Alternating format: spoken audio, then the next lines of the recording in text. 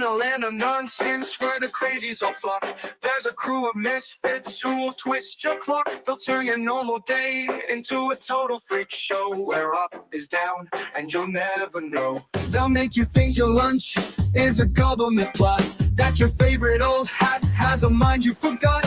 If your shoelace breaks, they'll scream that's treason. Every small thing becomes a major season. They'll tell you that your shadow is plotting a coup, that the moon in the sky is spying on you. They'll take a dull moment and give it a twist till your mind's spinning and you can't resist. They're the tragedy pimps with a tail so tall, turning every little quirk into a great big blow. With a snap and a cry, they'll flip your frown, so you're laughing so hard you can't come down. One of them claims that his taco's alive. Another says the neighbor's cat took a dive. They'll take the mundane and give it a shove till you're believing it's all from above. They'll swear your goldfish is a secret spy, say your microwave is making you high. That sneeze you had, it's the start of a plague. They'll pimp out your paranoia, no need to beg. They'll tell you your slippers are plotting at night, that your TV remote's starting a fight. They'll twist every scene, no matter how small, till you're doubled over laughing at it all. They're the tragedy pimps with their twisted game, making every tiny mishap something insane. With a chuckle and a roar, they'll spin your strife till you're howling with laughter all through your life. They'll say your cereal is part of a cult, claim your toothbrush is leading a revolt. Your morning coffee, it's poison in disguise. They'll twist every truth till it's packed with lies. They'll tell you that your cat's in on the plan, that your doorbell rings with a secret clan. The mailman's a magician, casting spells on the street. They'll take every mundane thing and make it elite. Your laundry's alive and it's plotting a scheme. They'll say your dreams are more than they seem. These tragedy pimps will turn your whole day into a crazy circus, come what may. They're the tragedy pimps, spinning webs of deceit, turning every little thing into something offbeat. With their outlandish tales, they'll hook you tight till you're laughing so hard you'll stay up all night. They'll tell you your sandwich is sending out codes, that your favorite shoes are on secretive roads. Your haircut's a signal to aliens above. They'll pimp out your life with stories you'll love. They'll take your morning walk and make it a race, say your favorite show's a hidden disgrace. But don't be fooled, it's all just a joke. These clowns are chaos, they'll give you a poke. They're the tragedy pimps with the circus so wild, turning every little moment into something defiled. But it's all in good fun, just a ridiculous spin. You'll be laughing till the very end with a grin.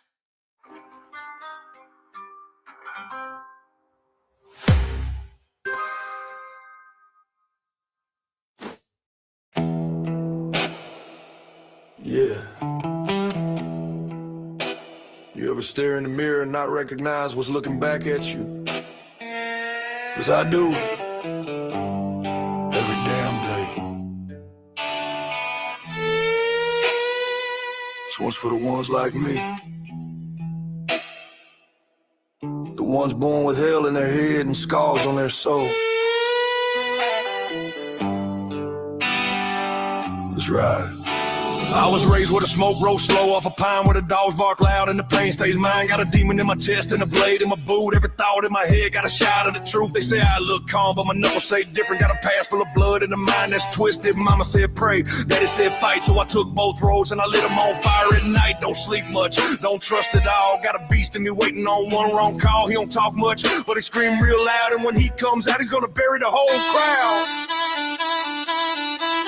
I got the mind of a monster, soul of a man, fighting every day just to stick to the plan. Darkness calling, but I ain't gon' fall. I just grit my teeth and I take that brawl. Yeah, some folks run, some stand tall, but me, I've been fighting this thing since I learned to crawl. So if you see that look, better back up slow, 'cause that demon I fight, he don't like no.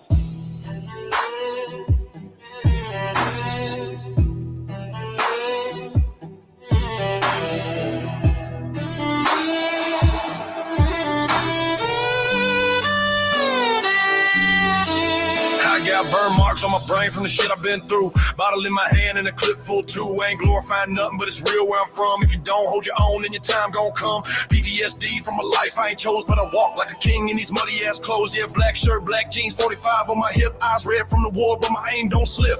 I ain't here for no fame, I ain't here for your likes. I'm just speaking no pain in the middle of the night. So if you see me smiling, better pray for me, brother, cause that ain't me. That's one side hiding the other. I got the mind of a monster, soul of a man, fighting every day just to stick to the plan. Darkness calling, but I ain't gon' fall. I just grit my teeth and I take that brawl. Yeah, some folks run, some stand tall, but me, I've been fighting this thing since I learned to crawl. So if you see that look, better back up slow, cause that demon I fight, he don't like no. They don't get it. You ever have to look your own shadow in the eye? Tell it not today. Yeah, that's what I live with. I got the mind of a monster, soul of a man. Tried praying, tried running, now I just stand. The devil knows me, we on first name, but I still wear my hurt like a goddamn chain. Yeah, we don't brag about the war inside, but we sure as hell surviving. You see me walking quiet, that's mercy. Cause that demon, he ain't dead. He just sleeping.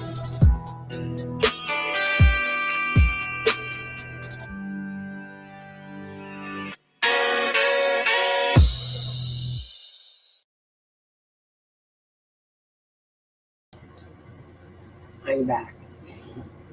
I've not slept. I've had a very exciting morning, sort of, personal shit. I'm not going to go into it. I would say today I made the final decision not to fuck around with my husband any longer. Not text him, not call him, not ask him for anything. I wanted him to do something important for our marriage this morning as far as getting health goes for the both of us, and he decided not to do that. He ran. So I have to decide that for me it's best he's not here in my life any longer. So I'm still awake. It's been an exciting morning for me, but that's not why I'm here. I ran into an old interview between Chris McDonough and Andy Bernard, and I went and I researched. Well, not researched. I put in the Google bar and the YouTube bar. Chris McDonough, Andy Bernard, and a bunch of shit came up.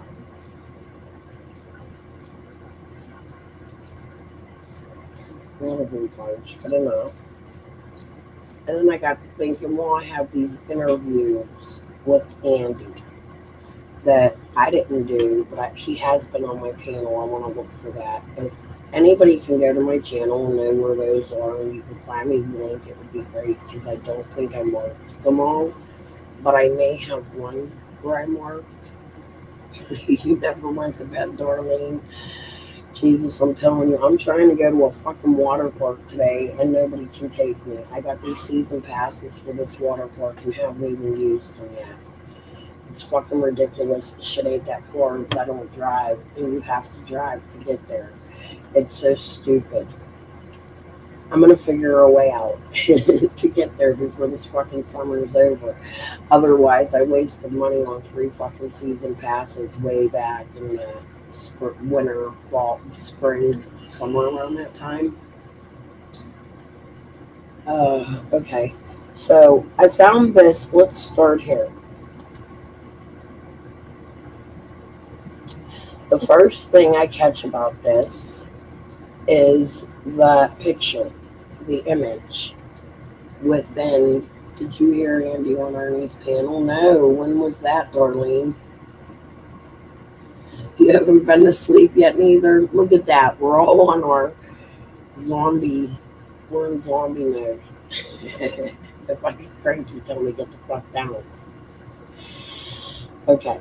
So the first thing I noticed about this video that I ran into, and hey Sally, hey Marie, did I not say hello? Hey Kylie, hey Darlene, just in case. No. Okay. The Spider Syndicate, Squall, Chroma, Gavel, they used to call themselves the Spider Syndicate. They would torment Jody. There was a time Squall got a super chat. I've shared it. I think it's the most ridiculous shit. The bitch squealed like a fucking pig. She got a super chat for like $100 or something. She was like, oh, I can't do it. My voice is still fucked up. But she like squealed like a motherfucking pig to get this super chat, right? So after she gets the super chat, she says, my webs are getting bigger. My spider webs are getting bigger. They're all coming to me or some shit. It was the strangest fucking shit I ever heard in my life. But from there on out, they started calling themselves the Spider Syndicate. The second thing I noticed about this video before we listen to it, the name.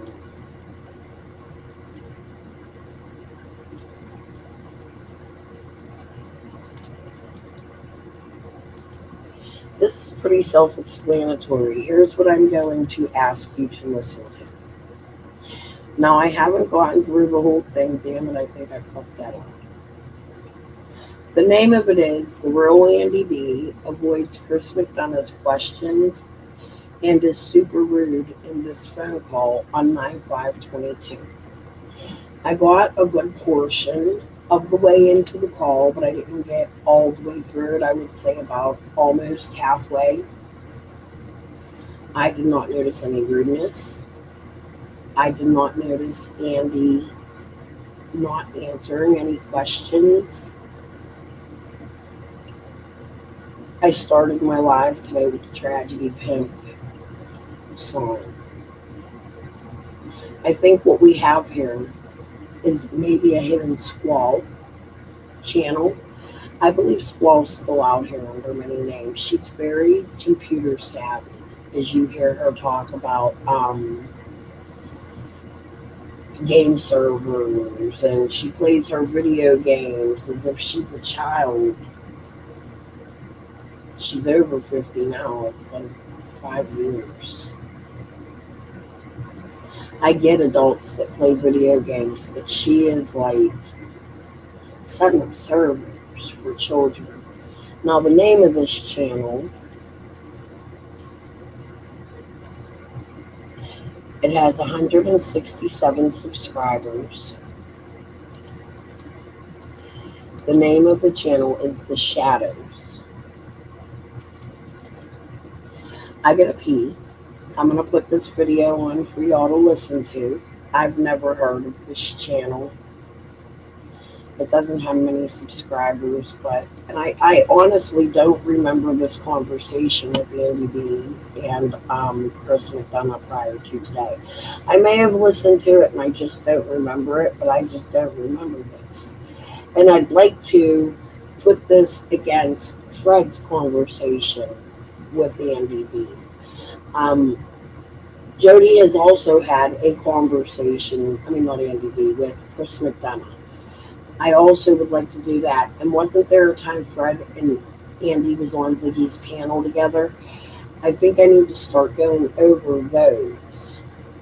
But anyways, this, in my opinion, is a Squall channel or somebody very closely connected to Squall just based off this bullshit. The Spider Syndicate True Crime. I'm just going to let the call play. You let me know what you think in the chat. Do you think Andy sounds rude? Or maybe at the end of the video he gets rude and refuses to answer questions, but a good at least 7 minutes into the fucking video, I haven't heard anything that matches the title of this video.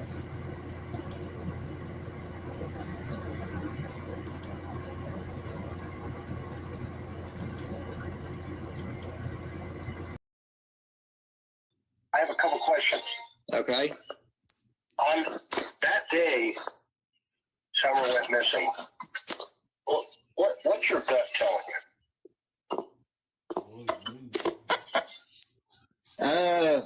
What do you mean? What's my gut telling me? What do you think happened?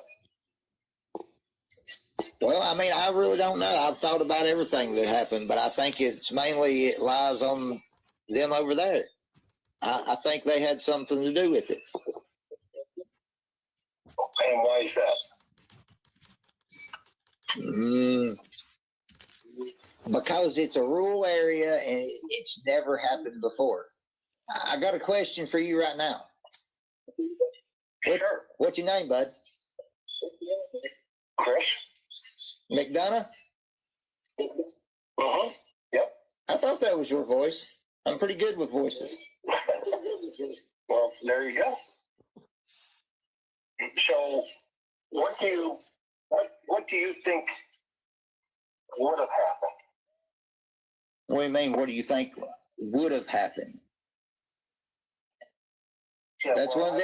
That's kind of one of them what if questions, Chris. No, I respect that. But there's a lot of what if here. Don't you agree? Oh yeah. If ifs and buts was candies and nuts, we'd all have a Merry Christmas, wouldn't we? That's right. We can all wait for Santa Claus at the right time. Oh yeah. But I think you mentioned a little bit ago, I was listening, that the folks up on the holler there up on the hill, they know. What do you mean by that? I mean, in my opinion, out of all the years that people have lived down there, they have never been a child went missing. So to me, in places like that, growing up there my whole life, they have always been a code. You take care of your elders, you take care of the kids. You respect both. I don't think nobody in that area would have snatched up and hurt a little kid. I just don't know that they did it intentionally over there. You know, it might have been an accidental situation. They panicked and then they had to do something. But I don't know. Sure. Oh, and you know what? I don't disagree with you, my friend. Anything is possible, right? I mean, people panic. Oh yeah, people panic. You know, one of the things that's kind of always sat with me, and you tell me what you're thinking, is this idea that Candace had, one night she was pretty well wasted. And she got up there and said that she wants to tell everybody what really happened. I mean, how do you interpret that?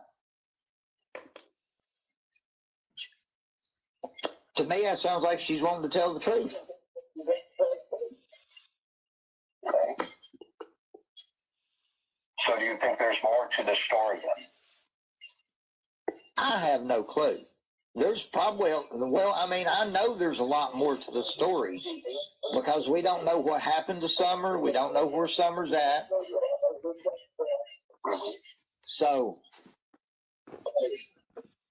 I mean, there's a lot more to the story that nobody knows. I don't know. You don't know. The whole World Wide Web don't know. Well, we both can agree that 5-year-olds just don't vanish, right? Nope. And would you think that she walked away? In my opinion, if she walked away, they'd have done found her in the woods within a couple hours that day. Riley. And you grew up there all your life, right? Oh yeah. So it wouldn't be far-fetched to think then if she was last seen in the house, that's probably where she should be found, in the house, right? You would think that if she was last seen going into the house, that's where she would be, yeah. Okay, and she's not in that house. You and I both know that. So that only leads to a couple of ideas. Who else was around her?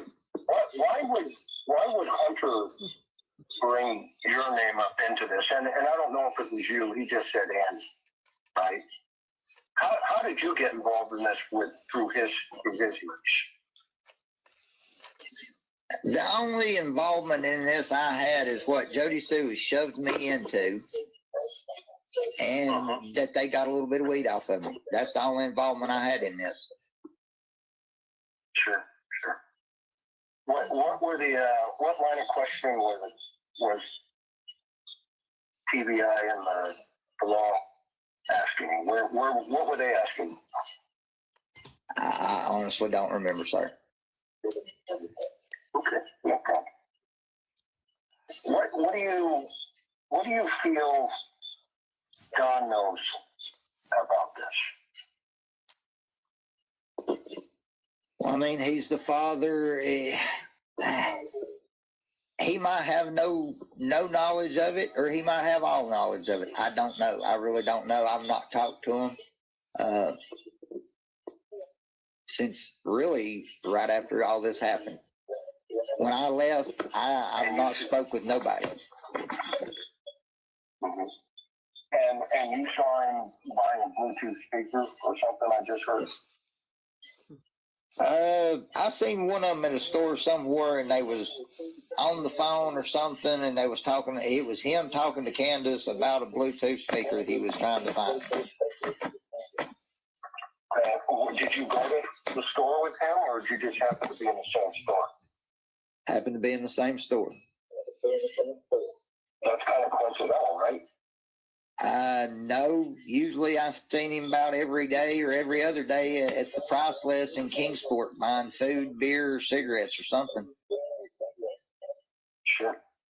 So would you consider yourselves friends or just acquaintances? No, neighbors, acquaintances. Just neighbors? Yeah, I didn't go over. I didn't drink a beer. I didn't hang out. I didn't, ride to town with him. Let's go have a beer at the bar. Let's go out to eat. No, they wasn't no fishing trips or nothing like that. I didn't hang out with nobody. Okay, that's fair enough. How about Grandma? What do you know about her? I really didn't talk to Grandis. What do you know about her? That she was an old lady that lived in the camper. That's pretty much it. That she was her mom. Well, that's kind of vague. I mean, that's the relationship I had. That's the relationship I had with them. I've learned more since I've been gone and moved away from them than I did when I lived next to them. Sure. And what about Candace? What do you know about her? I mean, not a whole lot. She just seemed like a drunk.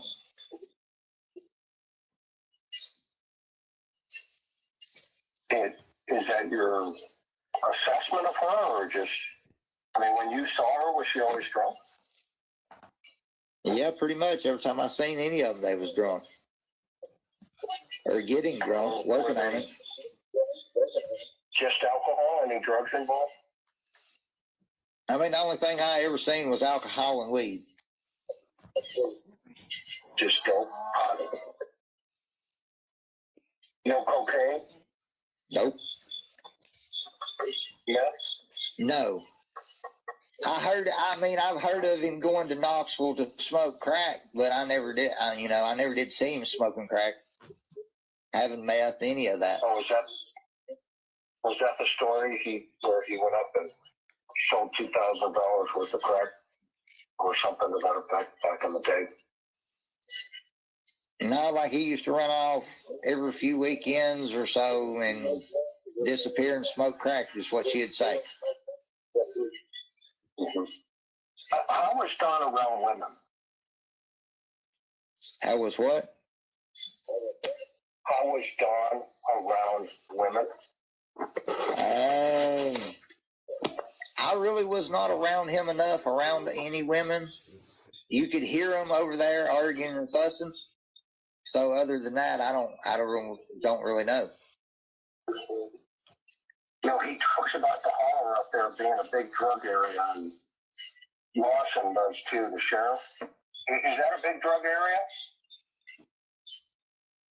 What rural areas are drug? I mean, it's not a big drug area, no. I mean, it everywhere around in rural areas have drug activity usually, but I mean, the most of the people that live in that holler is older people. That don't do drugs. Don make it sound like it's a big drug area, though. I mean, the day Summer went missing, and then shortly thereafter, he was on YouTube talking about all the druggies. Well, I mean, It's kind of an insult to the holler, doesn't it? Sound like that way? I mean, it is an insult to the holler, but I mean, if the shoe fits, wear it. And I mean, if people get offended by it, I mean, I smoke pot. I don't drink. Very seldom do I drink. So, I mean, I know of a couple dope heads in the holler, but that don't include me. So, Sure. but let's move on to some more calls. You want to? Yeah, no, I respect that. Hey, can we circle back and maybe you and I can talk offline? Yeah, we'll see what we can do. Okay, I appreciate that. I respect that. And thanks for taking my call. Have a good night. You too. All right, man. Talk later. Bye-bye. Bye.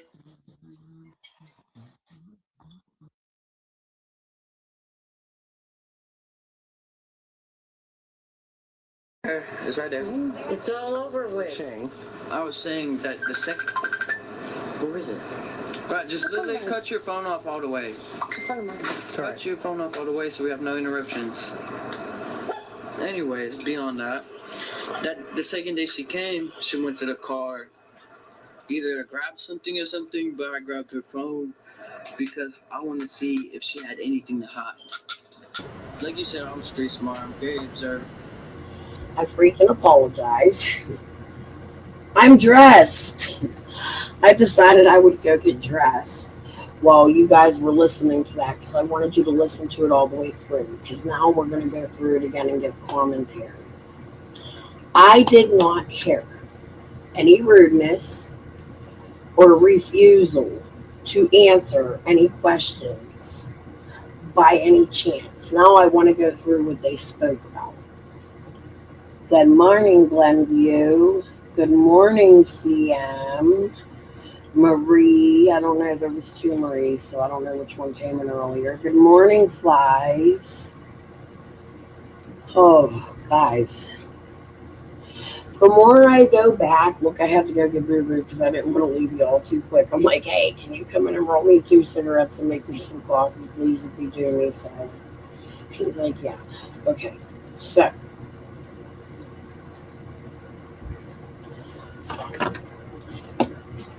$2. I offered him $2. $2. Do you want Remember that it? movie with Crazy Summer? Yeah. Remember the paper for it? Yeah. $2. $2. Remember the Eddie Murphy? No, really, I want my $2. For real? I'll give it to you. Oh, Lord. All right. So, I need a cigarette though.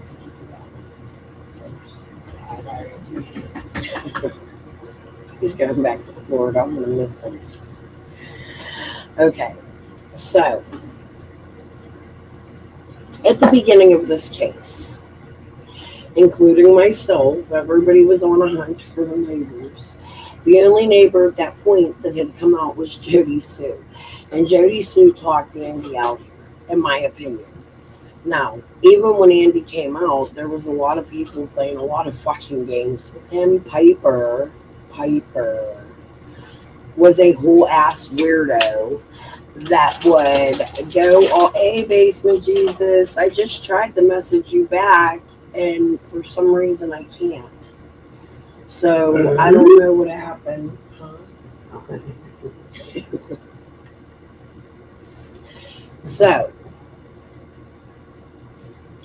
I seen a lot of like catfishing, Jody, Sue, and Andy, where the creators would use tactics like, oh, we'll put your Cash App up. We can help you. You can grift on my channel. Cher is the best. She's the one that says, of course we're going to put your Cash App up. Why wouldn't we? Come on, let's give them some money. Come on, put their Cash App up. She cheers it the fuck on. Now, Benny just puts his Cash App up. I've never seen Benny put nobody but his own Cash App up. When you get people like Marlena and, like, for instance, Marlena came to my channel.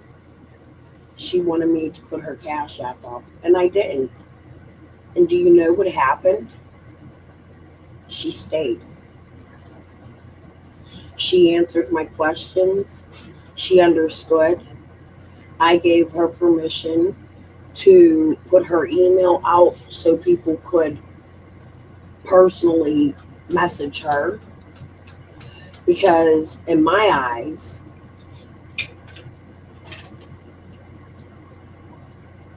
look, I don't think it's ever wrong to make money on your channel. Lately, I've been asking for help with my Cash App.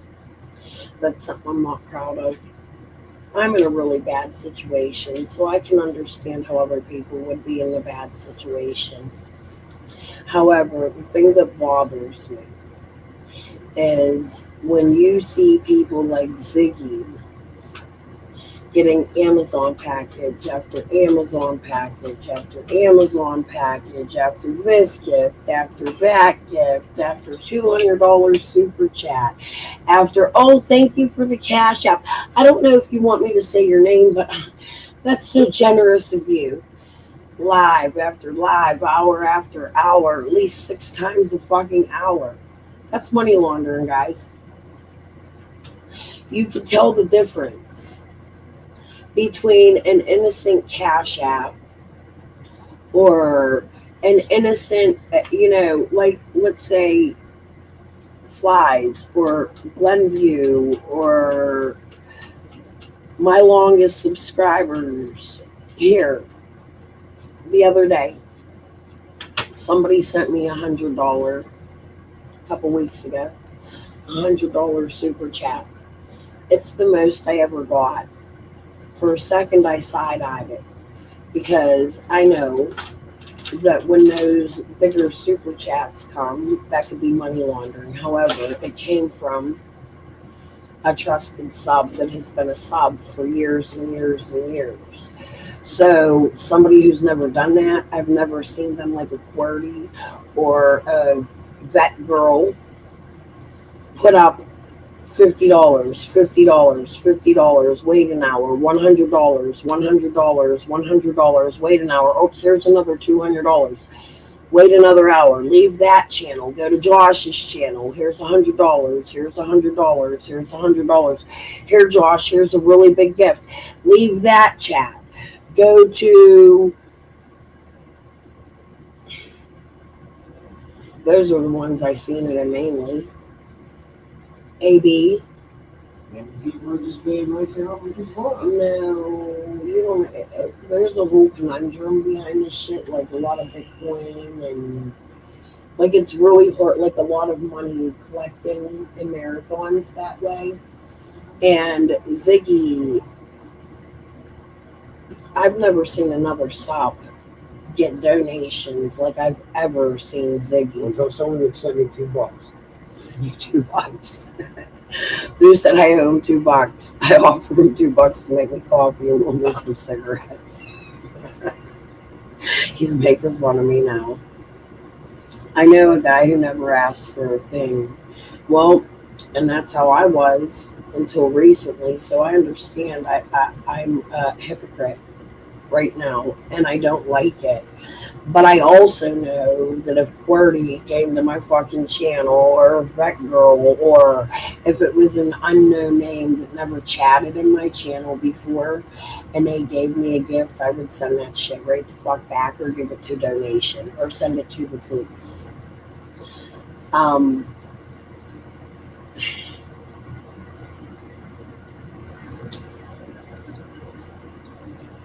I've been out here for 4 years, 8 months. I never grifted. I never asked for a damn thing from anybody except for a super chat here in their pocket. Damn, it must be it's gonna turn fall early.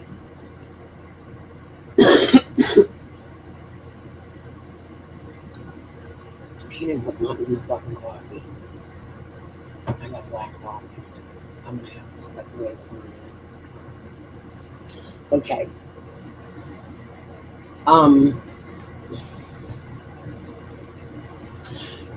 Jody, I feel, was a victim and a perpetrator. I do see at the beginning of this, Jody was trying to, on Ziggy, Squall with her. That's how Squall got her subs day one.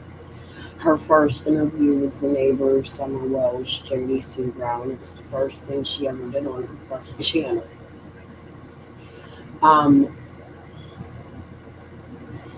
A lot of people, in my opinion, like, I'm not coming out here to attack Jody and Andy today or any suspect. What I want to show instead is a little bit of the games people have played. I feel, now I'm not a Jody fan. I do think Andy and Jody are suspects. I'm not saying I don't. But I think Fred's a suspect. I think Bill Benton's a suspect. I think the Borleys are a suspect. I think the Chamberlains are a suspect. I think the church people are a suspect. I think you're a suspect. I think when Lawson says everybody's a suspect, everybody's a suspect. And these people are the closest to Summer Wells. We have lots of reason to doubt them. I, personally, with Andy B, have a lot of reason to doubt Andy B. However, I've also gotten a lot of straight up answers from Andy. Like, Andy has admitted to me of abusing Jody Sue, where he's not done that. On other channels, it was people blaming Jody, like Jody's a Heather or a Depp, Johnny Depp's wife, whatever, Amber Heard. Jody's an Amber Heard. I was guilty of those type of comments at the beginning too, because I was sucked in quickly to them people. But when I had that Google Meet I've been talking about again, something changed for me. I seen a different vibe behind the scenes with these people, like a snaky Scott so freely showing his face like he's in chats with them all the time. Benny getting off in the panic from Scott like we made a mistake writing Benny. No, motherfuckers, y'all made a mistake writing me. What was the song I played at the beginning of this? Fuck around and find out. Yeah. I'm going to put this on and I'm going to display some comments and I'll answer some of them. We're going to go back and now we're going to go over what they say.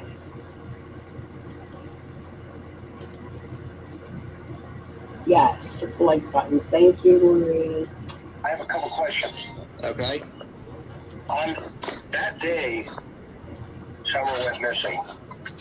What's your gut telling you?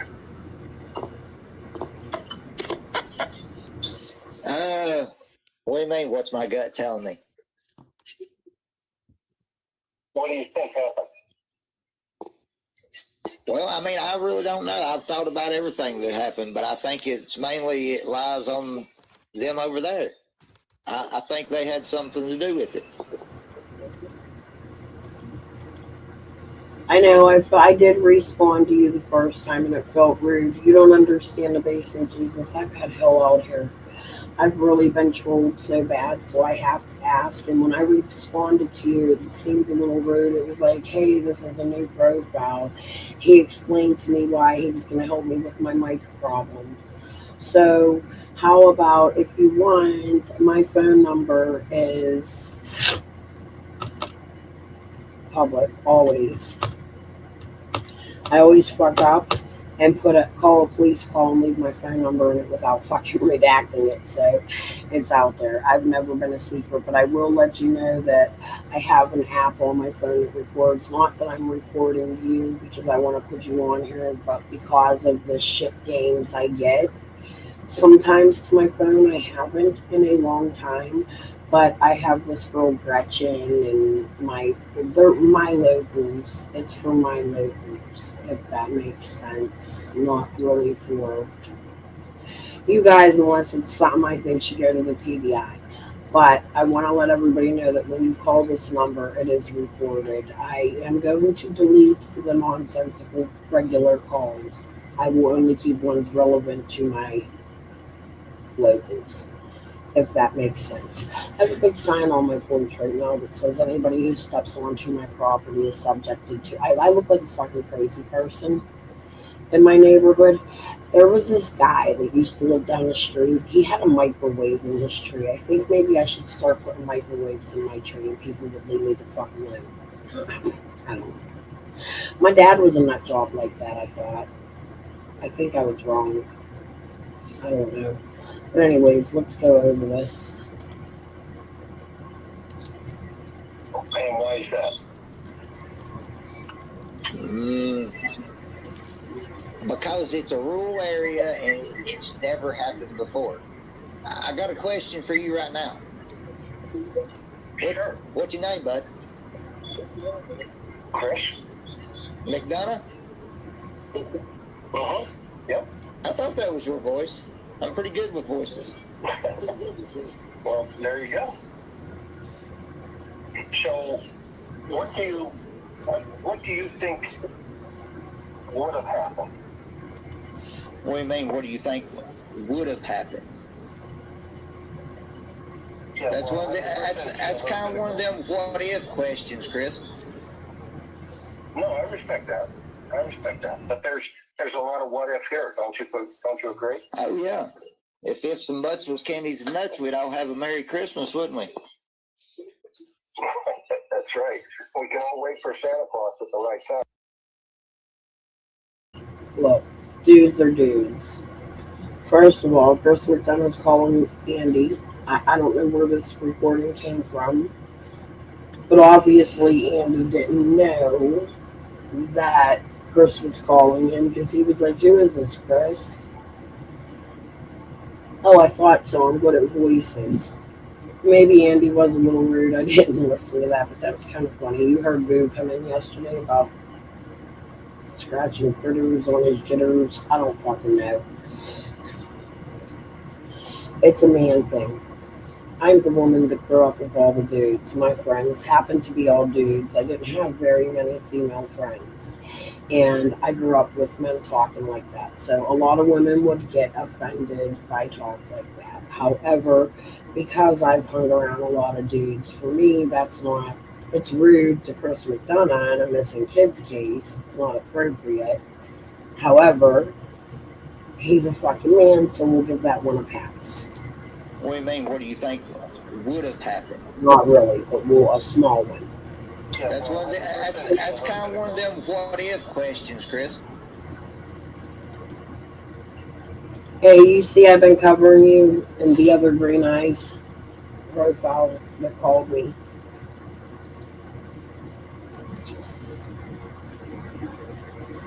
I had to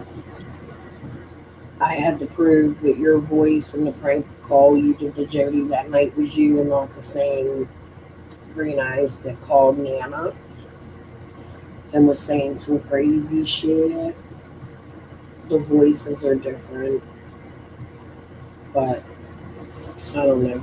Okay. No, I respect that. I respect that. But there's a lot of what if here, don't you agree? Oh yeah. If ifs and buts was candies and nuts, we'd all have a Merry Christmas, wouldn't we? That's right. We got If it's and butts and candies nuts, we'd all have a Merry Christmas. He's a dude. That's a dude comment to me. to wait for Santa Claus at the right time. Oh yeah. But I think you mentioned a little bit ago, I was listening, that the folks up on the holler there up on the hill, they know. What do you mean by that? I mean, in my opinion, out of all the years that people have lived down there, they have never been a child went missing. So to me, in places like that, growing up there my whole life, they have always been a code. You take care of your elders, you take care of the kids. You respect both. I don't think nobody in that area. Okay. I believe there is a code like that in his area. I also believe there's criminals in his area. Andy saying that gives me hope that Andy is not involved in Summer's case. However, I think what he says after. Always been a code. You take care of your elders, you take care of the kids. You respect both. I don't think nobody in that area would have snatched up and hurt a little kid. I just don't know that they did it intentionally over there. You know, it might have been an accidental situation. They panicked and then they had to. I agree that's a very huge possibility in Summer's case. I don't think anybody in the holler would have taken a child. Now, we already know that he knows there's a few over there that have been accused of messing with children.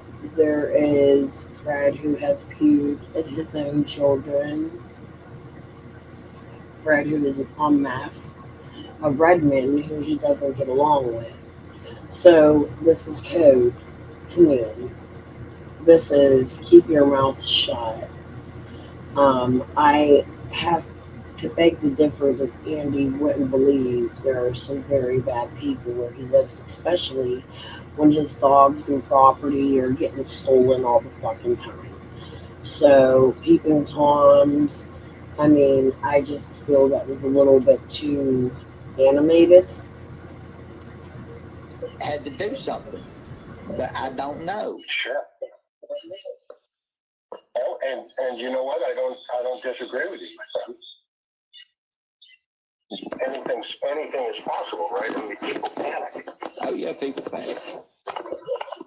You know, one of the things that's kind of always shot with me, and you tell me what you're thinking, is this idea that Hannah should, you know, one night she was pretty well wasted. And she got up there and said that she wants to tell everybody what really happened. I mean, how do you interpret that?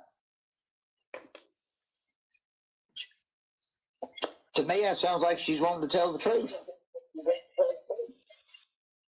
Okay. So do you think there's more to the story then? I have no clue. There's probably, I mean, I know there's a lot more to the story because we don't know what happened to Summer. We don't know where Summer's at. So, I mean, there's a lot more to the story that nobody knows. I don't know. You don't know. The whole World Wide Web don't know. Well, we both can agree that 5-year-olds just don't vanish, right? Nope. And would you think that, well, she walked away? In my opinion, if she walked away, they'd have done found her in the woods within a couple hours that day. Riley. And you grew up there all your life, right? Oh yeah. So it wouldn't be far-fetched to think then, if she was last seen in the house, that's probably where she should be found, in the house, right? You would think that if she was last seen going into the house, that's where she would be, yeah. Okay, and she's not in that house, you and I both know that. So that only leads to a couple of ideas. Who else was around her? Why would Hunter bring your name up into this? And I don't know if it was you. He just said Andy, right? How did you get involved in this through his years? The only involvement in this I had is what Jody Sue shoved me into, and that they got a little bit of weed off of me. That's the only involvement I had in this. Sure. What were the what line of questioning was TBI and the law asking? What were they asking? I honestly don't remember, sir. Okay. Wait, I'm gonna go get milk for my coffee. What do you feel Don knows about this? Well, I mean, he's the father. He might have no knowledge of it, or he might have all knowledge of it. I don't know. I really don't know. I've not talked to him since really right after all this happened. When I left, I've not spoke with nobody. Mm-hmm. And you saw him buying a Bluetooth speaker or something, I just heard. I seen one of them in a store somewhere, and they was on the phone or something, and they was talking. It was him talking to Candace about a Bluetooth speaker he was trying to find. Did you go to the store with him, or did you just happen to be in the same store? Happened to be in the same store. That's kind of coincidental, right? No. Usually I've seen him about every day or every other day at the price list in Kingsport buying food, beer, or cigarettes or something. Sure. So would you consider yourselves friends or just acquaintances? No. Neighbors, acquaintances. Just neighbors? Yeah, I didn't go over. I didn't drink a beer. I didn't hang out. I didn't, ride town with him. Let's go have a beer at the bar. Let's go out to eat. No, they wasn't no fishing trips or nothing like that. I didn't. I agree. They weren't friendly in a friendship sort of manner. However, I wouldn't say there wasn't a friendship at all. We hear Jody Sue state that not only the night before Summer went missing, but the night prior to that, Andy was up at their house. We also hear Jody Sue make lots and lots of statements like, Andy hung with them far more than I did. We often hear Jody Sue refer to Andy being around the wells often. So I don't think it was a best friend going fishing, hanging out, drinking beer type of situation. I do know Andy went up there to sell them weed. And I think that's what that was. However, we do. One of the reasons I raise eyebrows is the whole Dawn argument between Jody and Dawn on Prayer Garden. And I mean,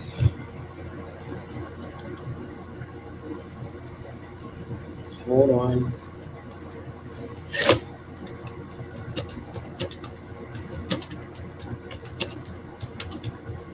And then the fact that Jody said that Andy looked at prepubescent porn.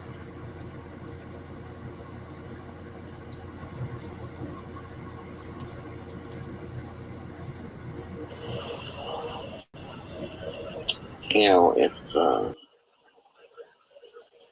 and like I told you, he very much was, because he's he's done shit since before the order was put in, before he got served with it, while he was running, trying to be served with it. They were going to violate him over. He'd made contact through other people's messengers before then a dozen bazillion times, including Christmas, so they can fuck right off that shit. And I stopped reporting. It's just fucking useless, honestly. I wouldn't have cared if it run out. I don't give a fuck now. After basically being told he'd have to kill me before he'd do anything, who gives a fuck? But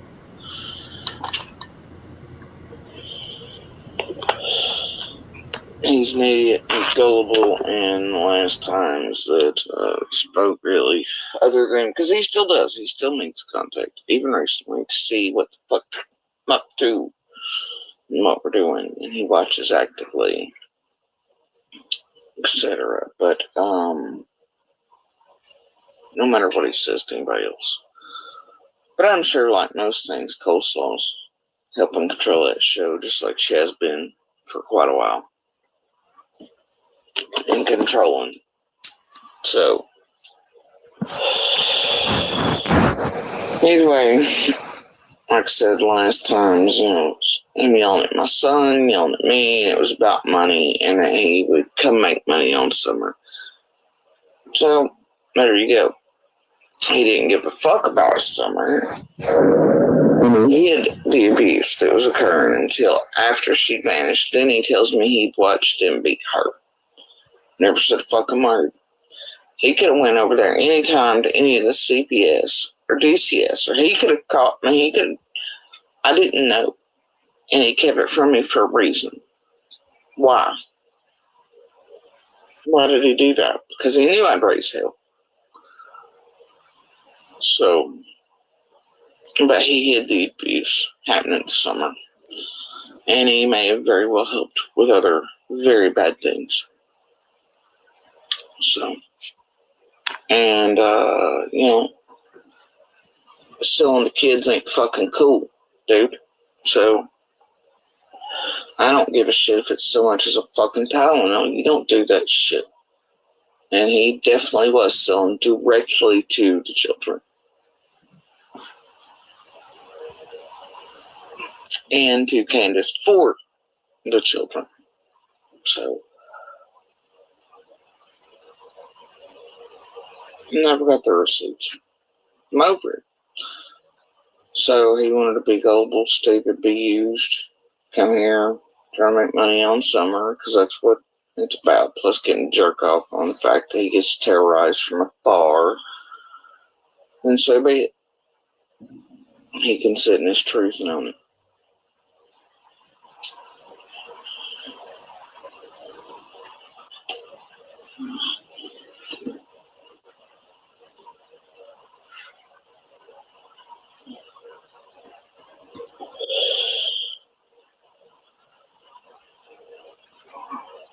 He's a fucking thief, a junkie, a cheater, woman and child abuser.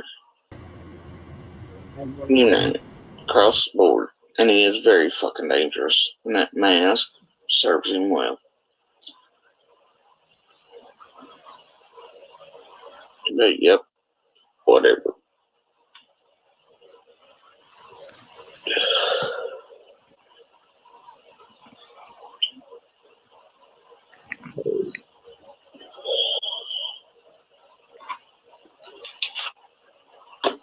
Whatever.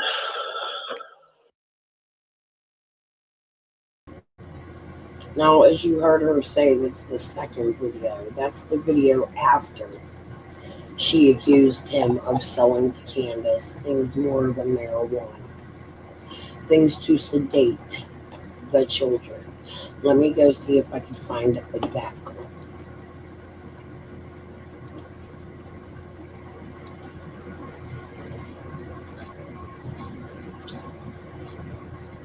Ay, ay, ay.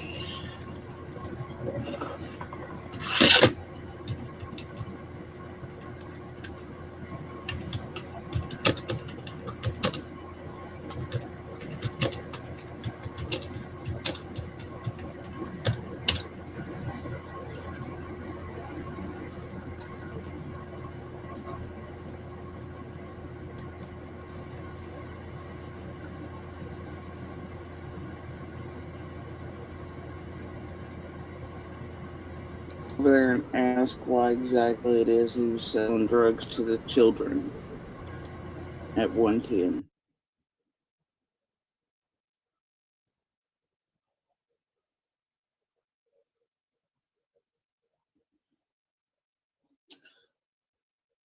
Why he was potentially causing little girls over there to be sedated and to be touched with the shit he was selling over there. Especially with the shit he was selling over there at 110. The things he could have been selling for little girls to be touched. I found a clip earlier, I have to find it. It was about Jody Sue talking about Josie being at school. I may not be able to find it because I'm only literally going to stay most 2 hours here.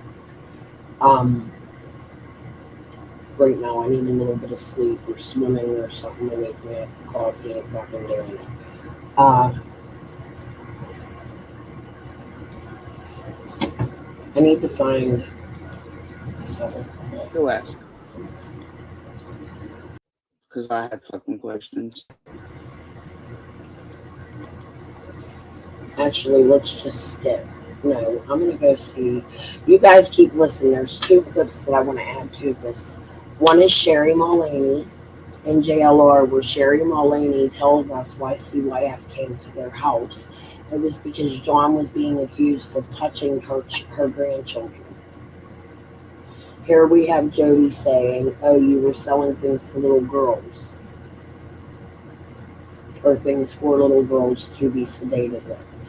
There was actual CPS reports against Dawn and Candace with Sherry Mullaney for feeding the children alcohol, drugs, and being touched. There was actually even a situation with Josie and one of Sherry's granddaughters. They've been talked about. I'd have to really dig to find the clips, but you can put them together. I don't know if anybody out here remembers those clips, but they're out here. We also have Karen, one of my beloved subs, sent me a message, a thought. She reminded me of the day True came out on Mama Bears and was saying that, I think it was Mama Bears or Unmasked, was saying that Candace had showed up with Summer and Summer had OD'd and they didn't know what to do and they saved Summer's life. And Candace didn't take Summer to the hospital. In my live last night I showed you how Dudley and Dawn at work could have been producing with the drywall materials that they're both fucking stealing and complaining about the brand new lids. Brand new drywall, not old mud, like Dawn said. You can use those materials to make meth milk. I read them to you last night. We also have the situation where Dudley had stated Dawn was putting milk outside in 90-degree weather, and he couldn't understand why. I think Dawn used his job to produce. It's an opinion.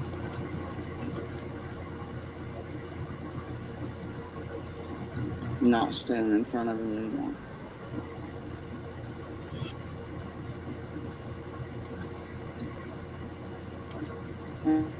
And I found about a few days before all the shit went down.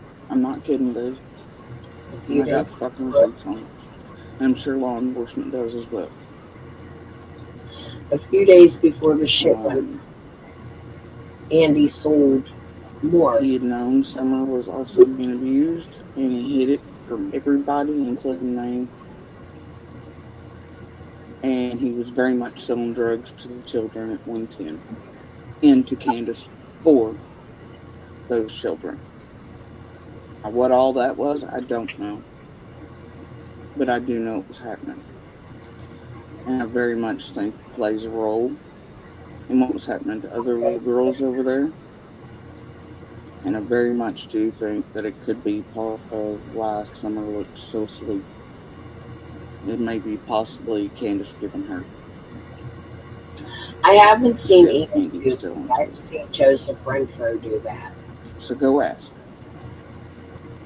Because I still have fucking questions.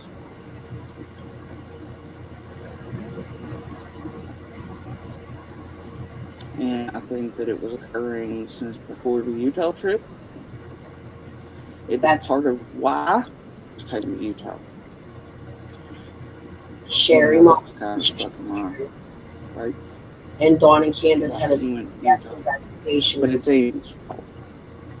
And Candace. You remember Candace saying to Alice? Well, she may not, Darlene. However,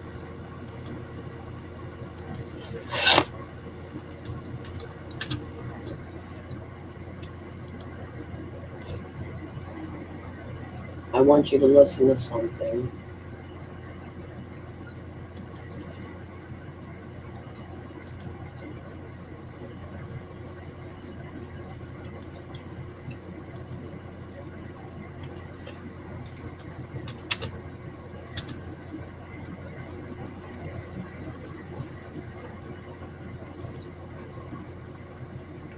Let me see if I can find it.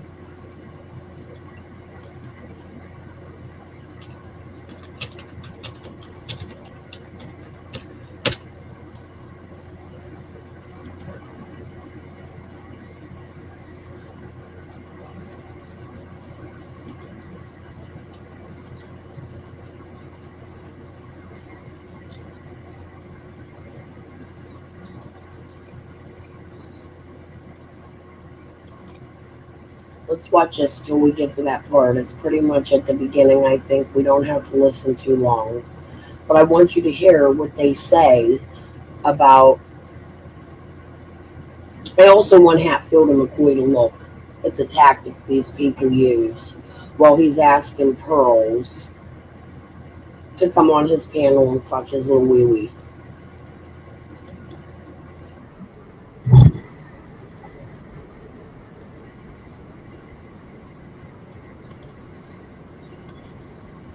Oh, this ain't it. Hold on, but we do need to watch that one too. This one has information about Hunter being wild that day. Hold on. That's not the one I wanted to show you.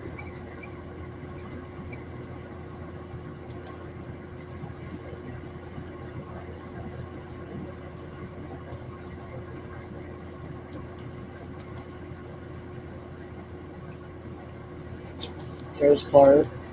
CPS came and they came down to interrogate my granddaughter. Matter of fact, Candace's mother is the one that took my oldest granddaughter outside. My oldest granddaughter flipped her wig and slammed the door and cussed her out. Candace's mother.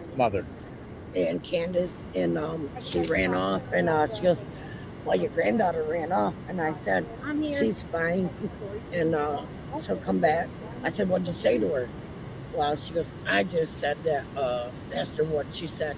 I asked her what she said to CPS. I said, what do you mean? If you got nothing to hide. This is before even Summer came up missing. This had to deal with giving kids weed. Because a phone call came in from CPS saying that I was giving the kids weed. My grandkids said, no, it was a baby's kids. And so she came down to threaten my granddaughter. No, I get it. So now I don't blame you. That's just one clip. Hold on. The day after he was interrogated, we were interrogating on CBI. Candace had an office show. But her grandma was remote. I'm in the bathroom, so I can't come to my son's rescue. I can take the toilet with me. And I said, I'm sorry, there. I'm like, what's here? He's like, Candace. Yeah. And by the time I got out here, they were already left. I said, what did she say to you? What did they say to you? They threatened. He goes, no, Mom, that's good. He goes, all they did was ask me what I told the TPI. They said that I could tell me we're the ones that sent him. I said, first of all, I don't think we're the ones that sent him here. I said, you're on a YouTube you were on YouTube in a TikTok video. It was a matter of time before they came and got you because I was at home myself. And so look, my son was with them that day. Like he's the one that's in the TikTok video because everyone's questioning who's this boy that's in the TikTok.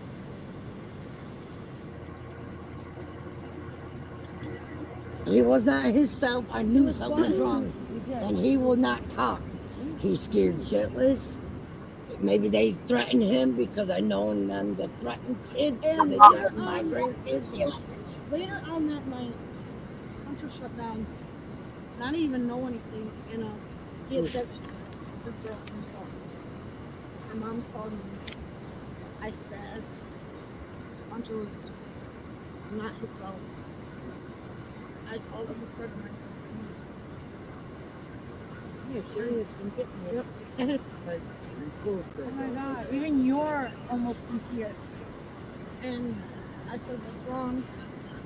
Lots of people out of it, and lots of people sitting there, rocking their forth, hunger. We did all we could do to get him out of that house. Out of the room. I sit on my sister. I had to call the TBI back up. I think he was trying to. Oh, Yeah. So there's Allison telling us the TBI had to come back to her house after questioning him. So they were there questioning Hunter twice that night. They also took Hunter to a doctor's appointment. Hunter claimed he had a doctor's appointment at 3. That doctor's appointment didn't happen till way later that night. The girlfriend's mother took Hunter to that doctor's appointment. But I'm trying to get this other clip. We're going to keep listening because these are good clips. Like, they're not bad clips to listen to. But he will not talk about it. He wasn't the same when he came back. I'm sorry. I'm sorry. And I get in trouble because he refused to go to school.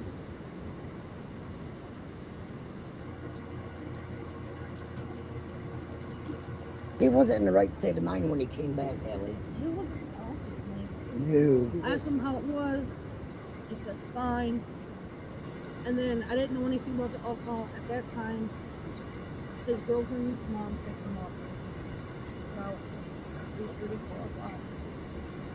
And when she came back, she goes, I got something. So she picked him up at 3:30, 4 o'clock. She brought him back. He didn't go to the doctor's yet. When he come back, he locks himself in his room. He's shaking. There's something fucking wrong. He's scared. He doesn't come out of his room. She then calls the TBI. They take him to the doctors. I am looking for one clip in particular.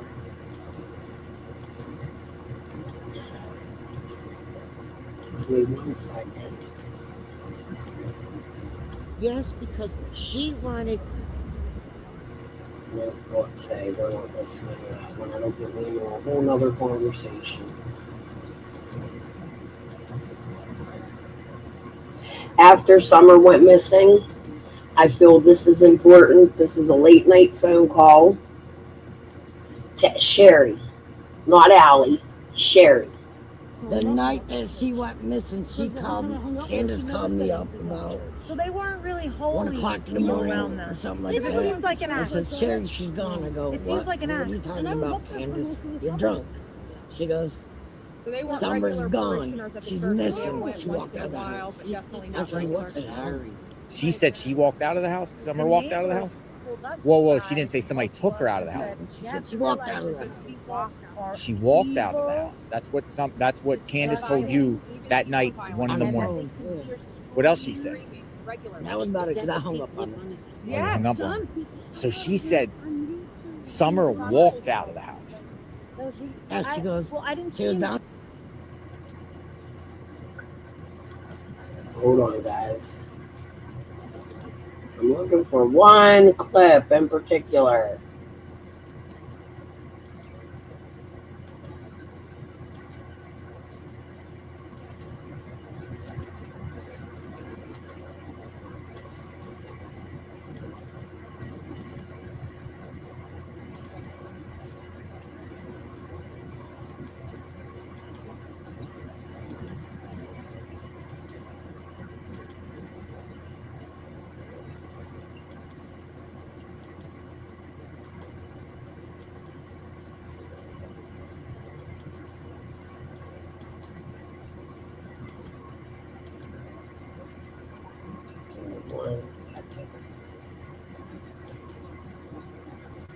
They accused Grandis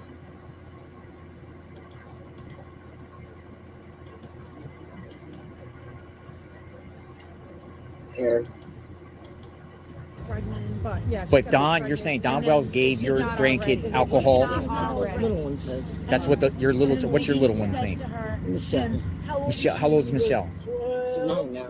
She's not. When was this? How old was she then? How old was she then? You said about 7, 8. Yeah. 7 or 8, and she said that Don gave her alcohol. I don't have. Oh my gosh. Hold on, guys.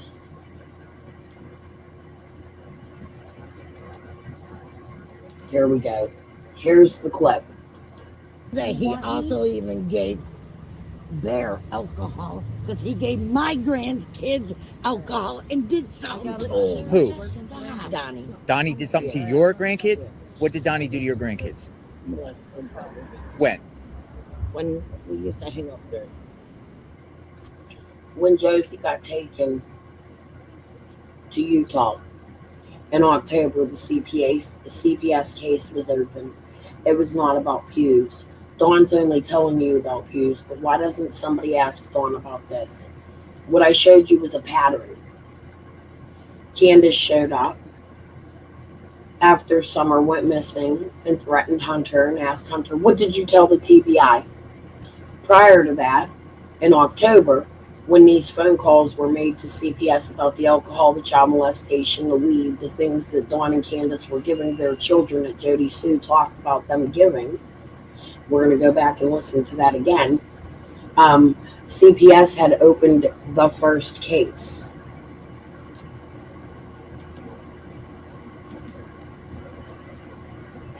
We're going to go listen. Maybe we'll do that. I don't know how long I'll be.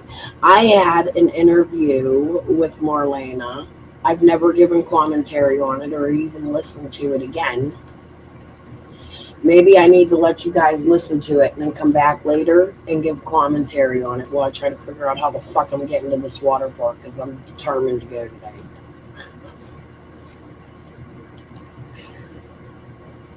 Yeah. Candace is definitely putting on an act. They showed you her charges and all that. You know what? Let me do that because I promised you on my next live. I was going to show 1 or 2 of these until we get out of all of them. Actually, let's listen to this one again. I'm just going to let you listen to this all the way through and tell me what you think. I think it coincides with what Sherry was saying.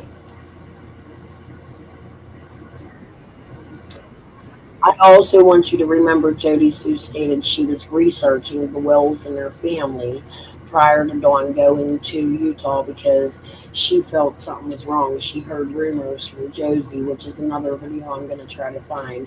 Josie had gone to school and accused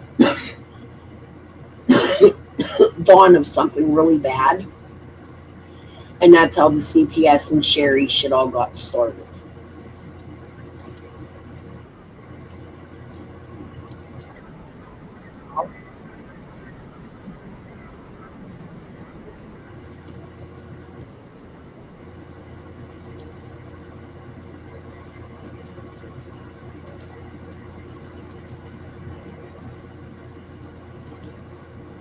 Sorry about that. Alright. Well, that's good. Y'all go over there and ask why exactly it is he was selling drugs to the children at 110.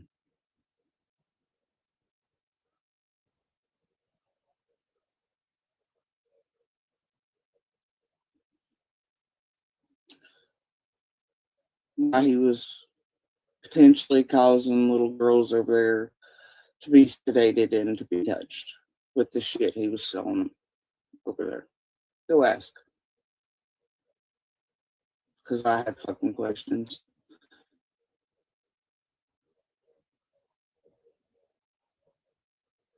Not standing in front of him anymore.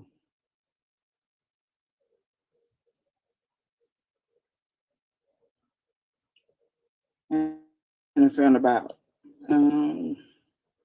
few days before all the shit went down. I'm not kidding, dude. And I got the fucking receipts on it. And I'm sure law enforcement does as well.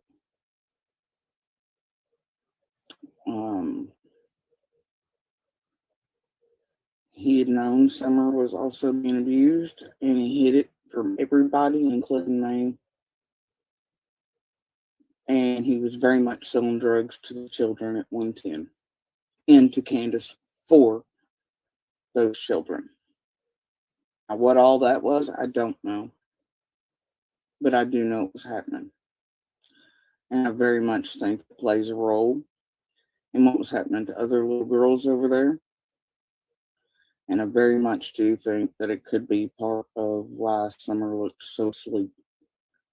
It may be possibly Candace giving her the shit Andy was selling to her.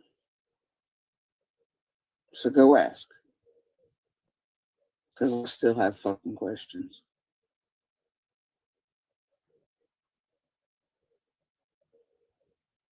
And I think that it was occurring since before the Utah trip. It is part of why I was taken to Utah. Even though that was kind of a fucking lie, right? Why he went to Utah. But it's Amy's fault. And Candace. You remember Candace saying, or Alice, or one of them talking about how he was using, and that was the reason he was taking it. It's not the reason he was taking it out there. But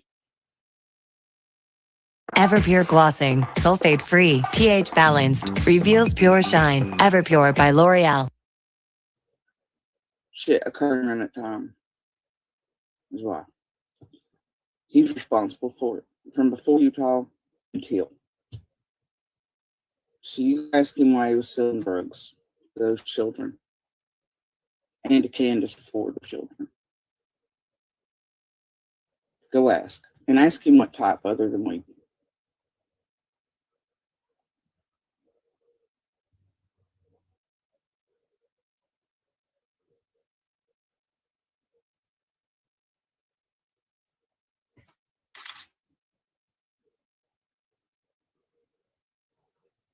It out. Oh, hot dogs. Well, that's good.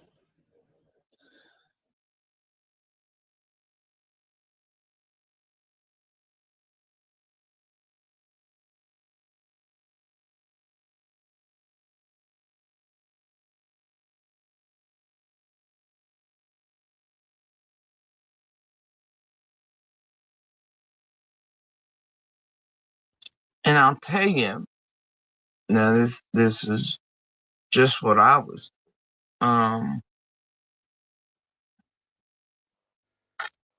But one of those ringmasters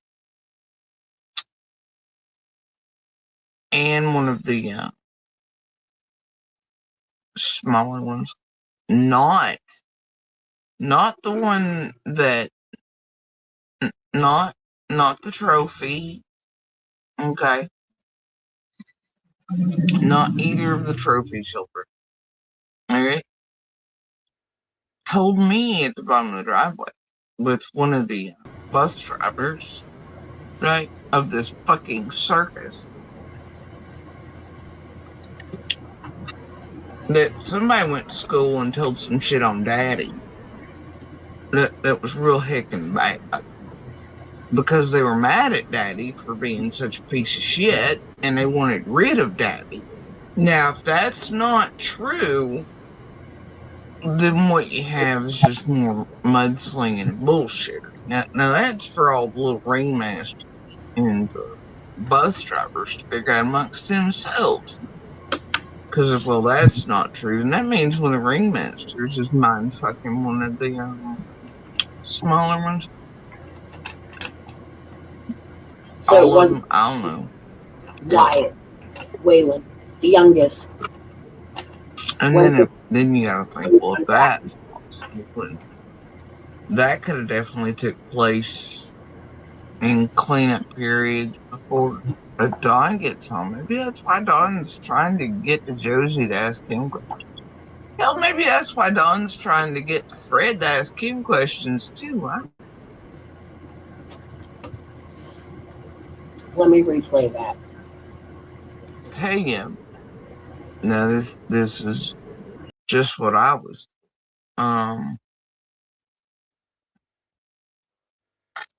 But one of those ringmasters and one of the smaller ones, not the one that. I'm gonna have to look for that. Not the trophy. Okay. Not either of the trophy children. Alright. Told me at the bottom of the driveway with one of the bus drivers, right, of this fucking circus, that somebody went to school and told some shit on daddy that was real heckin' bad because they were mad at daddy for being such a piece of shit and they wanted rid of daddy. Now, if that's not true, then what you have is just more mudslinging and bullshit. Now that's for all the little ringmasters and the bus drivers to figure out amongst themselves. Because if, well, that's not true, then that means one of the ringmasters is mind fucking one of the smaller ones. All of them, I don't know. Watching Stitch, you remember that movie? And then you gotta think, well, if that's possible, then that could have definitely took place in cleanup periods before Dawn gets home. Maybe that's why Dawn's trying to get to Josie to ask him questions. Hell, maybe that's why Dawn's trying to get to Fred. I can thank Marie, Tim Mullen, Robin. Jody's really adamant that there's something funky with Robin, and I agree. I agree there's something really funky with Robin. I agree Paco's wife, my brother's unaliving victim's wife, being down in Tennessee collecting hundreds of thousands of dollars and not turning it into the reward fund is a fucking problem. I also think that woman connects directly to Karen Hill. I don't know that for fact. And TT's last name is Moody, and I've been trying to show you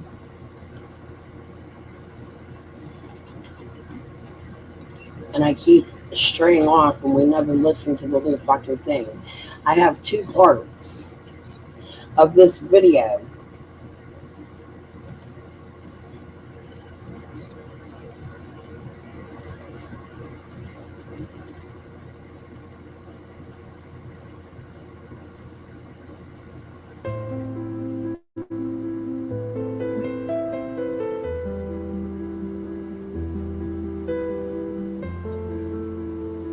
Because they would Don would drive his truck in, and then they would be another guy. Do you know what Rick and Jeanette?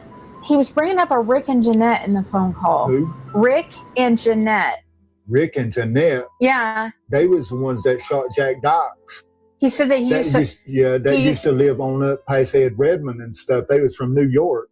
He said that he used to work for him. They was under witness protection as well. I just spoke about you, Karen. Rewind a little bit about your message. How you were curious. You were thinking, what was it again? Oh, fuck. I just said it. I can't remember. But I was just talking about what you sent me in Messenger. So go back just a little bit, about 5-10 minutes. Don used to run up there a lot with them. Don was telling me that he used to do work for them in that phone call. And see, they was under witness protection, something to do with Apple Bank in New York. Jeanette was. And they worked at school systems. And he was talking about Bob Dykes, how Bob Dykes got shot and killed. And or he called him Bob, I think, Bob Dykes. Well, Jack is his name. I believe that's what. And then he was saying Bob Dykes was involved in the shooting. There was a whole bunch of Dykes. Somebody died. Nobody was fucking charged. It's quite fucking sad. I don't quite understand how people could be spewing at each other on Ben Hill Road as if it's a daily fucking task all the time. Like, we hear this property in particular has had a few crimes on it. Dobbs's property has had a few crimes on it. I think Andy didn't want Dobbs on the property because there might be a body buried on it. I don't fucking know. It's weird. It's an embankment. If it doesn't mean anything, why do you care if Dobbs moves there with a little tiny fucking cabin house? He wasn't going to do nothing major. Jody mentioned the septic tank. We need to go back and listen to Dobbs's phone call too. That was something I promised you guys we would do. We didn't do. Yeah. It's fucking awfully strange. Helipads. Tim Mullen driving helicopters. He has memberships to the Tri-Cities Model Airport where he's in committee meetings, government meetings, fighting for rights. Like, it's just not, it's fucking weird. The airport is right behind Chase's house where he lived with a king, who is, in my opinion, and Andy is not denying it, and I mentioned it last night, related to Chase 423, and that is his wife's maiden name, King.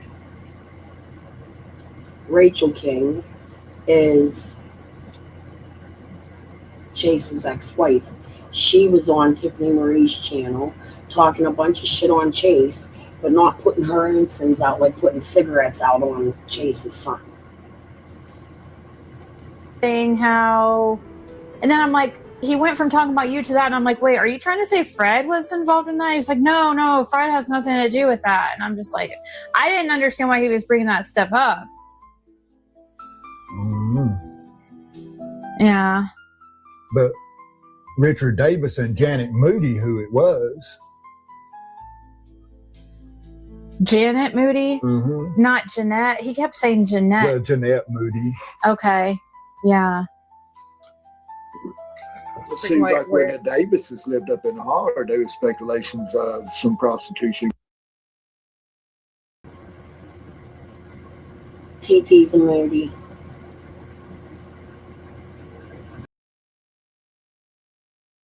Going on up there and stuff, so I don't know. That was around the time Don and them had set up that trailer too. Mm.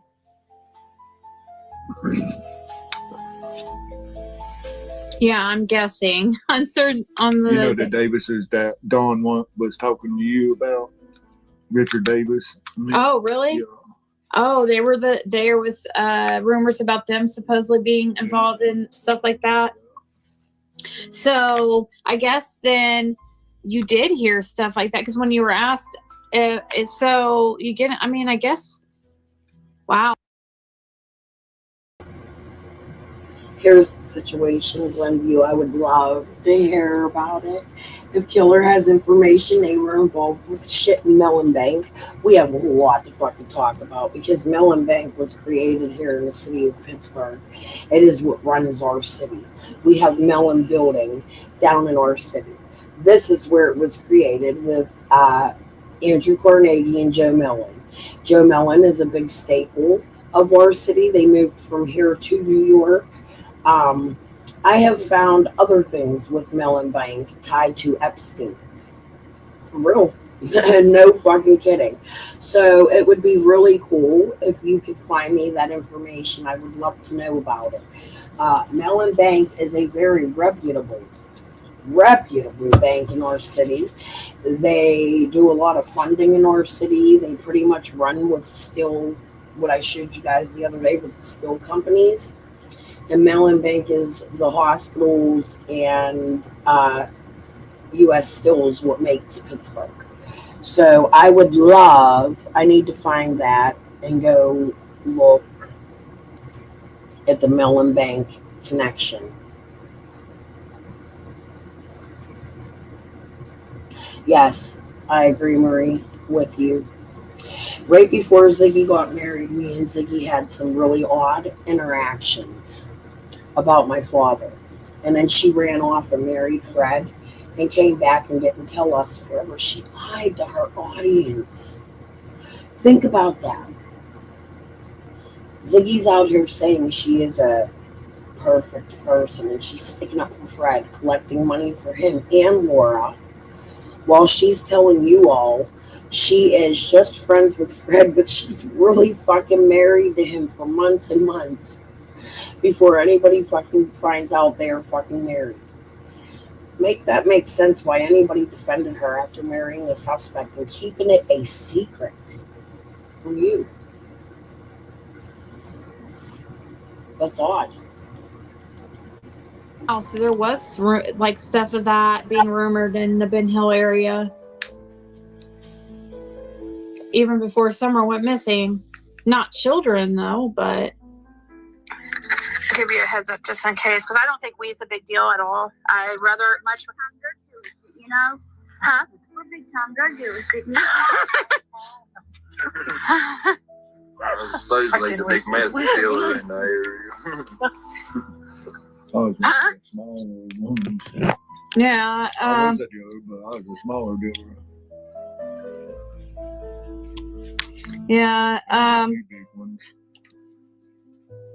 One of the biggest ones was a Davis. Huh? One of the biggest dealers was a Davis. He's in prison, nothing. A snitch or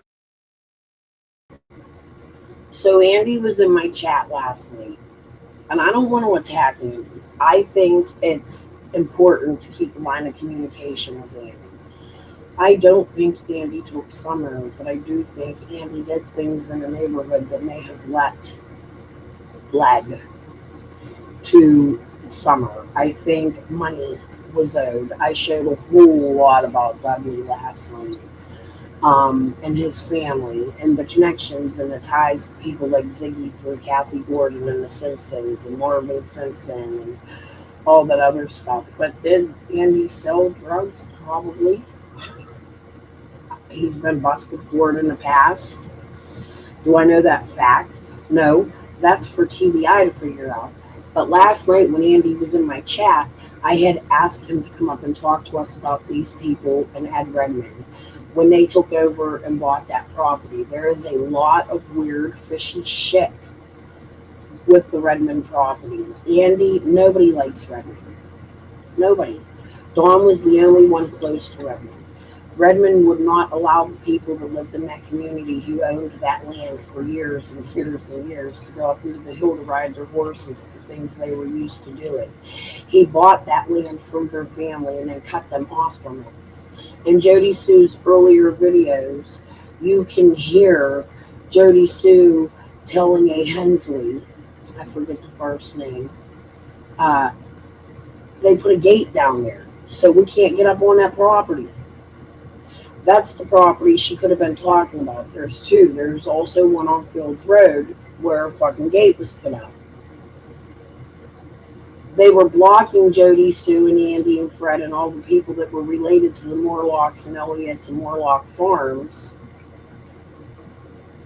They were blocking them from accessing 38 acres of land that the people in this area were used to having. Redmond comes in, he buys this land. Fred's saying he's bringing in foreign exchange students. There was a niece there in a blue car that day. She's been questioned, but she's from out of state. We don't know that person really was a niece. Why is this man having young girls coming in? Fred's telling us there was a lot of prostitution up on the Moody's land. We hear TT tell us she found her pictures on a Johnson City police officer desk from a man named Tim Mullen. I mean, I make their assumptions, but they make sense to me. Smaller woman. Yeah. I was a dealer, but I was a smaller dealer. Yeah. Big ones. One of the biggest ones was a Davis. Huh?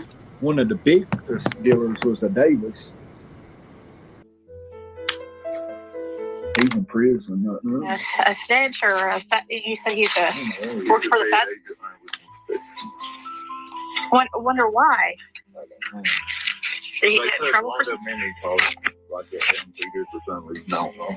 See, they put one back into us about 10 years ago. Well, it's been 15 years ago or something.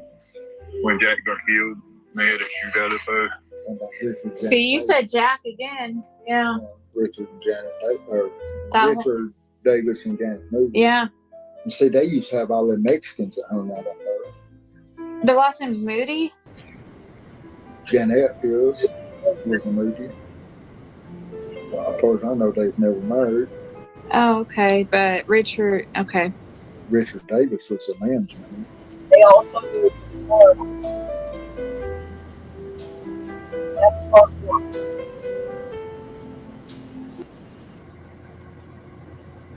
Here's part two.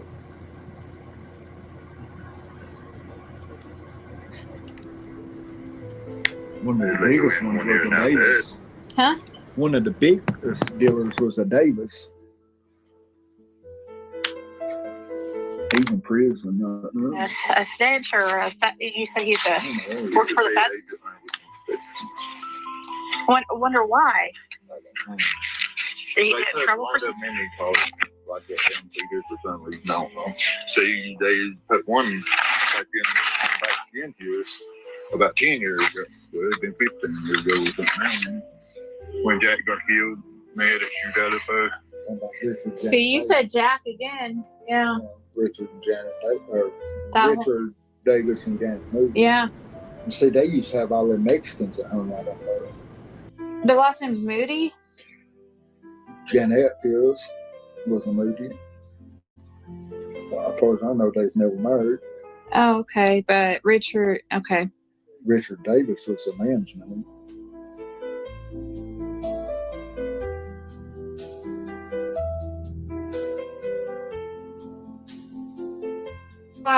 Sean Williams and Vern Gilbert. Did we talk about that last time on Ziggy's? I don't know nothing, but he looked in one of his photos that they had posted with Sean Williams with his hair real bushy. In one of the things they posted, he appeared to be somebody that had used to visit Ben Hill Road, visiting Richard Davis and Janet Moody. That was when Don first moved to Ben Hill Road, when they first set up the trailer on where the shed is down there. But Pam, I think it was him and Pam was first moved. You're just saying that it's a look-alike. We're not sure. Yeah, I'm not for sure. Just like the Rose Bly sighting thing, right. You know. Right. Literally, like now, What did she say one night? Name's man, was it Michael or something? Whose name? She just asked a while ago if I was just trying to say. Oh, something. Oh, that's somebody that lived there at 16th or something. Chris. Marcos. He's a relative of Candace. Yeah, Candace. Yeah. And he's a sex offender. I thought she may have said Michael. There's a Michael that stayed back in the Holliston. But I mean, that's been years ago. Mm-hmm. That's when Davis and all them, that time I was talking about that one Sean Wick or whatever. Maybe in him. But who's the other person you said? Vern or something? Vern Gilbert. Who is that? Do you know who that is? I don't know. I do know that there's a Gilbert that owned property on Ben Hill Road past Ed Redmond's, but I don't know what his first name was. Vern Gilbert runs a billboard company. You know all those billboard situations, the electric billboards. And he's been tied to Sean Williams, which, if you guys follow Summer's case, all of you guys should know who Sean Williams is by now. Yeah, I know Sean. We know Sean Williams is. Okay, Dad and your sister hang out. What? No. Rogersville. Multiple shots that were fired outside a residence in the Beech Creek community of Hawkins County on Sunday night resulted in the death of a Rogersville man and injuries to 4 other people.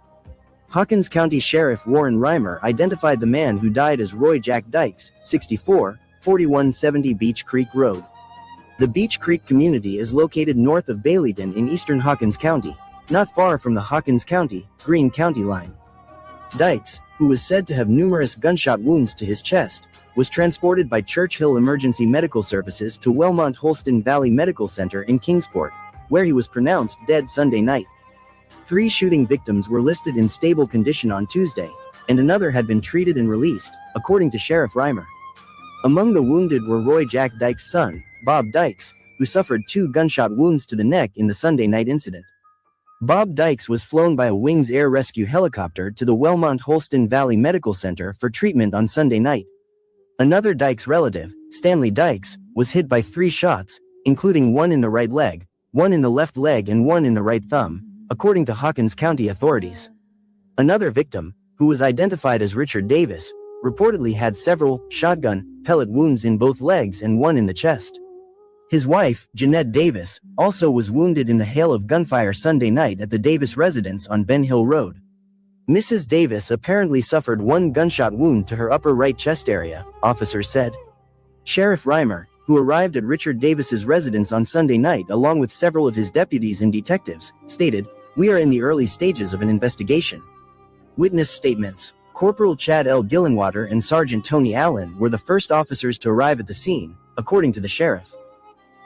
When she goes missing, so Candace states that this is around 6 to 6:30. Now, I remember at around 6:30, somewhere in that neighborhood, I don't know the exact time, me and my children were home. My wife had not made it home from work yet. She was on her way.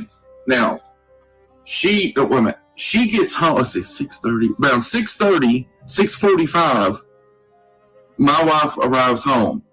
Now, right, I see 15 minutes probably after she arrived home. So let's go put it around 6:45. So we'll say 6:30, 6:45.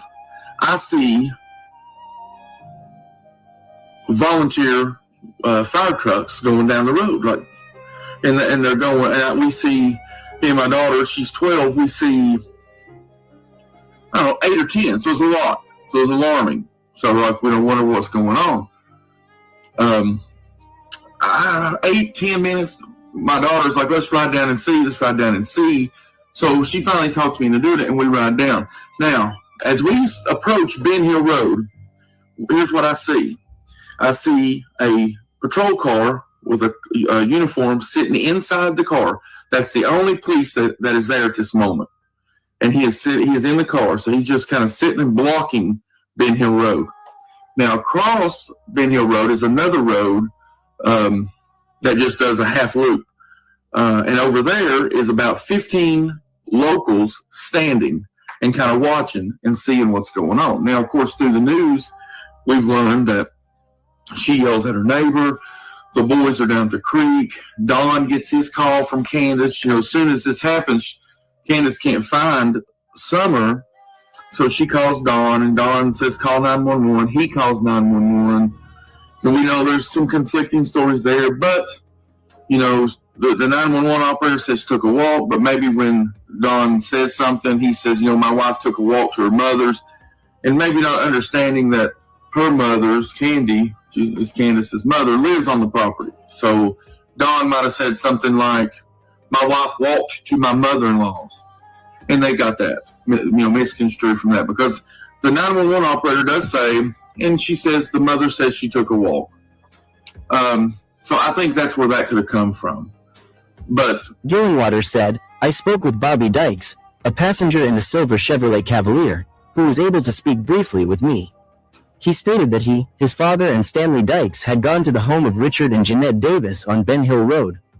Dykes was only able to tell me that there were several shots fired from numerous types of firearms by numerous people.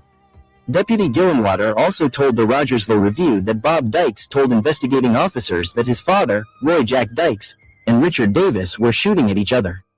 After the shooting ended, Gillenwater said Dykes told officers he slid over into the driver's seat with his deceased father and drove from the scene back to the Dykes residence on Beech Creek Road. While officers were responding to the call at the Dykes residence, they received information that Richard Davis and his wife, Jeanette, were both at the hospital, Wellmont-Holston Valley Medical Center, seeking treatment for gunshot wounds, according to a Hawkins County Sheriff's Department news release. Davis allegedly told Deputy Sheriff Gillenwater the 3 men Roy Jack Dykes, Bob Dykes and Stanley Dykes, had come to his home and an argument had begun. Deputy Gillenwater told the Review that Davis said a physical altercation took place between Stanley Dykes and a guest at his home, who could only be identified as Michael. The guest was later identified as Michael Ruth, according to Sheriff's Detective Lieutenant Alan Kidd. Davis stated he then fired a .32 caliber pistol into the air in an attempt to get Stanley Dykes off of the guest, but Roy Dykes began firing a pistol, and one shot struck his wife, Jeanette, in the upper chest area, Corporal Gillenwater said.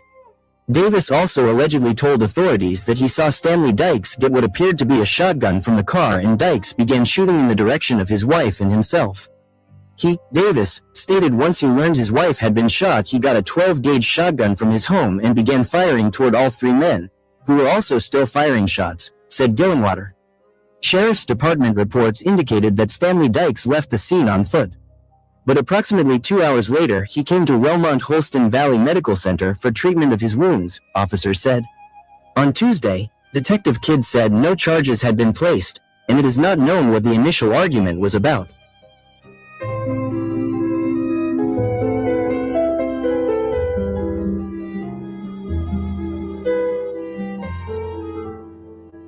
Because they would, Don would drive his truck in, and then there would be another. You know, Rick and Jeanette, he was bringing up a Rick and Jeanette in the phone call. Who? Rick and Jeanette. Rick and Jeanette? Yeah. They was the ones that shot Jack Dykes. He said they used to live on that past Bedouin and stuff. They was from New York. He said that he used to work for him. They was under witness protection as well.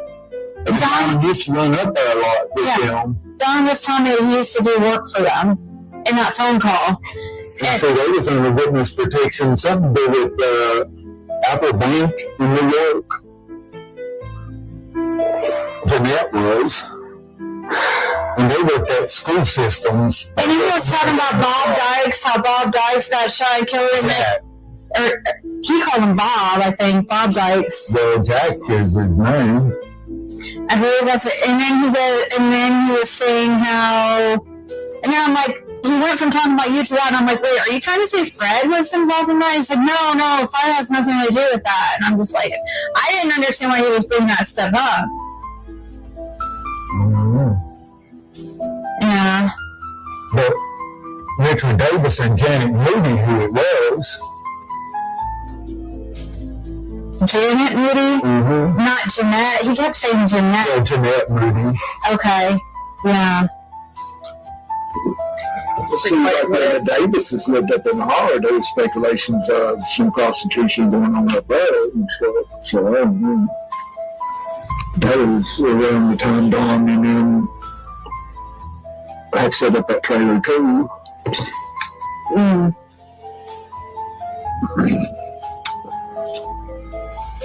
Yeah, I'm guessing. The Davises that Don was talking to you about, Richard Davis. Oh, really? Yeah. Oh, there was rumors about them supposedly being involved in stuff like that. So I guess then you did hear stuff like that because when you were asked, so you didn't. I mean, I guess. Wow, so there was like stuff of that being rumored in the Ben Hill area. Even before someone went missing. Not children, though, but... Give you a heads up just in case, because I don't think weed's a big deal at all. I'd rather much with Tom Goodgoose, you know? Huh? We're big Tom Goodgoose, you know? Supposedly the big meth dealer in the area. I was a small one. Yeah, I was a good, but I was a smaller dealer. Yeah, big ones. One of the biggest ones was a Davis. Huh? One of the biggest dealers was a Davis. He's in prison right now. A snitch or you say he's I wonder why. They put one of them in his house, like a computer for some reason, I don't know. See, they put one back into us about 10 years ago. Well, it's been 15 years ago with this man. When Jack got killed, See, you said Jack again. Yeah. Richard and Janet. Richard Davis and Janet. Yeah. So they used to have all the Mexicans that hung out up there. The last name's Moody? Janet was Moody. As far as I know, they was never married. Oh, okay, but Richard, okay. Richard Davis was the man's name.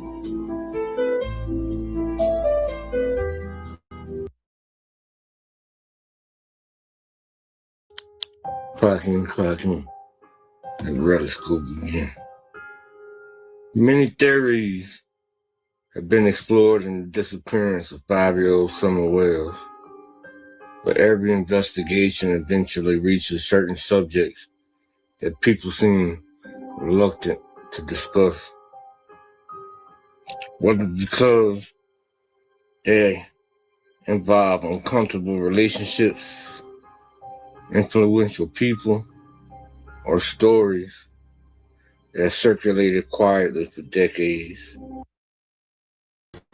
I do remember this video. Killer did an amazing job on this video. I'm going to speed it up a little bit because for timing's sake, I have some other shit I want to show y'all, and I guess I'm not going anywhere soon. I've hit my 2 hours.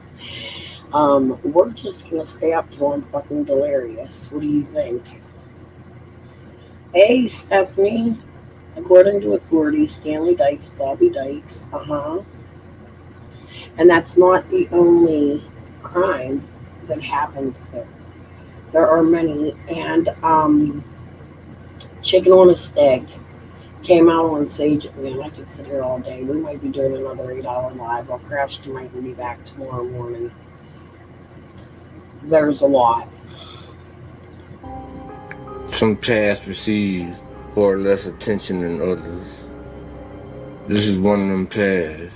Damn, Killer, it's so good. And that's what the geography, the people, and the history surrounding Ben Hill Road deserve a closer look. According to Hunter, Candace Wells received a phone call from Don Wells on the day Summer disappeared. And then while we were in the drive-thru, her husband calls her talking about this dude named Andy or Andrew on the property that's been there for like a week or so. She told me they keep stalking other kids. Over the years, countless discussions have centered around different people named Andy, attempting to determine who Don could have been referring to.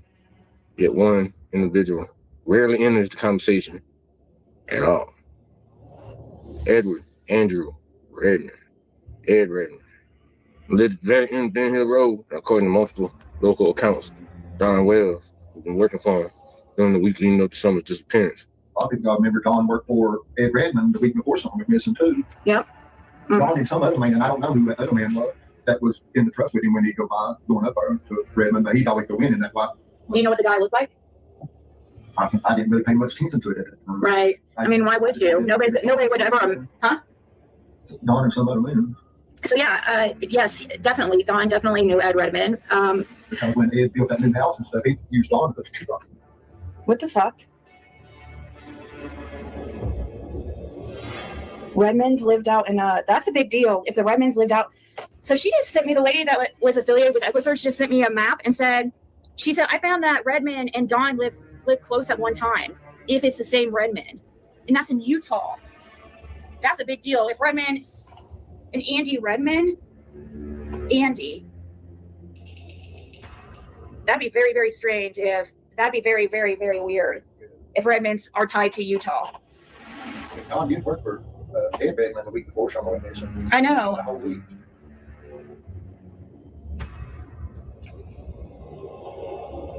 I mean, Saturday, I think, was his last time I seen him go in. I just wonder who was working with Don at Ed Redmond's the week prior to Summer going missing. We really got a lot of questions in the hollow right there. Missing little girl the night before, dead guy suspicions right there the next day. But nobody. Me and Don was working on 5 different jobs, 6 different jobs at that 1 week time. We didn't have time. From Greenville to Jonesboro, Washington County to Kingsport. The deeper one looks to the history surrounding Ed Redmond, the more unusual the picture comes. Long before Summer vanished, there's already deep tension surrounding the land itself. Fred Hill and Andy Bernard have both described how a large portion of the property that once belonged to their great-grandmother was eventually sold at auction, and they were unable to purchase or preserve it.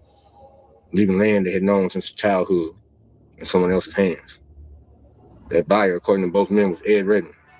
I ain't never talked to Ed. I talked to him a time or two. I don't much like him. I don't think he much likes me either. I know he don't like you. So I mean, I honestly, me personally, I feel some sort of way that I didn't get to buy that. Stephanie Moody is the maiden name.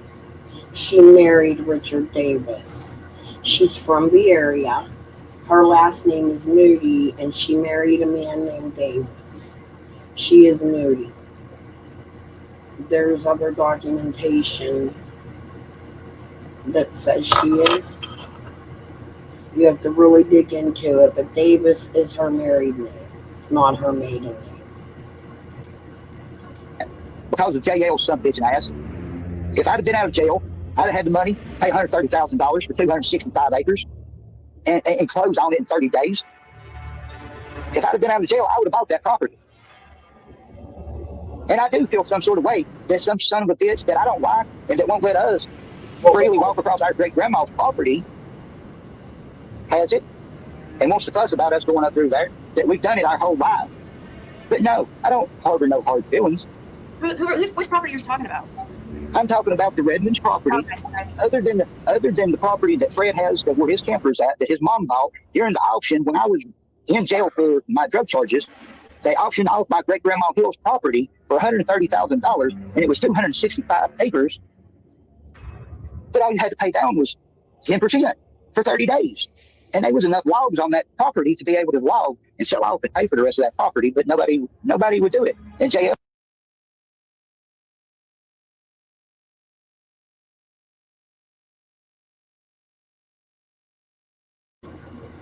Listen to the amount of acreage he's telling me.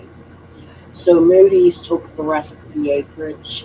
Dobbs was part of that acreage because that land was lumped in with it. There used to be a Moody Bible bookstore in Kingsport. I mean, the story TT gave me was her grandmother Audrey Moody White. I believe she's Grady Light's ex-wife. I don't know for sure. It's odd. They all have similar names. But there was a funeral for her. There was an old man by the name of Moody that was with her mother. They never got married. Or they did. Maybe they did. But there was a fight at her funeral with Grady Light. Somebody punched Grady Light in the face with Dad, and they took TT and they moved her away because of the abuse TT was enduring with this Light Moody family member.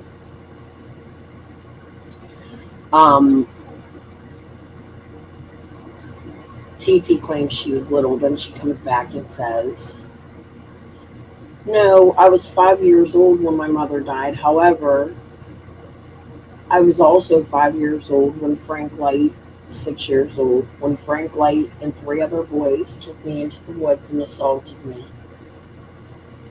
Then she tells me the story of her pictures being on a Johnson City Police's desk from when she was a little girl. And the man who took the pictures looked exactly like Tim Mullen. Then she said her cousin Michael Doss, who is related to an Angela Doss, who is the sister of Robert Gene Crawford, who in my opinion is married to Squall. She tells me all these people are dangerous, sending her threats. Gene died. Robert Gene, they called him Gene. Squall came out and told us her husband passed away around the time this guy passed away. But she also told me he was also a kingpin up in Whitehaller Road. We got the whole Jamie Cox and Fred situation. I showed you guys the West Side Motel and West Side Inn, whatever it's fucking called, last night, and the type of crimes that take place there. we discovered a song where the guy is literally singing about the hotel, and he's singing what sounds to be like S trafficking. I don't know what the fuck is going on in this area, but I think we need a whole lot of weed till they fucking figure this shit out. Like, no fucking joke. I'm scared the judge is gonna take me off weed. I don't know what I'm gonna do. Okay. You know what? I'm going to skip Killer just for a little bit. We're gonna come back. So a long time ago, I didn't finish these videos, but I took parts apart of a million videos of Fred and Ziggy and Karen Elliott and everybody. This is mainly Laura and Fred, but they're talking about the Redmonds. This is the very early days. Who sold the property? Had to be family. Well, he said it went up for auction when he was in jail. That he couldn't save it, and all the family had to do was cut down the lumber to save the property. Somebody didn't pay for those properties, and it was like 265 acres. However, Ed Redmond only owns 138 acres of that. So Moody's have to own some. Who else owns the rest? And now Andy and Fred and the whole family is shut off from this land. So I would be pissed too. I think it's rude unless Ed Redmond is doing something really fucking illegal on that land. They used this land for a cut through. Fred trained horses on this land. Karen Elliott and Fred used to play in them woods. There's a lot of stuff there, and the families of the Morlocks and the Elliots and the Hills and the Bernards and the Smiths are really fucking pissed off because they can't access this land. However, we also hear Fred say John Smith was really good friends with Ed Redmond. John Smith, according to Jody Sue, is a known pedo. He's passed away. He got an autistic kid that can take a seizure if you yell in front of his house, according to Jody Sue. But he's been accused of the school system for touching children. Go scream in front of his house. I really don't give a fuck. Paulie would defend John Smith, and Jody would come on in the early days and accuse her of being down there. All you care about is that pedo brother of yours. Very early on. People thought she was talking about Haas. Yeah, that's a cousin, but distant. He's also an ex-cop that was involved in a fucking hay house. There are people registered to Andy and Jody Sue's Sutherland. Is another name you should look into. They use Andy and Jody's address. It's been verified. They've had bills put on their internet. They've used the Wi-Fi. So why don't we ask Andy and Jody who the Sutherlands are to them? Because the dad's in prison. The son is, I think, deaf, lonely, sad, addicted. Y'all gotta do the research. I've done a ton of it. It's hard to get it all out and make it all make sense because I have so much to show y'all. I've never even touched on Redmond. I don't know. I was kind of scared. I'm glad that we came by a second time, and I'm glad that you're nice because I was like, when I saw you, I was like, oh my god. Like I'm so. So do you know those people down there? Do you know those people down there? Yeah. Okay, because they acted like they don't know you. See, he's a Fed agent under witness. Who is the guy down there? The big guy? He's a what? Fed agent under witness protection. Oh, so that's why he acted like he didn't know anything, right? Mm-hmm. And he said he doesn't live. He doesn't live around here. Is what he said. Well, that's his brother-in-law. He just came in yesterday. Oh. In a white truck. So he's in the woods section. See, the other one, Ed Redmond's his given name. Richard's his real name. Okay. She said that's what he went by was Ed. They acted like they didn't know who he was. Quick, he's about like Don, trying to get me in all kinds of shit and stuff. Well, I think I could tell that the brother. Well, I spoke to the big guy. I think it's a brother-in-law, so maybe that's why he said he didn't know who you were. Yeah. But there was a kid over there. Well, he's probably like young 20s. He was like flying a drone or something, and he was ignoring me. But I tried asking him about Summer, and he acted like he was like basically See, like you know.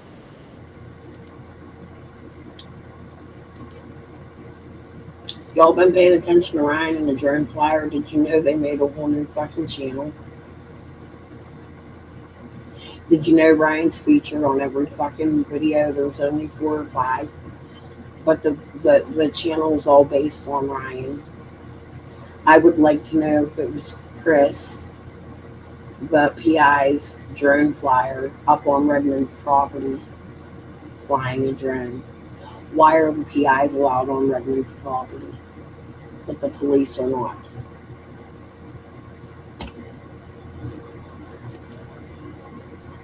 FBI went up there about 9 o'clock at night and made him take them to the waterfalls. And I don't know what that is, but they spoke that or but they.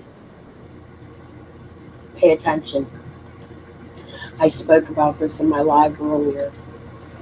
Redmond's, he's going to tell us, and I think there's going to be a little more to this. The police they wanted to search up there. They searched really hard on Redmond's property. Fred tells us that the dog hit not only to his property, but way up by the fire tower,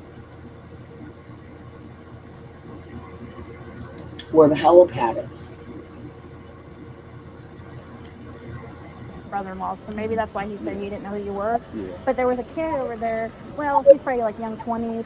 He was like flying a drone or something, and he was ignoring me. But I tried asking him about Summer, and he acted like he was like basically like you know. FBI went up there about 9 o'clock at night and made him take them to the waterfalls. There's waterfalls up there. We hear about Quentin Simpson and Fred talking about waterfalls. Some are being hidden in a waterfall. Has anybody searched this 238 acres of land thoroughly enough to check every waterfall? They made him take them up to a waterfall at about 9 o'clock that night. They went to Redmond's. Later, Fred tells us the dogs hit. But they searched that or but they searched. I think speaking of the horses, I think that wasn't it Jody Sue like saying that you used to ride your horse out here? Did you?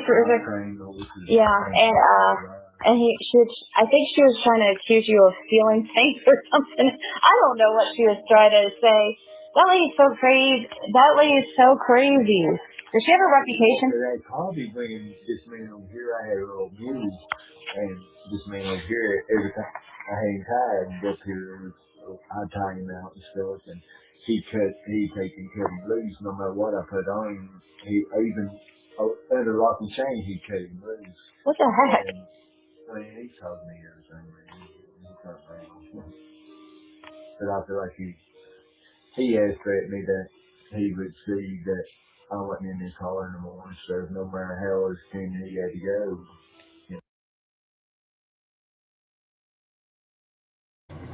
This is Fred telling us that Redmond would do antics to him, like come over to his property, cut his horse loose, and then he would tell Fred that I'm going to make sure you're never seen in this holler again. Did Redmond try to set Fred up?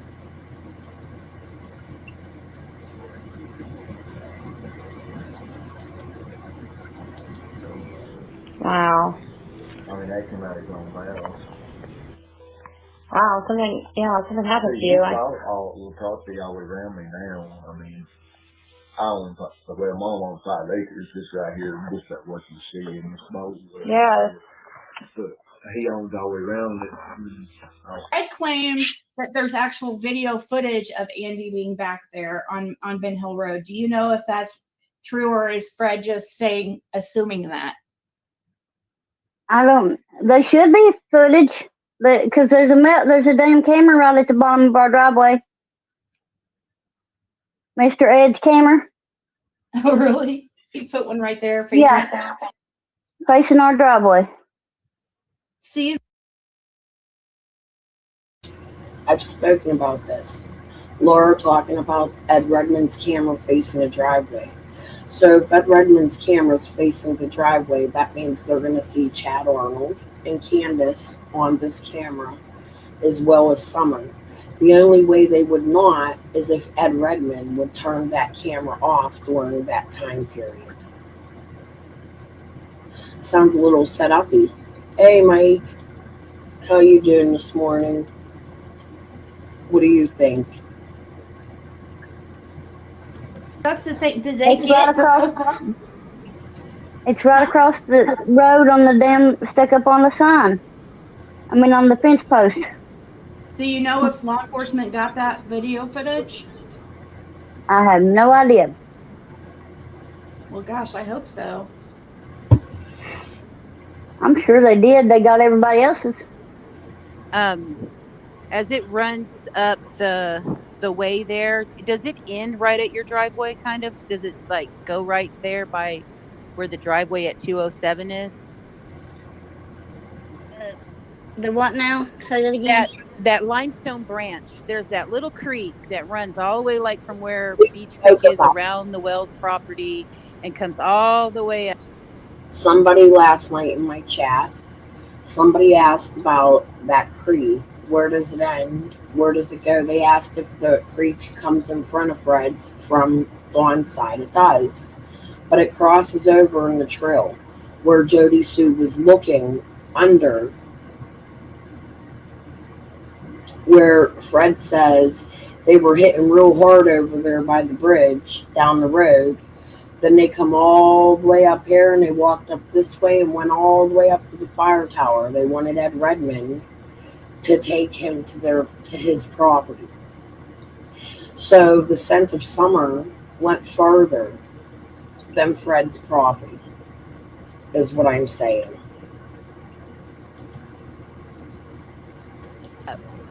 Oh, yes, it goes up by the house. It goes up by your house? Yes, it goes all the way up in Holler, actually. Okay. How much water is in it? Does it have much water in it ever? Not usually. Like, is it dirt or is it like, is there water in it? There's water in it, but it's just, some places it's dry and it's not. Have you ever seen people riding horses up and down it? It's been a while since Ed moved up there. He don't allow nobody riding, but we used to ride it all the time. Okay. That's interesting. Don't talk to nobody in this car, hardly. Because most of them is piece of shit. Yeah. Night owl, is he up late? So if I came like 11, he'd be up. Mm-hmm. I talked about Jamie Cox. I have all this cut off. I do definitely want to get back to Killer's video. However, there's a part before this because we've been following the West Side Motel, and I'm going to eventually get into the fight again between Jason Arnold and Dudley A. John's family. I'm going to bring some clips out about that, but I think it's important for us. There's still an unsolved crime, although Jason Arnold was not a good man. He was in trouble quite often. Jason Arnold had a mother who's fucking heartbroken. She searched like fucking hell for her addicted son while he was missing, and I'm sure if she's still alive, Chad being addicted and being accused of being involved in Summer's case and his name coming up and him being seen on the property, which in my opinion is impossible if that camera's sitting facing Laura and Fred's property, unless Fred shuts these cameras the fuck off or they come up through the back of Fred's house, like Fred said. However, Fred also said they hit up the driveway and they hit behind his truck. We hear Fred talk about Ed Redmond said, I'm going to make sure you leave this holler. The family in the KKK. I truly think my cousin was the Grand Wizard of the Pittsburgh chapter when they snuck him out of America. I don't know if Sean took that place, my other cousin. I don't think my cousins would be involved in something like Summer Wills. However, they have a connection to this girl Gretchen that worries me, it concerns me. Fanning, the guy Fred shot, we're going to listen to a little bit of that too. He was a member of the KKK. However, he was also, before being a member of the KKK, a very huge sportsman. He played football, I think, for Sullivan. There's video out. He was a very cute young man. He seemed good-hearted, but his son had moved on to another county to attack the Black Lives Matter people. Now, we hear Jody Sue talking about chasing the KKK in the woods, and that's a concern because we can literally see they live within the woods of Summer Wills. There's connections. There's troublesome connections to me here in Pittsburgh when it comes to one of my cousins. However, I don't know what my cousin's relationship is with this female since I was 14 years old. God, younger than that. 12 when the bitch hit me in the face with a fucking shit. I was young.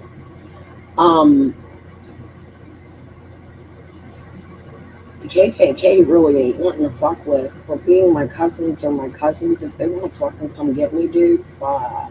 Come get me. I've had enough of your shit when it comes to racism.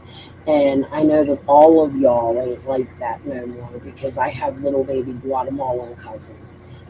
I've never met them, but I know that's what Steven's doing these days. He's raising beautiful children. That doesn't show racism to me with him, but I don't really know him, and they've all gotten funny with me, and my aunt won't answer me, and I had an argument with her niece, who is an Elliott living here in Pittsburgh. I believe she's Charlene's kid. There's a Charlotte, a Charlene, and a Rosemary, Elliott or Morlock. I don't know which one was dad and mom. I think it was Morlock is the last name. There's definitely a Basil Morlock connection because I've met them. They've come to my home when I was a child and slept under my roof for like 2 weeks. They came in a big ugly red station wagon, I think, or a brown station wagon. They drove back. They took planes. It was a lot of them. They took lizards. We had little geckos outside my house. They braided, well, they didn't braid my hair. My hair was very short. But I played with Karen Renfro's hair. It was a long braid way down past her ass. She was beautiful to me. I don't quite understand why she's leaving me weird comments. Please take care of my land. Please know I love my land. In my comment section. So that tells me that my dad may have a hand in some land. I don't know that for sure. My father's assets have been hidden from me. His death was concealed from me for 4 months, and I was unable to get him before they took his ashes and his will and handed it over to a man named Guy Schutzius, in my opinion. A guy would call me and tell me, you got to get down there with your ID, all 3 sisters. He knew it was very impossible for me to do that with my one sister being a junkie and her not having ID and me not being able to get in touch with her. So I was unable to get, I don't have money to pay for a litigation attorney to fucking look into this shit. So JLR's on my father's land. I have a missing friend who's pictured on the other side of the fucking mountains, and my cousin has a connection to this fucking madam in Pittsburgh named Gretchen. Y'all should look up a strip club in McKees Rocks of Pittsburgh. It's called Silky's. Do some research on that fucking club. I found my sister, and I was told that a man named Brian Ketterman was helping a man named Brian O'Toole move people to Canton, Ohio. They didn't move my sister. They might have in the past. However, my sister moved up to New Eagle, I think is the name of it, something Eagle, and she disappeared. So I started really hard crying and looking for my sister and putting up missing posters. Chris Pallone, who worked for these people doing the same thing with a girl named Deanna Zacharias, who is my husband's new affair for 3 years, a sister, was doing the same thing with Deanna when Deanna was 14 years old. Now I begged Deanna to come out here and speak. She won't. However, she did send her sister to catfish my fucking husband. And it has destroyed my fucking life.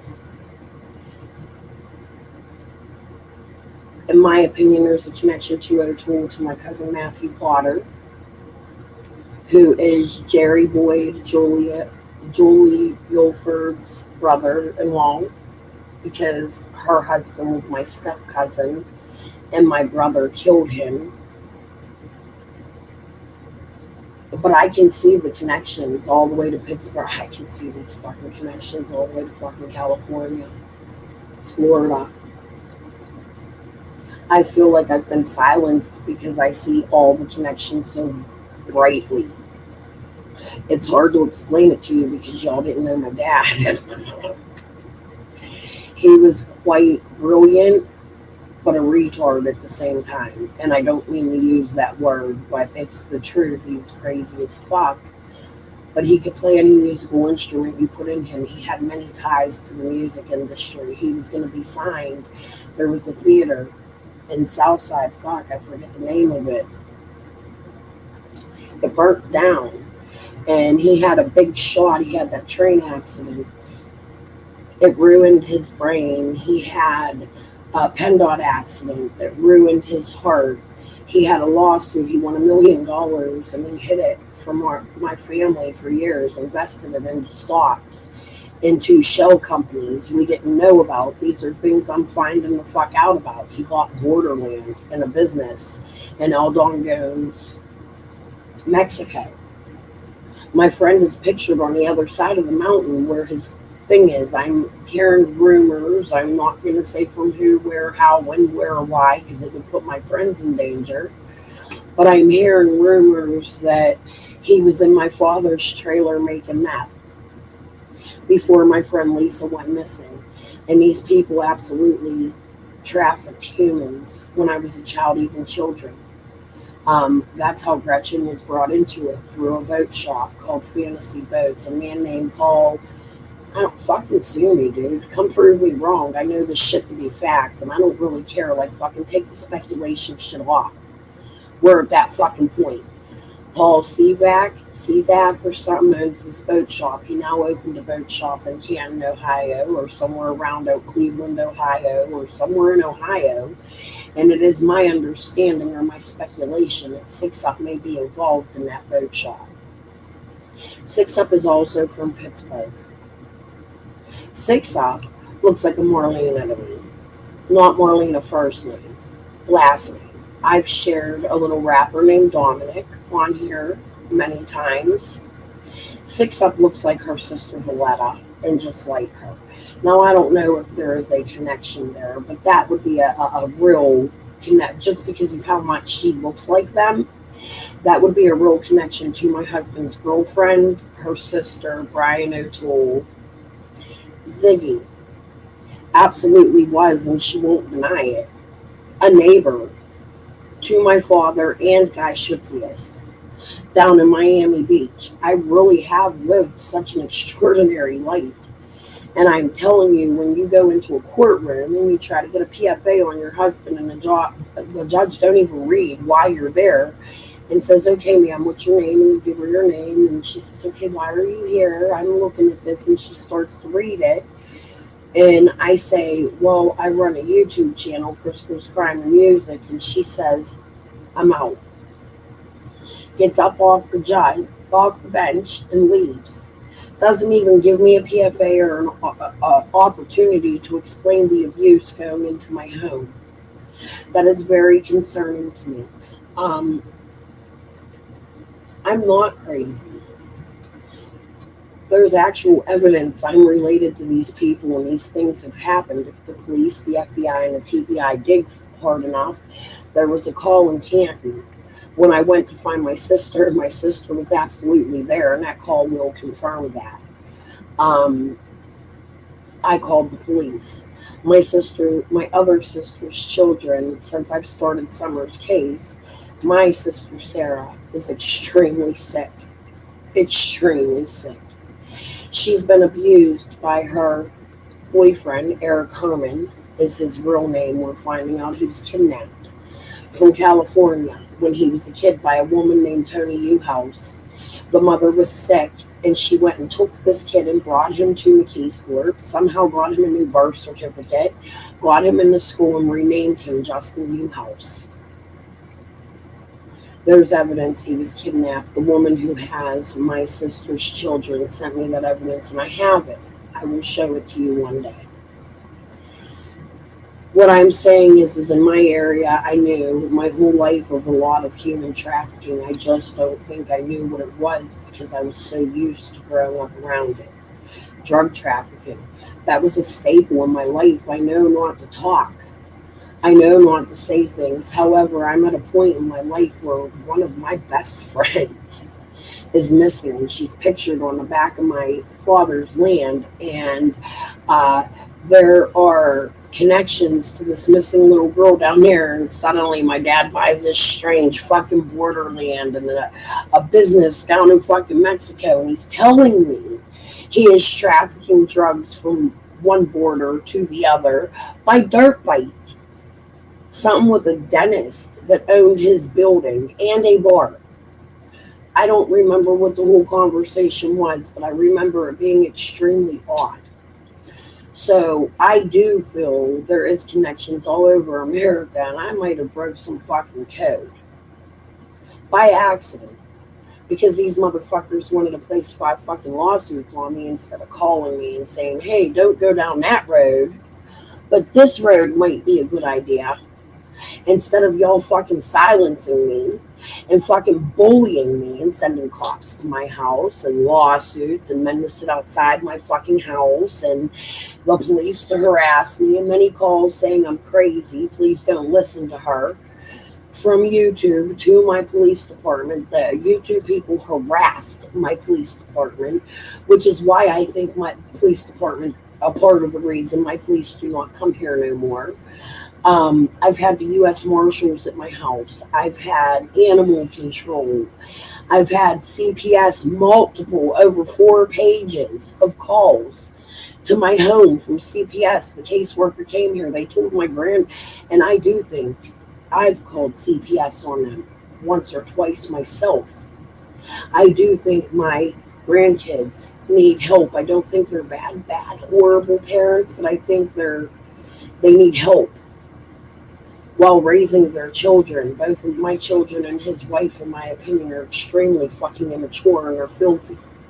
They've destroyed my fucking home. They moved in and ruined every room in my fucking house, and the police are here, and my husband's lying to the police. And I even filmed some of it for you guys. He's telling the police they pay me rent, and the police are literally at my house watching my grandkids climb through piles of shit. And they do nothing, like human fucking feces, diapers all over their fucking floors. And I'm being abused instead of getting help. Because YouTube is calling and making like 400 fucking calls to CPS. So CPS stopped. They stopped coming. Do you know how dangerous that is for a child that could be? And I don't think my children are abusing their children. But I don't think my children do right. I think they can benefit from some parenting classes. And that's a tool to help, not to hurt.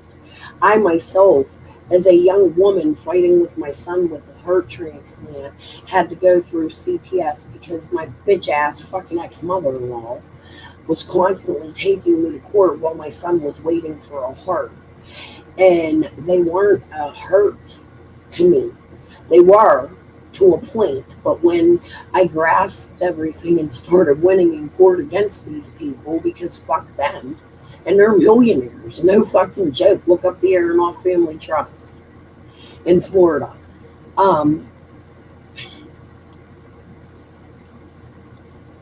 I beat them in court. I'm not crazy. I raised my son. I gave him heart transplant medicines for over 20 years. To keep him alive, I was able to measure medicines, take him to appointments. Did I miss appointments sometimes because I'm poor and didn't have bus fare, or my husband was fucking up and not home? I didn't have a sitter for my other kids, or some other bullshit was happening in my life, like my brother was killing my fucking step cousin, or all this shit. My husband was unaliving himself in front of a fucking train. Like, all this happened within a 3-year period, and then a couple years later, I give birth to a dead baby. I went through a lot, and I do suffer severely from CPTSD, and that's only a portion of it. That's not even the abuse I endured as a child. I have major mental issues, but they're not schizophrenic, and they're not because my life is fake. It's because my life is extremely real. The people I grew up around are extremely real. I grew up in a town extremely filled with different chapters of organized crime, and they all worked together. Some for good, some for bad. That's for the feds to figure out, not for me. I'll tell you the ones I don't fucking like. Coco Chugger, Sig, fuck you.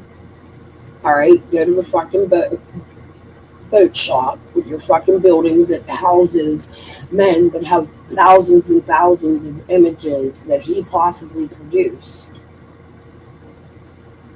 Not like Frank Light. This man possibly produced these images kidnapping children. He kidnapped a child. I showed you those the other day. From Kentucky. He interfered in custody, talked this young 14-year-old to take her ankle bracelet off, get in his fucking car, drive back to Glassport, and be locked in a room where God knows what happened to this young woman who had a troubled life because she was in trouble.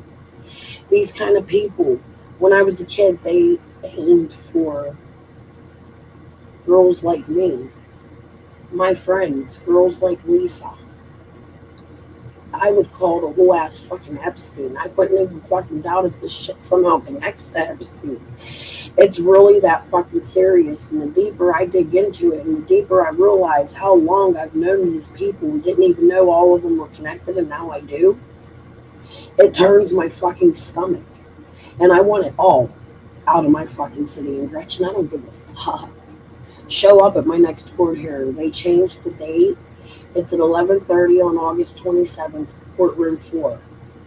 You don't have to dress in disguise this time. You're not a fucking nerd. You're a fucking whore. Come in your stripper suit from Silky's. Okay? Bring Brian O'Toole with you. I have his threat. Anyways, let's go back to listening. The whole reason I was telling you this is because of this. Chad and Jason Arnold. I came by earlier, but it didn't look like anybody was here. So why? Well, I was down here so picking up a trailer. So why do you say you know too much? Well, so what do you know about Don Wilkes? They're guilty as hell. I mean, You think? What do you think? I mean, within 3 hours he was here, and I was gone when the little girl went missing. Well, there's a friend of mine come, and Candace was walking off my driveway before she even called 911. So she was. It's like they're trying to set me up for some reason. That's what I feel. So Candace came by here. Was she acting like she was looking for Summer? Yeah, that's what she was acting when my friend came. So he said that she was walking off the driveway, walking. Was she by herself? Yeah. You mean she walked? No, she drove her vehicle down here, didn't she? She was walking. She walked all the way from Ben Hill? Mm-hmm. To here. But it's like Ron, he was home that day too. Was he? Do you Yes. think he was? Yeah, and went to work that evening. After Kendrick got there. So, you think he was home that day? Yeah, I know he was. Where? Oh, you I know saw for him? a fact. Yeah. Where'd you see him at? At his house. Because I was in and out hauling junk that day. I was hauling a bunch of old cars and stuff out. But he said that she stood outside the car, hollered at him and asked if he knowed if we was home, and he told her that he said, I know, I don't know if they're home. I just now pulled up, and said that she said, well, their truck's not here. He said, well, then more than likely they're not home then. And said she got back in her car and said that she was asking him if he'd seen that little girl. Was this at your house? Which place was this? Was that this at your mom or It was at our place. down at camper. 207? Yep, the camper. So there's no way she pulled behind the house, Daisy, because you can't pull behind the house at 207. You can only pull right. Can you pull behind the house at 2? No, you can't. I don't think. No. 67 you can. That's the only place you can pull at 167. Yeah, It's 167. house. So, yeah. That's exactly, and that's another thing too. If Fred was involved, do you guys really think that he would tell us willingly? Oh, that the dog's hit by his truck. Did you see that? Did you see the dog's hit by his truck? Yeah. Did I see what now? The dogs. The sit dogs.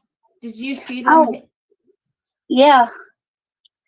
So they didn't hit on the truck. They hit behind the truck on the ground. So like by the road, like right next to the road. It was at the top of the driveway where Candace Wells pulled up to when Chad was sitting in the driveway. Oh, does she pull in the driveway? Yes, she did. Remember, I pulled up to the bottom of the driveway one.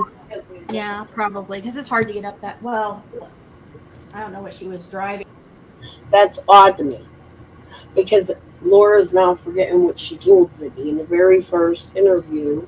Fred and Laura both said she was walking. Candace was walking. Now she pulled up. Now maybe this is years later. She talked to Chad. Maybe she had her story wrong. But now Candace pulled up to the top of the driveway. Candace left twice. I don't think Candace hurt her child.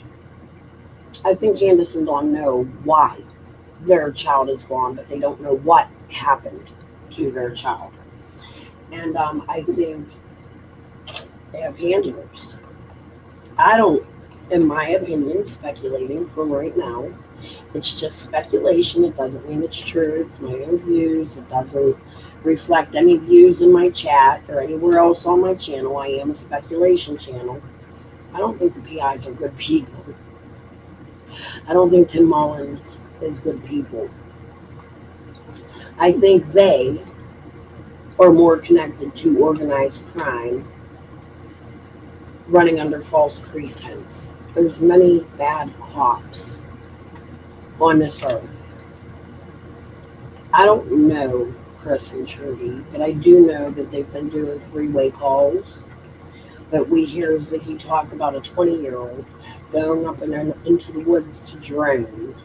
This guy's now out here with Ryan. Ryan sucking Squall's twat. I mean, shit's just odd. And now we got this new Captain Kangaroo coming out here trying to deflect shit right back to Jody Sue, which took me fucking many years to undo. I finally got people listening to me, and I'm not going to let fucking Captain Jackass fucking Kangaroo ruin it. I want people to listen to the bigger criminal organizations that go on in this area. The things that are real, true crime that have already happened in the past connect people to people and things and crimes that have already been there. I showed you the West Side Hotel in video I made last week. $150 fucking dollars is why they did what they did. $150 fucking dollars. Go listen to it. In meth. How much is a gallon of meth? A gallon of meth milk that Dawn possibly is putting in 90-degree weather on a porch at work. Dudley A. John snitching on him. Dudley knew what the fuck that shit was.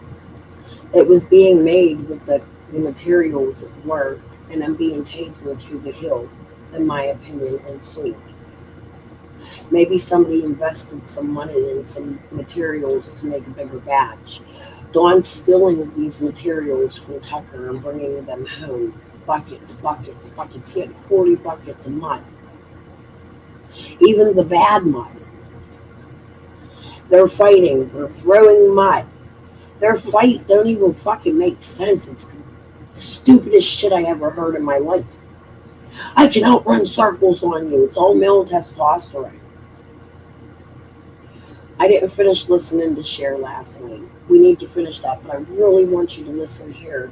We're going to get the killer after this. I really want you to listen here about Fred and Jason Arnold and Chad's, the police. I want you to listen to the relationship behind Jason Arnold's death very closely. Somebody's still running loose for this man's death. And Fred absolutely loved this bad man because he was part of those bad men. He was actually part friends, very good friends, because Chad Arnold is Bill Benton's best friend. Do you know what she was driving? I can't remember what Chad said, where he said she pulled up to. But he said that she stood outside the car, didn't even go to the door. I hollered at him and asked if he knowed if we was home, and he told her that he said, "I know.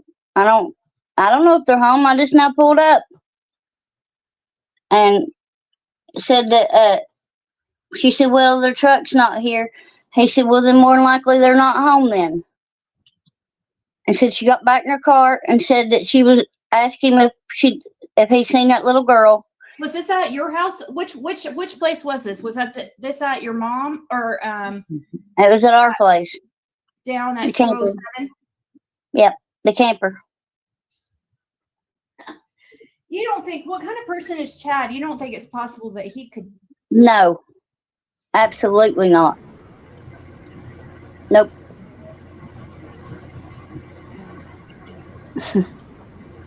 Same with Jeff. I don't think so.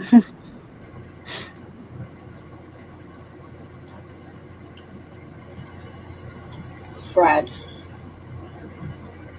said at first the motorcycle belonged to Jeff Iverly that he hauled that day.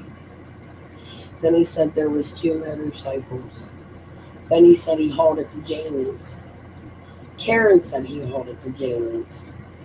Laura said he hauled it to Jamie's.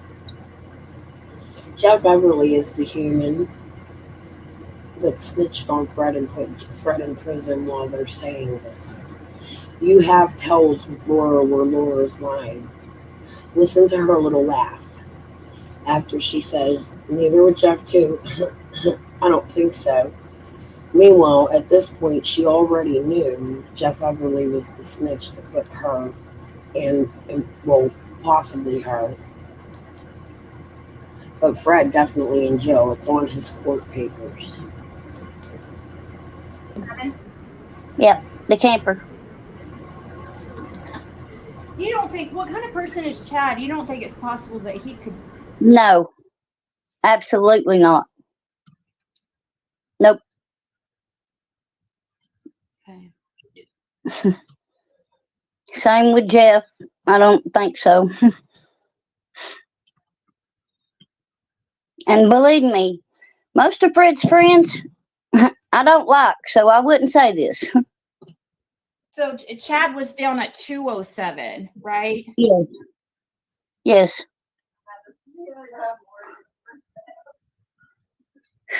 Why ain't my earbud connected? Dad told her he would look on Clinch Mountain. I don't know. Supposedly, Candace is going around telling everybody. Now all of a sudden, Clinch Mountain. Let me show you what happens in Clinch Mountain.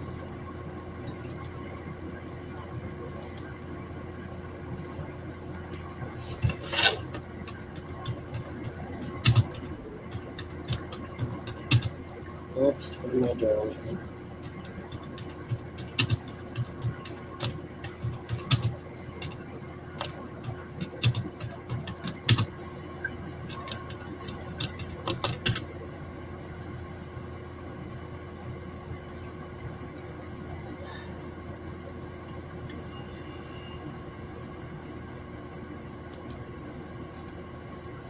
This isn't what I was looking for. Hold on.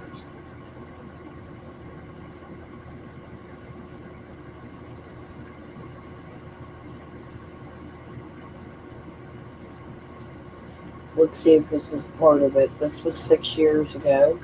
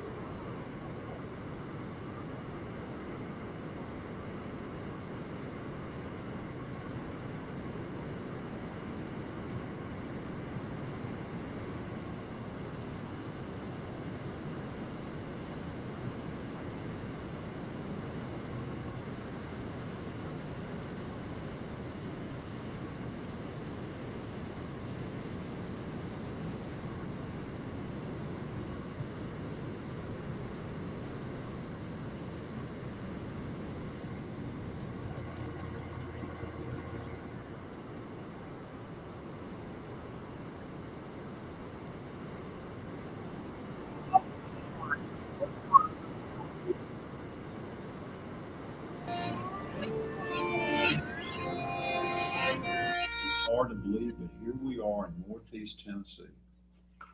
Every day, there are multiple individuals either driving to Atlanta or to other source cities and bringing back pounds and pounds of drugs, or the Mexican cartels have entrenched themselves now to where they actually are bringing it to individuals. And just within the last week, I'm aware of one case that was made by our drug task force of 3 pounds of methamphetamine. And then while we were away at conference, they called me 5 pounds of methamphetamine, 5 pounds of heroin, and 1,000 press pills.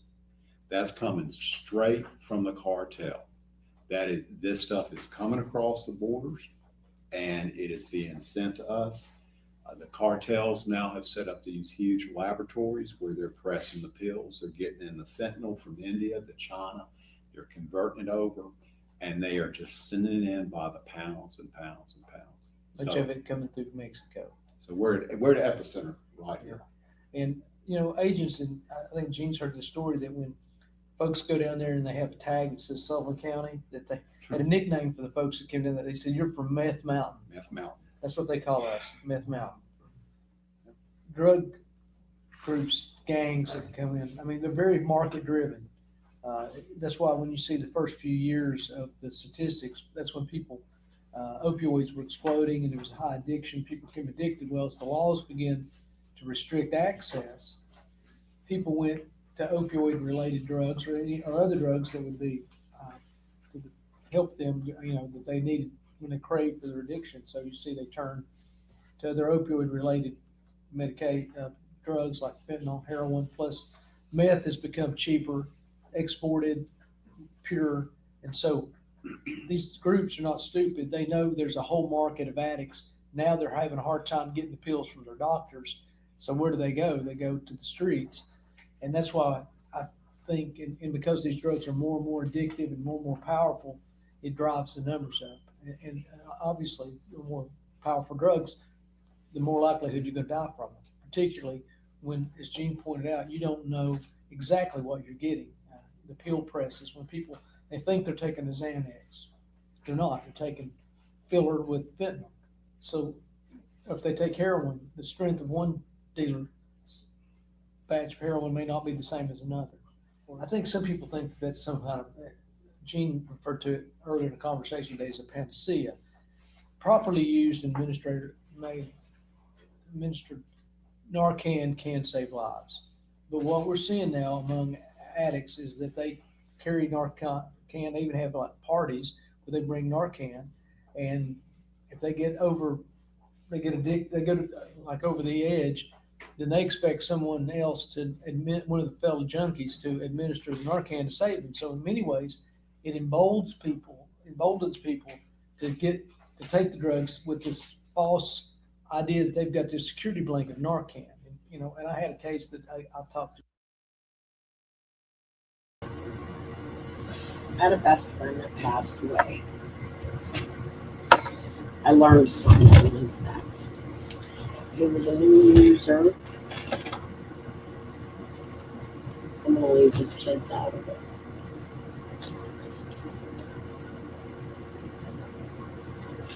His name was Carl. His ex-wife, the mother of his children, and him had broken up for a very long time. She's in the news before here in Pittsburgh. One day I'm going to go out. Read, however, it hurts the children of these people when I read that. One of them is very mad at me because I've covered it already. I've talked about it on my Facebook with my ex-fucking stupid ass, lying ass, fucking eggplant penis and motherfucking purple grimace ass motherfucking law board. It started a fight with me and who I consider a daughter to me because I helped raise her when both of her parents passed away of a drug overdose. She would witness often in her mother's home after mom took custody and, in my opinion, killed dad.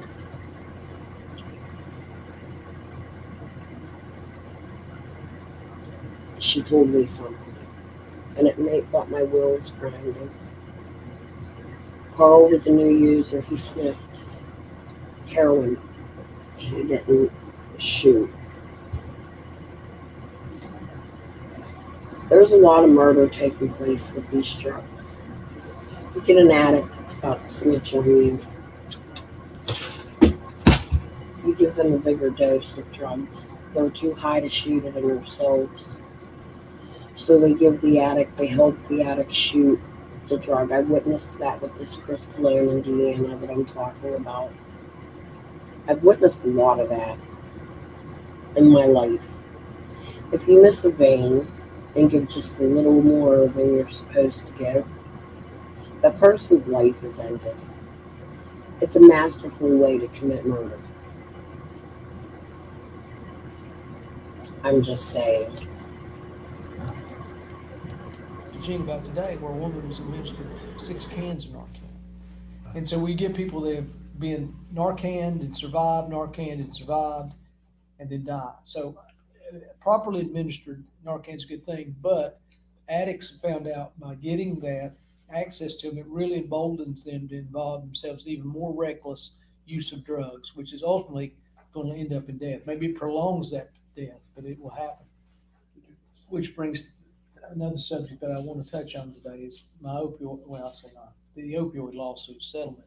The reason that lawsuit was brought, number one, was because there was a real need for those companies that lied and continued.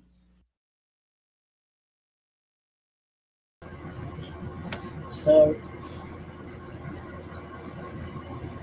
this lawsuit came about around the time after the James Light bust, where there was fake prescriptions being written all over America, and it was coming from Chattanooga, Georgia, pain clinics. People were given fake scripts, making cocktails of pills. That's why they won this lawsuit. Pay attention. It's all involved. If you see it, it will connect to the James Light. This is a bigger bust it came from or before. the James Lake. These are how these operations work. You get one bus, people start snitching. It gives you something to research the next 5 or 6 years. And then you get another bus. And then it goes on and on and on. But the same people that don't get busted during these busts, the smaller men will take over until the bigger men get back out of prison, decide to keep joining, going, not. But this is a huge bust where Fred has named people that were arrested in this bust as people setting him up when it was really Jeff Beverly. To prescribe drugs they knew were dangerous, overprescribed, and make money on that lawsuit. But now that we've settled that lawsuit, what do you do with the money? It's one of the things that I have been doing along with Judge Goodwin and Judge Street and Judge Rice, is that we've been talking about a regional approach. How can we use the money effectively? Not, throw it away and with the same old programs, the same old ideas that haven't worked. And one of the ideas that I've been a proponent of is a regional treatment facility. There's a jail that's closed in Carter County. It's still in pretty good shape, and we think that would be the ideal area facility to convert into a long-term treatment plan, usually related to drugs. Either people are on drugs when they commit the crime.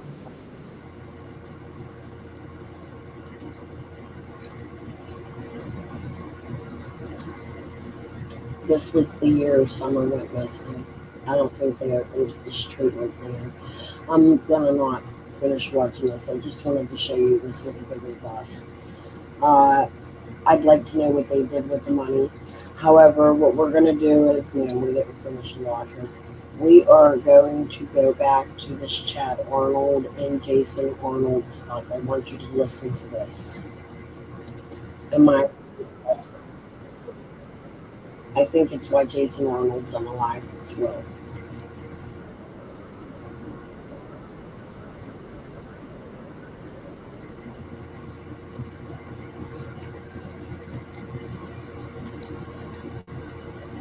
Yes.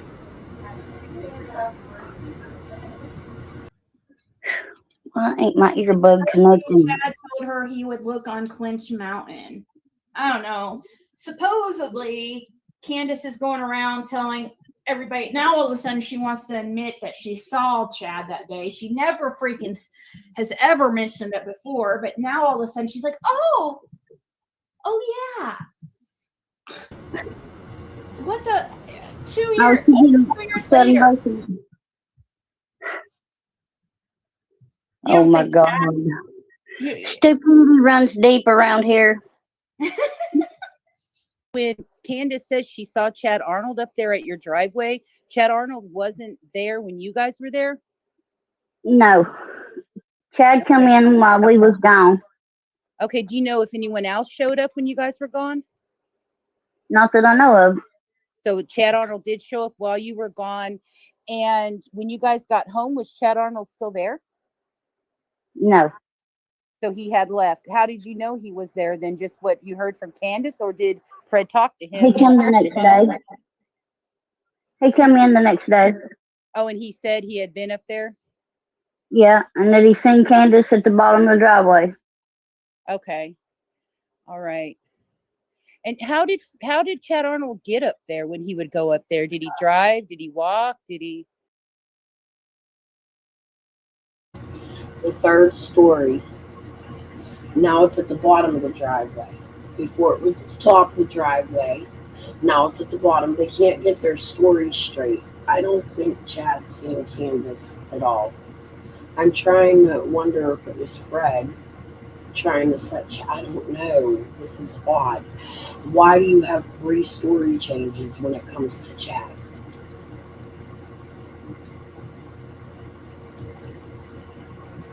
And this Brittany, I believe, on panel is Jody Sue's sister. And Colby, in my opinion, is RJ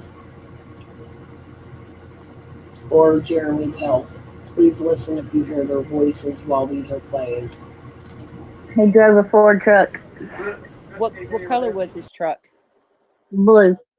So he drove a blue Ford truck. And when he would come up there and visit you guys, did he come up always alone, or did he ever come up there with other people? He was usually alone. Okay. And so this is another question I had. So I noticed that at that time, Chad, Arnold, and Francis had been having relationship problems. Do you know where Chad was staying? Because he actually. Frances is Marlena's sister, one of them. She also has a sister with the last name of Craig. Had a restraining order. He wasn't supposed to be staying over there with Francis. He was living on the river on his land. So what land do you talk? His land? Which land is this? It's in Churchill. Okay, so over there off of California Avenue? Yep. Okay, so he wasn't staying there with his mom, Peggy, then. He was staying, like, on the river? He was, I don't know if he stays with his mom and he stays on the river, so I don't know. Oh, that's right. He was staying on the river. That's right. Haskell Rhymes took me to way out there in the mountains on a river, somebody's house on the river, like his uncle's or something. Wasn't he staying at somebody's house on the river? Yeah, it's way out there to try to, because I wanted to talk to him because I was trying to talk to Chad, but he didn't really want to. Ziggy just suddenly has these ties like Gerhard and the people all in the fucking area. She could just jump in a fucking car with Haskell Rhymes, which, by the way, Jody has the coolest video of Haskell Rhymes. I don't think fucking Haskell Rhymes. Let me show you who he is. I didn't show this yet.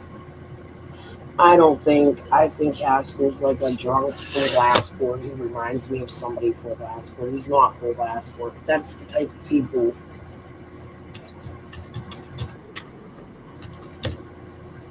Damn it, what's going on here?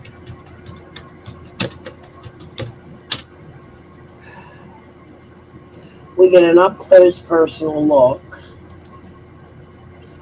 in a short Jody had not too long ago. There it is. I wish those sweet angel here. I run out of gas trying to get a hold of everybody, and they won't come pick me up. I can't find my phones. They got them. Well, I'm reaching out to you. You got a little gas. In case you're unaware, this is Hack. I'm headed to Beach Creek. I'm a little hacker cracker jacker from Beach Creek, Tennessee. Hawkins County, Tennessee. That's the only way I can say it. But Look at my pretty angel here beside me. Where you at? They don't think I'm pretty. Where you at? They don't think I'm pretty. Oh. Yeah, my screen's a little cracked. Oh, okay. Yeah. They can still see us, can't they? Yeah. They can see us. The video's still. I'm still trying to steal kisses. We'll see y'all. Bye, guys. And by the way, just so y'all aware, this is the legend himself, Hack. I'm going to Nashville, Tennessee. I'm cutting another record. You gonna do upchurch things, jelly rolls? Is that what we're expecting, Hack? No, I roll a car over. Is that a tune? Is that one Hank tunes? Hey, look for me. I'm up crash again there, up there at daggone it, right there at the Martian graveyard. I might crash there again. Don't say that. Third time charm. Don't say that. I'll figure it out. It's bad juju there now. What? Come on. Don't say Love y'all. Say she worried about me. He can't be reckoning that many times in one spot, y'all. And we ain't even got the preacher here yet. We fixing to get married. Are we? Are we? Yeah. Better not be. I ain't getting married. I didn't swear that off, Hack. I ain't doing that. She married me. She didn't swear me off. I swore them all off. See, she swore them all off. I swore them all off. Wow. That's what all the damn creek says. That's what Bill and everybody they like. Hey, I'm like, no. I put it on those, Bill. All right, y'all. But I don't get a Bill Shipley vibe. I don't get a Fred vibe. I don't get a Glenda Head vibe. I get a real person Well, probably one of the only real people I ever seen down in Beach Creek, acting like a real human. I'm not worried about Haskell Rhines. There was some stolen dog business, and it sounds like Don bullied him a lot. We'll get into that one day. I have his shit torn apart too. But me, I'm not worried about a Haskell Rhines. I think he's a sweet man. And Jody, thank you for showing us that. Vehicle Candace was in when Chad seen her. Do you know? Did Chad tell you what car he saw Candace driving? I think he said she was in a truck, but I'm not sure. Okay. And now, I don't know. I know you don't know Chad Arnold very well, but do you know if Ed is one of the people that he worked with horses with Chad Arnold? Did Chad Arnold ever work with him with horses? I actually know Chad pretty well. I've known him for 20 years, so long as I've known Fred. Right. Okay. then you would know. Did he ever work for the Redmonds up there, or did any of those people doing training horses up there? No. Okay. Well, then since Redmond and them don't have horses. Okay, so they don't have any? Okay. So since you know Chad so well, what is your impression of Chad? Chad's a good person. He just has a problem with drugs, just like the rest of us. Right. Okay. But as far as being a weirdo or anything like that, no, he's a good person. He would never hurt a kid. Why do you think his wife has a restraining order against him? Do you know, like, what her complaints are with him? They just got into it. He was drinking. And did something stupid or what? Has he gotten really bad since his brother passed away or something? Yeah. That hurt all of us, man. Bad. It fucked us up. Jason was a good person.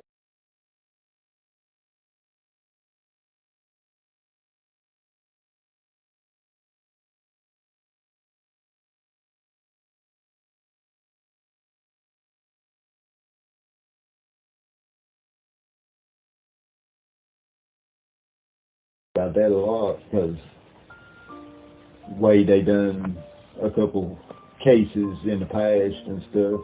Like my best friend, he went missing December the 8th. They had his body December 21st. We tried to report him missing same day. They tell us we can't report him missing because they seen him that day. But what they didn't tell us, they put him in a body bag that day. 2 years later, corner folks up and called his mom. That's how we find out he's dead. They bring the cadaver dog, everything out, played a role. They put up big rewards, all that during that 2 years. I mean, just like they're doing something. I mean, search all that.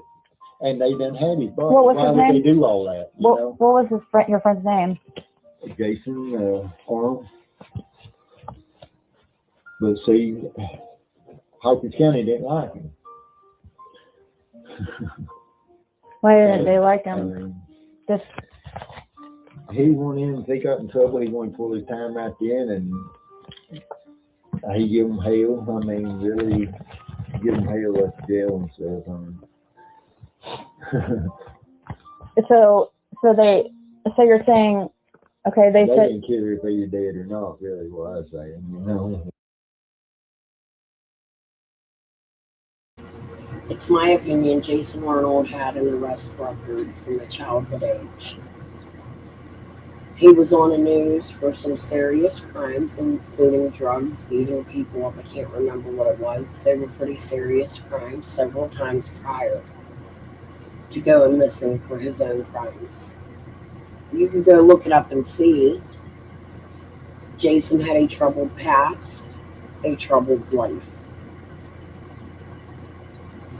He was in fights with bad people, like more Age On or one of the Age Ons. I have the newspaper article.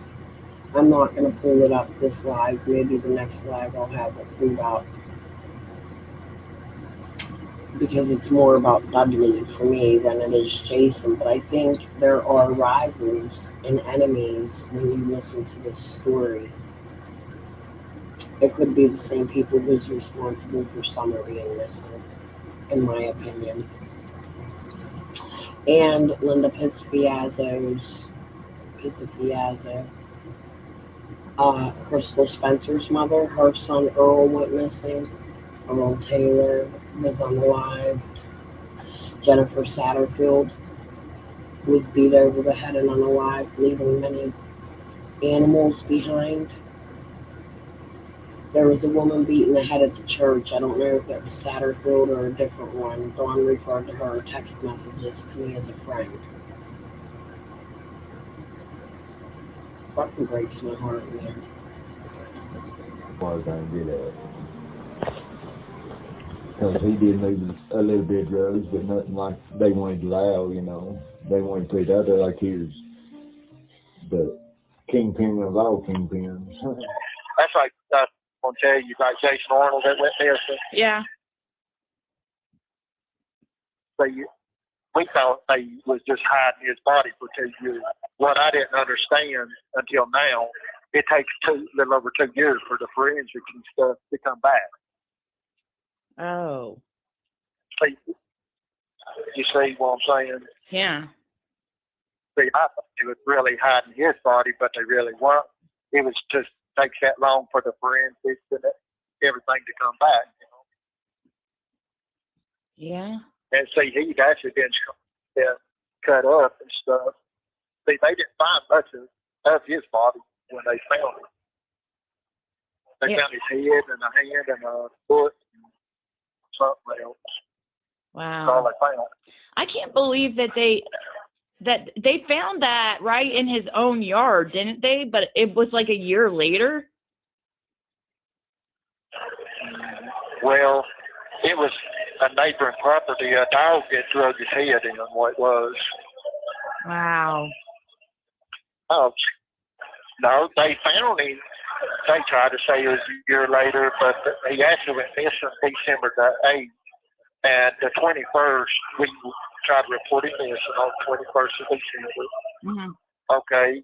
They tried to tell us that they seen him earlier that day, but what they didn't tell us, they just found his body that day.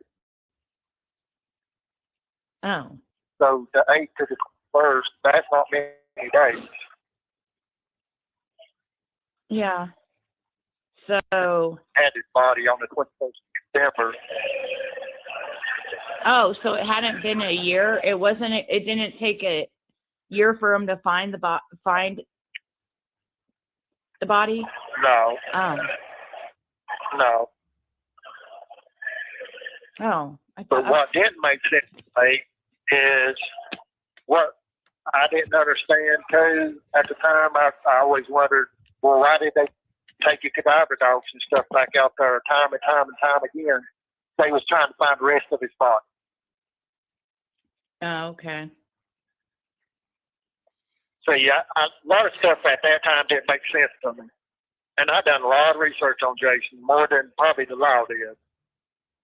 Mm-hmm. And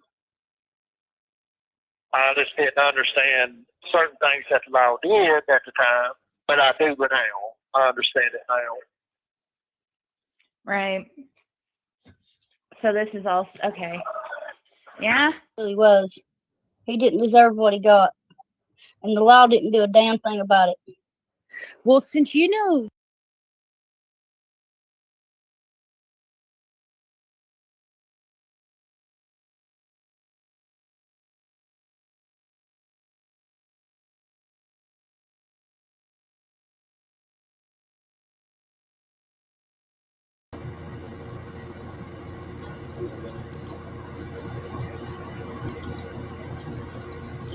January 30th, 2019 at 2:50 p.m. WBLT staff at Churchill's Manse were found in 2017, much like Earl Pisciazzo. But investigators still don't know how he died. Jason Arnold was reported missing in 2016. Nearly a year later, in November 2017, a human skull was found in the area of Cherry Lane at Church in Churchill. After Hawkins County deputies called in help, including cadaver dogs, where they found a human skeleton behind Arnold's home. After being taken to the James H. Quaylen College of Medicine, the remains were transferred to the National Missing and Unidentified Persons System in the UNT Health Science Center in Fort Worth, Texas. 1 year after the skeleton was found, Hawkins County's deputies found out the skeleton belonged to Jason Arnold. His family has been notified, but a cause of death is still unknown. If you have any information about what happened in this case, please call Hawkins County Sheriff's Office Detectives Division at 423-272-4848. I'm going to go up into the search bar. Wow, that's interesting. Here to review planned execution for Christina Pike, only woman on death row in Tennessee, continues. Damn. But I'm going to come up here.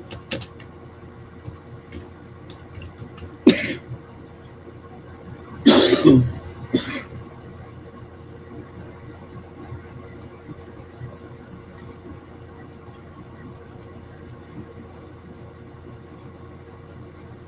sure we're going to have to scroll a bit. Any free list.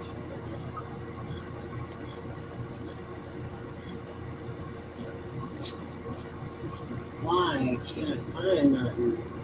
Hold on. Here's a post on Facebook.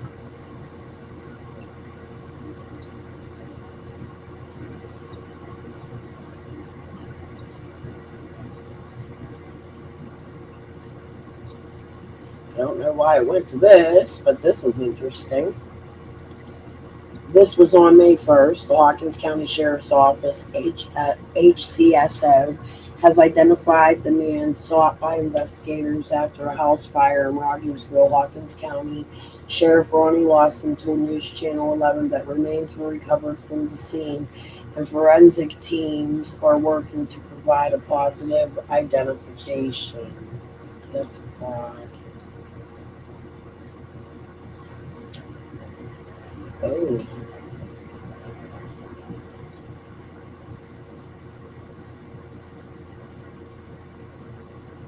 Stanley Valley Fire Department. 80-year-old Timothy Lane. Don't we have a Robin Lane? Oh, a lawnmower had caught on fire under his carport, which was attached to the home. Lane reportedly told dispatchers he was going to move his truck away from the motor. The report states da da da da da da da. Okay, so let's go up here into the search bar.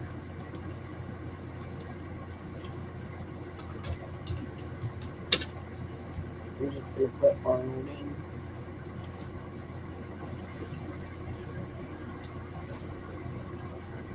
in. News, local, Jason Arnold. I gotta find these. There's a ton of news clips.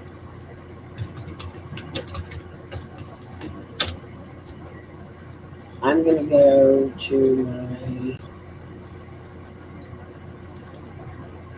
if I can't find them.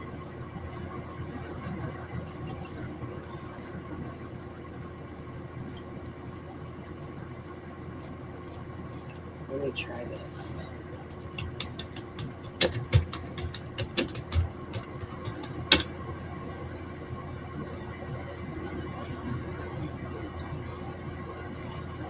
I don't know why it won't show me, but I have clips saved.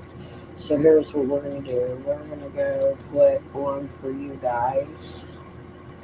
Here's chicken on a stick, because this story, or no. We want to finish the Jason Arnold. Please finish listening about Jason Arnold's death and Fred's relationship while I go look for something. You know the Arnolds really well. You know Jason and Chad. You've known them for 20 years.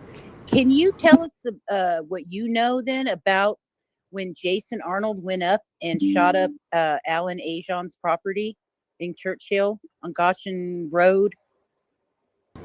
Did you hear of that? Hey, Yeah, I heard about it. real quick. There's an RJ in the back. I don't know if it's a RJ The that's court in the chat. papers Is that now it your camera's on? Is that okay? So Or do you then wanna wait? so you're aware then Jason Arnold worked for Dudley Ajon's dad and uncle. Because see, everyone says there's no connection between Dudley Ajon and that family and the Arnolds, but there is a connection, right? Because I couldn't say. I just know of the incident, but I don't know what it was over. Okay. Well, I think it was over Jason's son. I'm not sure.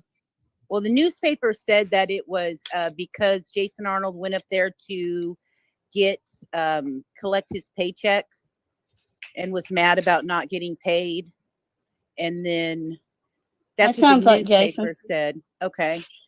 And so so you know Chad really well. Would you have known, like, did Chad work with Dudley Ajon at all? Do you know? No, not that I know of.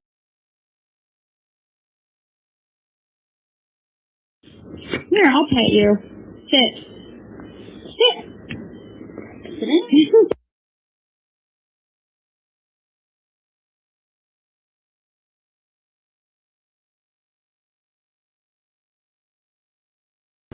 So we listened to that, and I found my list. I didn't check yet the Basement Jesus. I will, though. I promise. Just give me a little bit here. I haven't had a chance, but I'll check now. I'll reply after the live, but I'll check and let you know if I got it.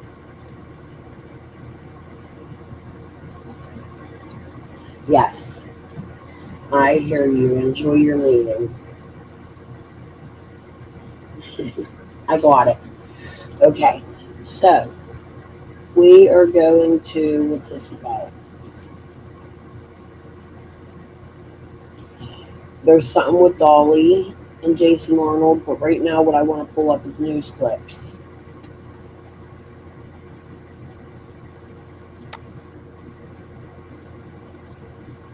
Jason Arnold's mug shots.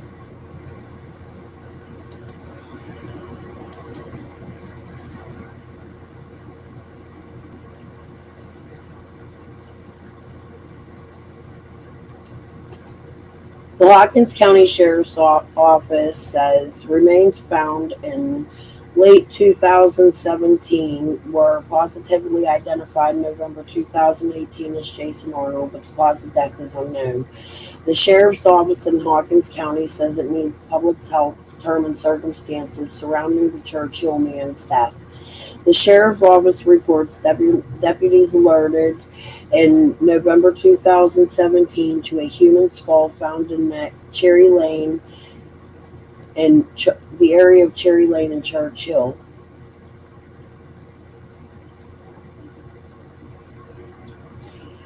Sheriff Ronnie Lawson says the remains were sent to James H. Quaylen College of Medicine and they were transferred to the National Missing and Identified Persons System in Fort Worth, Texas.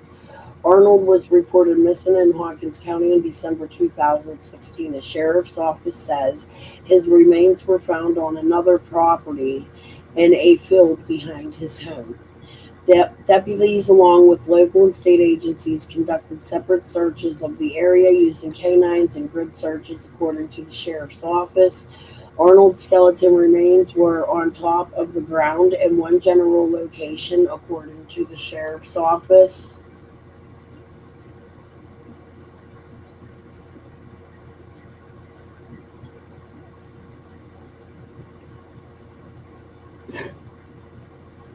I guess that's it on that one. So now this one. Some more breaking news tonight in Hawkins County. That's where investigators today asked for the public's help in a death investigation. The sheriff's office said remains were found in late 2017 that now have been identified as Jason Arnold. The remains were found near Cherry Lane and Churchill near his home. Arnold was reported missing in December 2016, about a year before his remains were located. Today, Sheriff Ronnie Lawson said the cause of Arnold's death has not been determined. They have now notified family, and they're asking that anyone with information about what may have happened to him to call the Hawkins County Sheriff's Office right away.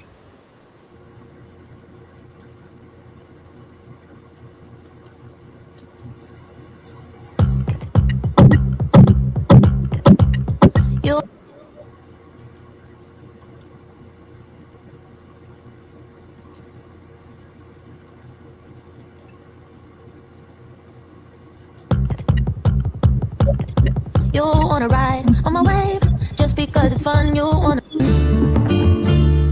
follow.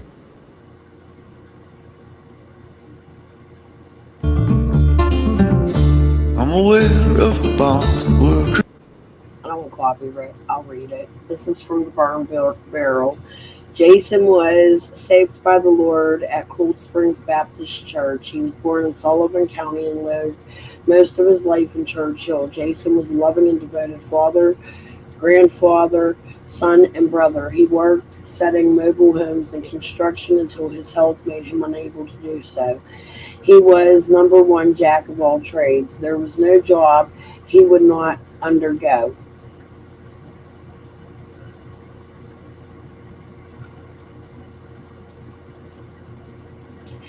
He was preceded in death by his father, Billy D. Arnold, grandparents, Ivan and Faye Carter Woods, Donald Arnold, stepfather, Darrell Hundley. Those left to cherish Jason's memories are his son. I hate saying his kids' names. I'm going to leave that out. He has one son and two daughters. He has two granddaughters. His mother, Peggy Hundley, grandmother, Margaret Arnold, brother, Chad Arnold, nephew, Hunter Arnold, mother of his children, Mendy Arnold, special uncles, Gary Woods, Stella, Lau Woods, Peggy,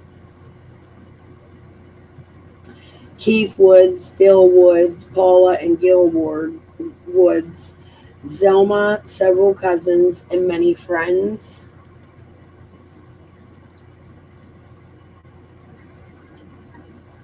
Sadly, we say goodbye to Jason A. Arnold, Churchill, Tennessee. You can send your sympathy in a guest book provided and share it with the family. You may also light a candle in honor of Jason Arnold and send a beautiful flower arrangement to the funeral service.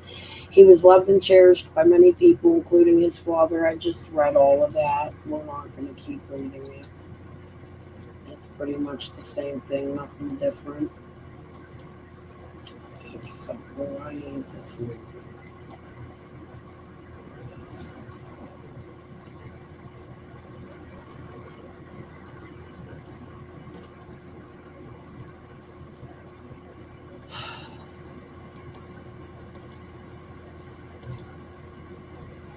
The road stretches over the hills, and I've got many debts to.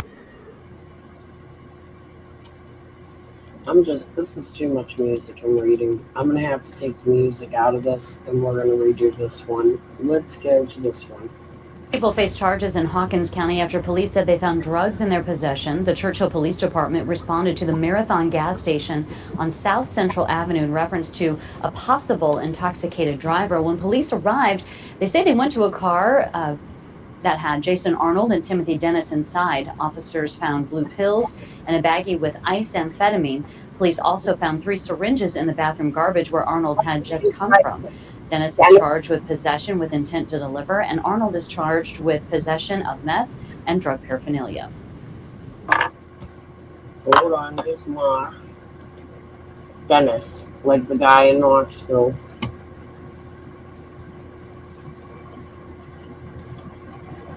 That's like okay.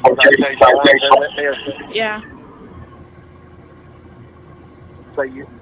We thought they was just hiding his body for 2 years. What I didn't understand until now, it takes a little over 2 years for the forensics and stuff to come back. Oh. See, You see what I'm saying? Yeah. See, I thought he was really hiding his body, but they really weren't. It was just takes that long for the forensics and everything to come back. Yeah. And see, he'd actually been cut up and stuff. See, they didn't find much of his body when they found him.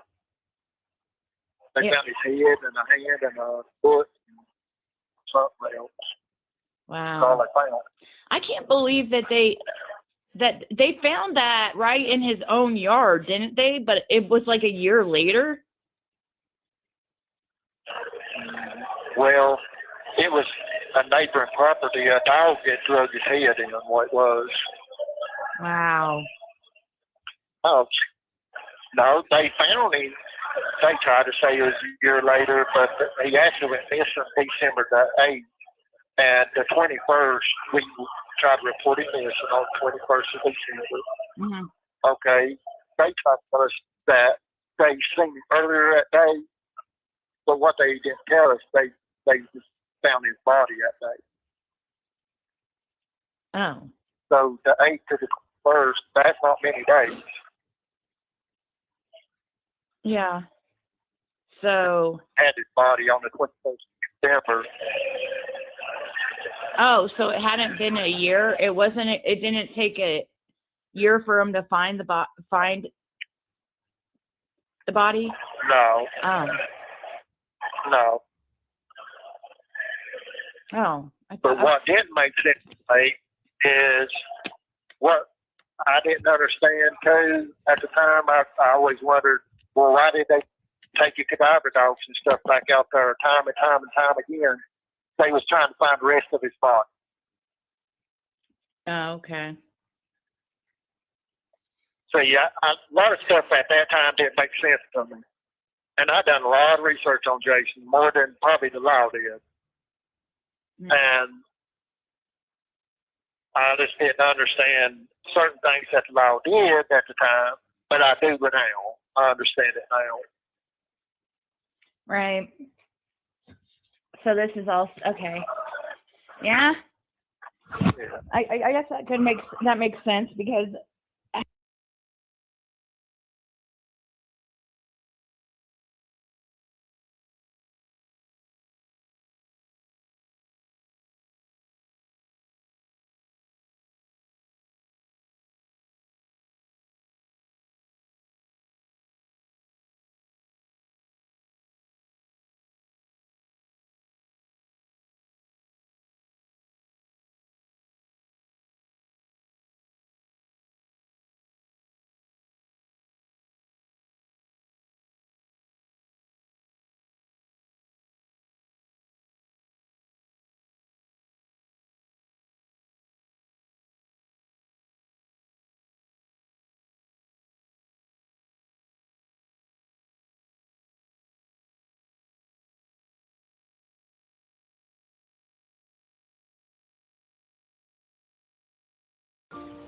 way they done a couple cases in the past and stuff. Like my best friend, he went missing December the 8th. They had his body December 21st. We tried to report him missing the same day. They tell us we can't report him missing because they seen him that day. But what they didn't tell us, they put him in a body bag that day. 2 years later, coroner folks up and calls his mom. That's how we find out he's dead. They bring the cadaver dog, everything out, played a role. They put up big rewards, all that during that 2 years. I mean, just like they're doing something. I mean, search all that. And they done had his body. What was Why his would name? they do all that? You know? What was your friend's name? Jason Arnold. But see, Hawkins County didn't like him. Why didn't they like him? I mean, Just he went in and he got in trouble. He went full his time right then, and he give him hell. I mean, really give him hell at the jail and stuff. so you're saying, okay, they said didn't care if he was dead or not. Really, what I was saying, you know, what I was trying to get at. Because he did move a little bit of drugs, but nothing like they wanted to allow, you know. they want to put it out there like he was the kingpin of all kingpins. What about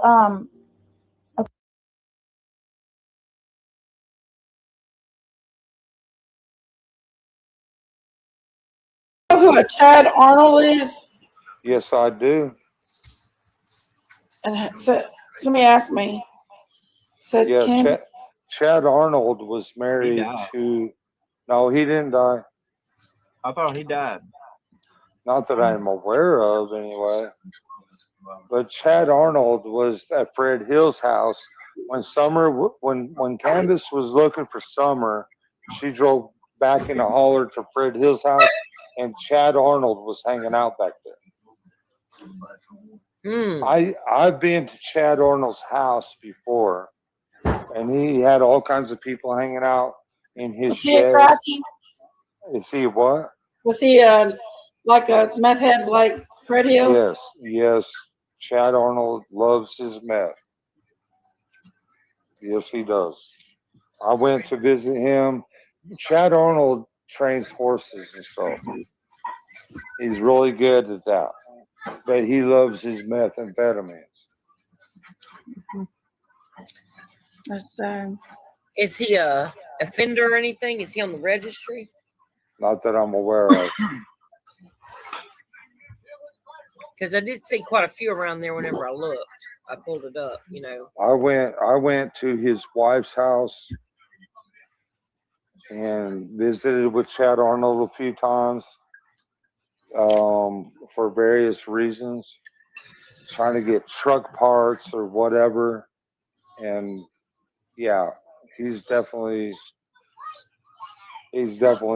showed me some big pieces of yeah, he's definitely into that stuff. Did Fred?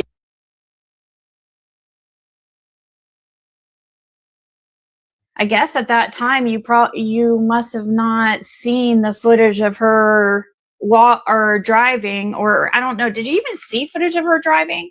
Did I what? See footage of her driving? Yeah, it was on my camera. And there's so many minutes of video and audio of it. All right.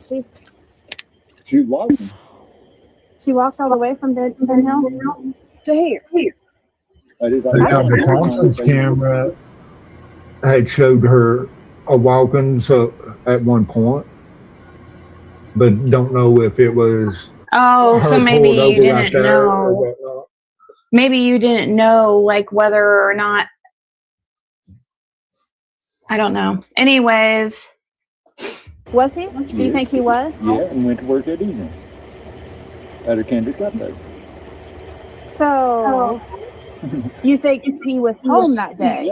Yeah, that's how I found out that Chad was even there, was through the footage. He didn't tell you at first? No, I seen it on footage. Reason we contacted each other. Because this would have been about 6 months after Summer went missing. How is that possible? Okay. You just heard his story change from she was walking to driving. You heard her say the dog hit at the back of the truck. Then you hear her say Candace was at the top of the hill. Then she was at the bottom of the hill. And then Chad seen her. They drove in. It's a whole lot of story changing. I don't know if you're hearing it, but I'm fucking hearing it. When it comes to Chad, it's a whole lot of story changing. Okay, let's see.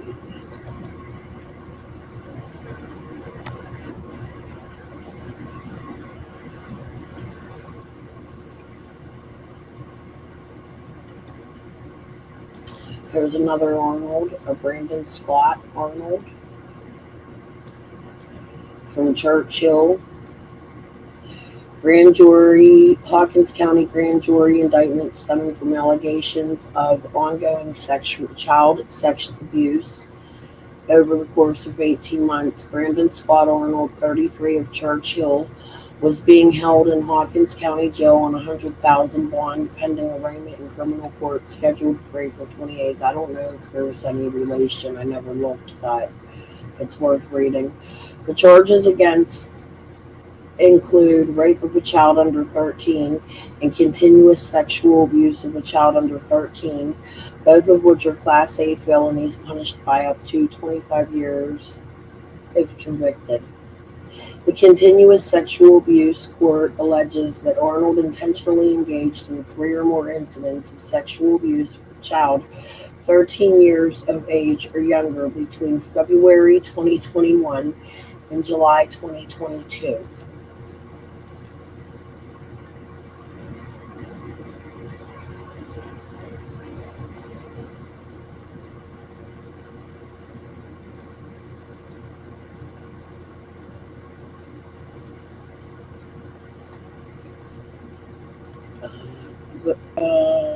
The third count of aggravated sexual battery, Class B felony, alleges that Arnold intentionally engaged in unlawful sexual contact with a child less than 13 years of age between February 2021 and April 2022. Class B felonies are punished by 8 to 12 years if convicted. For additional child sex related charges, include other Class B felony and 3 Class C felonies, 3 to 6 years if convicted and involved in the same general time period. Witnesses who testified before the grand jury included 2 Hawkins County detectives, a Kingsport detective, a representative of the 2nd Judicial District Child Advocacy Center, and a physician and nurse from Kingsport.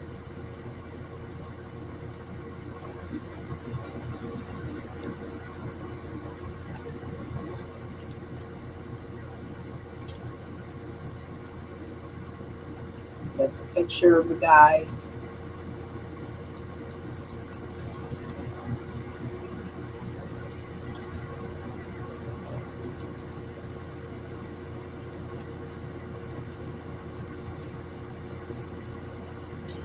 Johnson City, Tennessee, 21 people have been, this is April 30th, 2021, right before summer went missing.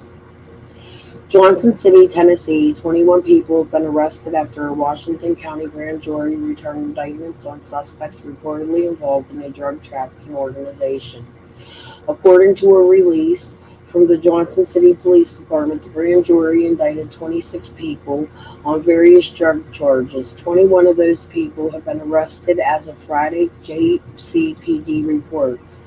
The release states the organization was led by Jesse Alexander Rogers and was responsible for the distribution of cocaine and marijuana in Johnson City.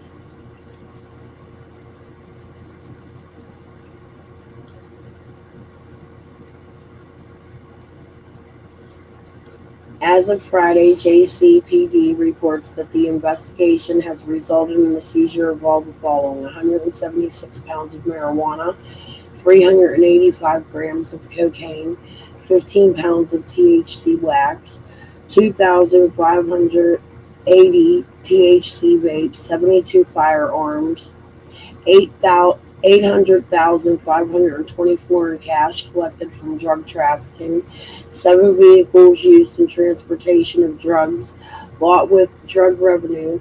Below is a list of suspects and their charges provided by the JCPD. All of the mugshots were provided by the Washington County Detention Center.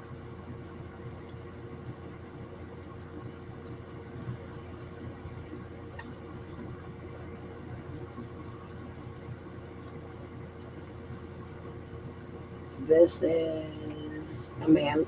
Okay. Below is a list of suspects. Hold on. Jesse Alexander Rogers. Conspiracy to distribute over 300 pounds of marijuana. Conspiracy to distribute 300 pounds of cocaine. Money laundering. 2 counts of Tennessee drug-free school zone enhancement.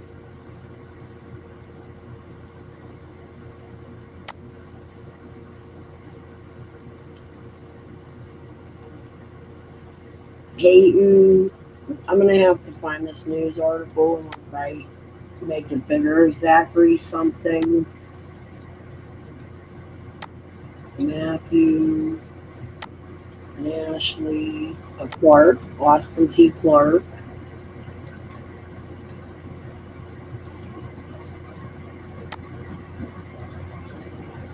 Cash, Simmons,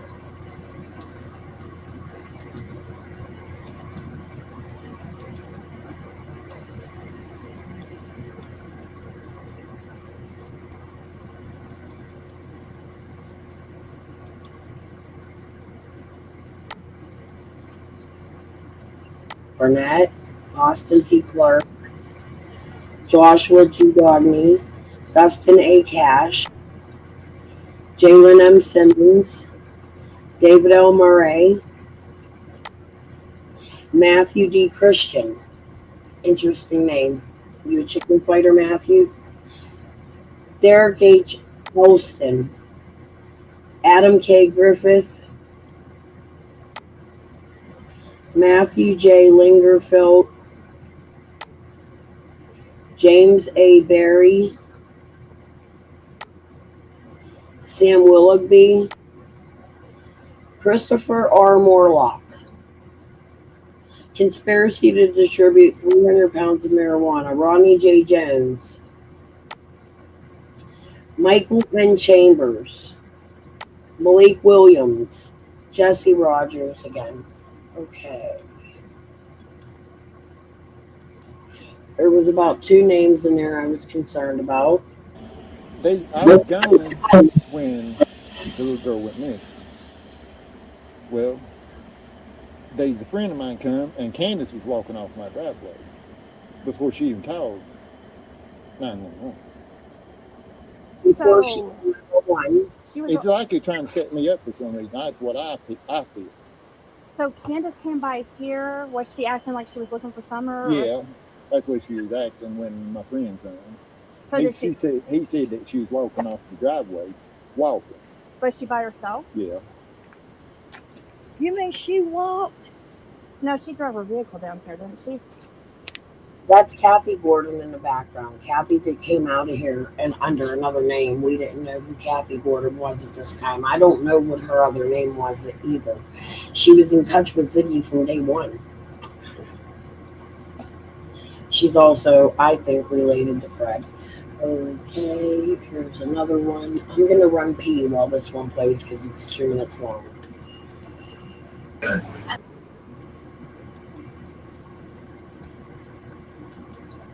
But it's only like, yeah, it's right good by the road, pretty much. That flat spot you're talking about? Yeah. Yeah, it's right there. Right. Don, do you know who a Chad Arnold is? Yes, I do. And so, somebody asked me. So Yeah, Chad Arnold was married to. No, he didn't die. I thought he died. Not that I'm aware of, anyway.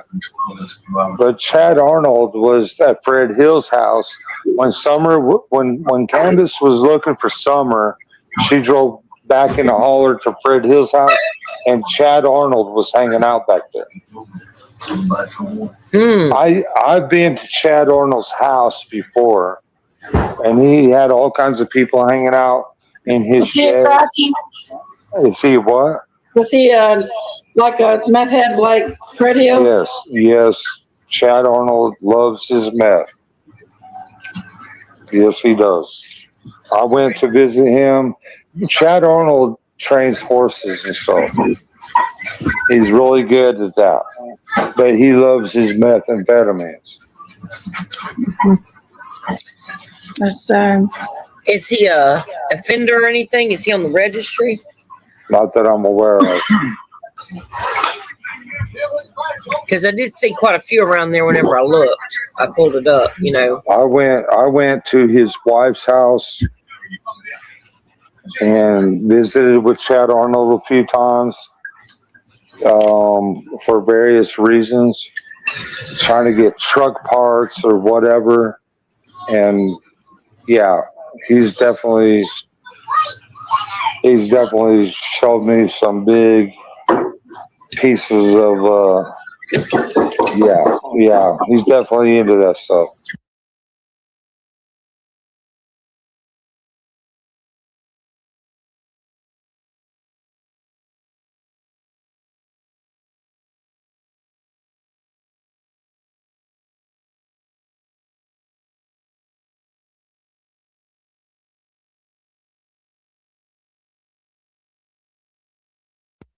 Okay. All right. And how did Chad Arnold get up there when he would go up there? Did he drive? Did he walk? Did he? He drove a Ford truck, What color was his truck? blue. So he drove a blue Ford truck. But he said that she stood outside the car, didn't even go to the door. I hollered at him and asked if he knowed if we was home, and he told her that he said, "I know. I don't know if they're home. I just now pulled up," and said that she said, "Well, their truck's not here." He said, "Well, then more than likely they're not home then." And said she got back in her car and said that she was asking him if he'd seen that little girl. Was this at your house? Which place was this? Was that this at your mom or It was at our place. down The at camper. 207? Yep, the camper.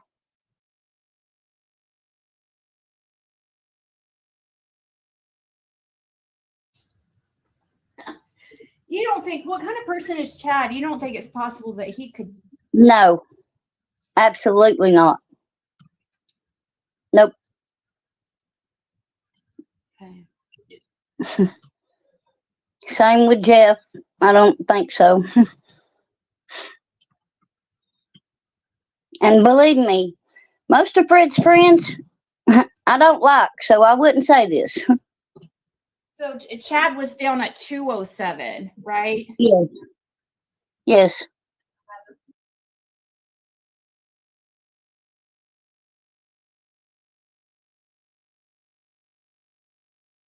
When so when It's someone hard to was explain. reported missing, Mhm. like, so was it normal for Dawn and Candace both to just like run over to your house at separate times and like in a panic, or like did they I'm trying to say it nice, Ziggy, damn it. Like, you know what I mean? So they both Candace, ran there. Was that odd behavior?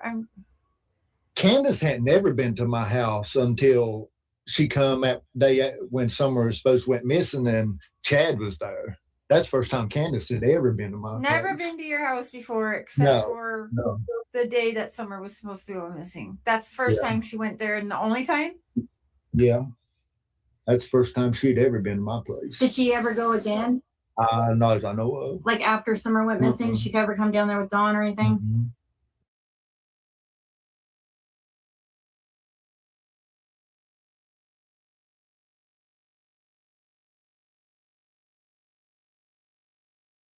Who is that? Is that Dawn? Who is that? Well, I'm doing. Not much. I'm Doing all right. I'm hanging in there best I can. God's got a greater plan, you know. So we got to stick with that. You know. So when you have kids, you cannot keep your house spotless. Is it possible? No, and not only that, when Summer come up missing, the police come in and tore our house to pieces. Oh yeah, they will. And none of them can ever dispute. And we told our boys, Ed, Summer, and our kids every single day that we love them with all our heart, and we done everything we could for them. My probation officer was making me leave the state after he told me I could go here and work and change my probation office here, change my probation here, and all this happy-go-lucky stuff. And now he's pulling everything out from under me and saying I have to go back to Tennessee. I don't know what's going on. I just assume that everybody's calling my probation officer and saying all kinds of bad stuff about me. I don't know. Maybe. I think it was bullshit that they put you in SHU for that long. They put me in solitary A block. That's where Fred Hill is. That's where Fred Hill is now. A block. He's probably got my old cell. A05. Dang. From what I heard, though, he's in there for protection reasons, though, ain't he? That's what they told me. I reckon he got he got a rude awakening when he come in. Yeah. I don't know if I believe that story. He probably ripped somebody off. Is what it is. Fred Hill used to roam around. I'd get up, like if I got up at 2 o'clock in the morning or something and looking around, he'd be out on somebody's horse with a flashlight, riding around for who knows what reason. That's weird. All night long. I caught him one time. I went to talk to him. I talked to him several times because I thought he has to know something. I caught him on other people's property, taking stuff from other people's property. Oh, that's what he's doing on the horse thing with the flashlight. Well, he has a golf cart, and he was on a golf cart and taking people's stuff from other people's property. I never said nothing until this point. Yeah. But you know what I'm saying? Like, I just don't want him to be lying and just trying to get out of jail, trying to work some kind of deal or something. That ain't cool at all. He's been lying since day one. But I don't trust him either, but I don't. I've been up to his house several times trying to get answers, and he started talking about meth monkeys out in the woods and everything else, steering me off in the wrong direction. I mean, all kinds of wild stories he told me. And I How do we just know leave this there. is another one? You know, how do we know he's not even making this? You know, dead men tell no tales, right? Exactly. He's just trying to get notoriety, money on his books. That's all he cares about. And I thought it was convenient when I found out that old Cotton was dead. Exactly. He's going to blame it on the dead man. Really? Wow. Sometimes And people then, will do things to get the, you know, get the look off themselves. You know, blame it on a dead person. That's a good way to go well, about I'll it. guarantee you the detectives are trying to talk to him, but he keeps talking way out in left field somewhere. And that's why I want to beat his ass so bad. Because he could be the person responsible for Summer's disappearance. Because he got meth heads going in and out of our road day and night, all day long, all night long. And he could be the person responsible for Summer's disappearance. And he wants to sit there and talk crazy. The boy needs his ass beat. Yeah, he probably gonna get that. He needs it. Eventually, he's gonna get that. He's looking at probably a decade in the pen. So Yeah, he's Well, gonna he get wants, it. he wants to play games after my daughter's disappearance. That's what's so bad about it. Yeah, exactly. When the police was up there at my house, I says, "You're not going to go knock on Fred Hill's door or some of these meth heads around here?" I says, "Then let me the fuck out of the way, and I'll go do it myself." And they says, "Well, we can't stop you, Mr. Wells. You're a free man." I said, "Yeah, that's right." And I went over there and I drove to his house and I about kicked the fucking door in. And he's like, "Oh, yeah. Well, I seen some meth heads up there on the ridge, blah blah blah, and talking all kinds of crazy." Yeah. That seems awful suspicious to me. Cannot get a straight answer out of him for nothing. And here he is playing games again on Ziggy's Live and everything else. Cannot get a straight answer out of him. He's right. He is also detoxing at this time when he's Exactly. rattling off. So he's an everyday user. He shoots that crap in his arm. Yeah, and so he's probably been sick for the last week. Yeah, for the last 2 weeks. I felt sorry for him, and I give him a black truck. I says, "You haul that stuff off, whatever," because I didn't want to clutter up my driveway. He hauled that crap off. I says, "The motor's good. It's a brand new motor. Ford 30,000 sober. You know, and all you need to do is put a harmonic balancer in it." But he hauled it straight to the junkyard for meth. I think it was, oh man, I don't know. And honestly, the best place he could be is jail. Because Absolutely, I agree with you 100% on that. I mean, Yep, you know, that's right. At least he That's keep off right. that crap for his head to get right, and maybe he might have an answer to something, and then they can give him a lie detector test, and then maybe they'll get somewhere. Yeah, I agree with you. There was a lot of traffic coming in and out of our hauler because of Fred Hill. He needs to own up to this shit. That fucking asshole needs to own up that he's the fucking reason that all that traffic was coming in and out of our hauler. And I want to beat his ass so bad and make him realize this. Yeah, I don't blame you. And another thing is him having that horse, you know. And I was wondering, like, if somebody, you know, if they could have lured Summer to the road with a horse or with an animal, you know, because the dog, you know, they trace her footprints and her smell. Well, her scent I'll promise you that Summer would never leave our property, but there's a possibility that someone could have lured her, like you just said. As a little kid is 5 years old. Right, I don't know. right. I mean, That's you look right. something that they love, like a horse or a puppy. That's you know, right. you know, Yes, that's right. That's a possibility. I don't think she would ever leave him from around her house unless she was lured, like you said. because have you ever watched them shows that they do? Because they'll Yeah. get the parents and they'll go, Yeah. "You think your kid wouldn't talk to a stranger?" And every That's one of them, right. every time they do it, Absolutely. you know, people like that Yep. are so manipulative. They know what they're doing and they plan it ahead of time. Exactly. You're absolutely right. Yes, And they ma'am. sit and wait and watch. And you know, I said from the beginning, I said it's got to be somebody close by there. And Yep. I think because they're sitting watching, Yep. waiting for the right second, just the right second. I agree. But there's one thing we got to stick with. There are two things we got to stick with. The boys are the last one that seen her go down in the basement. And number two, the dogs, the police dogs, followed her scent, not down the driveway, but down the dog trail, and it dead ended on the road. Okay. That's what So we have to go right by with. the road. They're still right by the road. Right. Which means she was thrown in a vehicle. And Fred Hill was leaving out that time, hauling some scrap metal off at that time. Oh yeah, I heard that on the. Did he have a red truck? No, he doesn't. He has a yellow Nissan. What about the cotton? I have no idea. I have no idea on that. I don't know. I just don't know. Did you know Cotton? No, I don't. The only people that I know is the people I work with all them years, Tucker Drywall, and all of them pretty much disowned me after this happened. Dog trail. Yeah. That goes right up to that flat spot before your driveway, correct? Yes, it does. I put in that little, Mary's husband used to work at the school in Church Hill. He had a trailer house on the property of the school in Church Hill, the elementary school. Mary and her husband, I can't remember his name. So what was his name?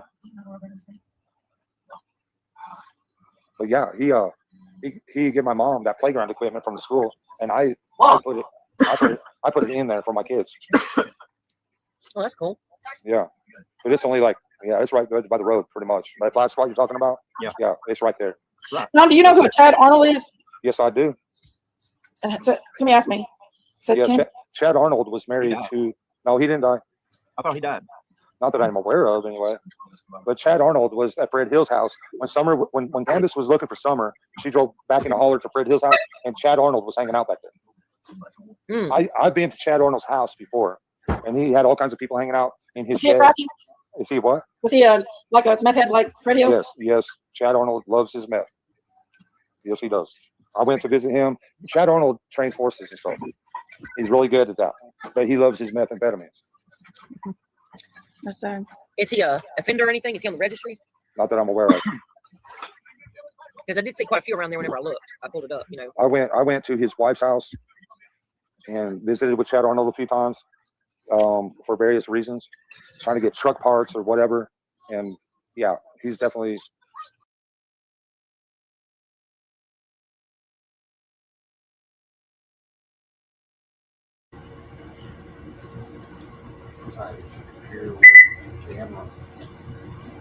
She dissolved it. Okay, I'm there, babe. My speaker is dying, and I'm in the middle of a live. Okay, what 3 dots do you want me to look over live? Minecraft. He wants me to show you his live. Hold on, I gotta fix my damn speaker. He wants to show you. Oh, my audience. Hold on, Bailey.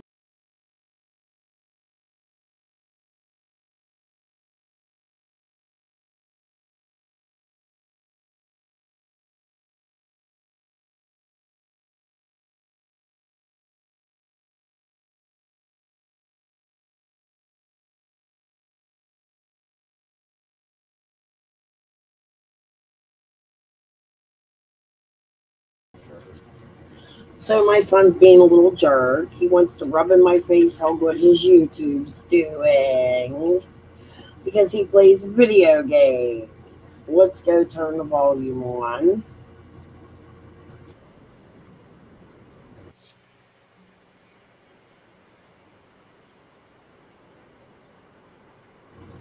He wants me to share his videos with you, I'm going to assume, so that you could sub up to his channel. Never mind, I'm going to have to come back because I don't know how to do it on a computer. What, message me? Just text me. No, I want you to unhide me. Oh, I know how to do that. I'll figure it out. I'll figure it out after. Who wants to join up in the whole cool world? But he has try to do a this pretty with me. fucking amazing channel. And I didn't know you had 2 fucking channels. So that's fucking nice. He just wants to rub it in. I want to join Sub back. up to my What's son. He's your fucking name on amazing. here? I Hello, forget it. babe. You can't text me on regular phone? Where's Lincoln at? Yeah, this is my one. This one is my all. Okay. Well, I love you, son, and I will call you while Killer Looks' video plays. Lincoln, what's up? What's up? I'm almost done with what I was doing. Everybody sign up to Y2K Pac-Man 420 or Face Pac-Man. I don't fucking know which one. Sign up to them both. He's doing amazing. Yeah, I don't see you guys. I I'll don't be see on anyone there. I'm that's on subbed. right now. It If you guys says want I'm to join up, subbed. just let me know. Okay. I got you. Get online and I'll invite you. Or send me a join request if you can. I don't know Back if you to my can. son derailing me. This I was don't know Miss exactly how Christine. Everybody pray for her family. We've Minecraft lost works. her. She's another one in the community that's no longer here. He's definitely showed me some big pieces of yeah. He's definitely into that stuff. Did Fred Hill act like he had?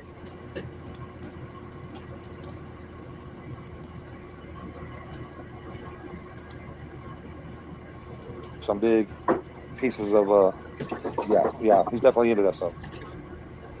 There's no sound. Hold on. Some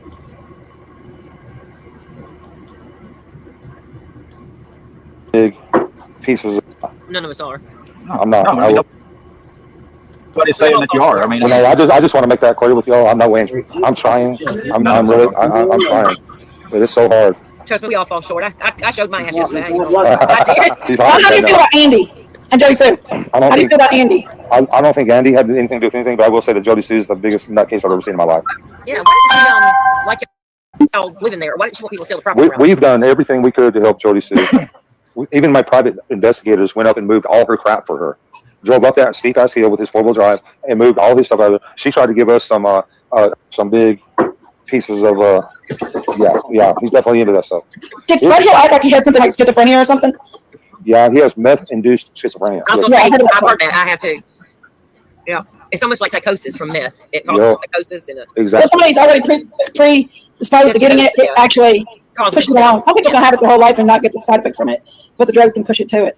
I've seen a difference in people because some people don't act the same on that stuff. You know, you can see some people now like they completely lost their daggone mind. Like, I mean, you know, like. Do you think Chad Cotton and Fred took some, or somebody just asking that question? I have no clue. But it's just like Dudley. That weekend, I guess he went and done dope all weekend. He showed up Monday. I guess I fired him Monday or Tuesday. I don't remember. I can't deal with that stuff. Dudley. He said I ripped him off for money and everything else. He's lying. Oh yeah, well, he lied too in that interview. Yes, He tried ma'am. to act like he was such a good, upstanding guy. And we've seen that, you know, everybody that has been mentioned has went down for some crazy shit. Yes, sir. So, yes, sir. So and I'm not claiming I'm an angel because I'm not. None of us are. I'm not. No, nobody's saying that you are. I mean, you know, I just want to make that clear with y'all. I'm no angel. I'm trying. I'm really trying, but it's so hard.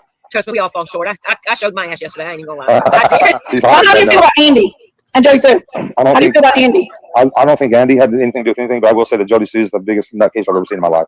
Yeah, why didn't she like y'all living there? Why didn't she want people to sell the property? We've done everything we could to help Jody Sue.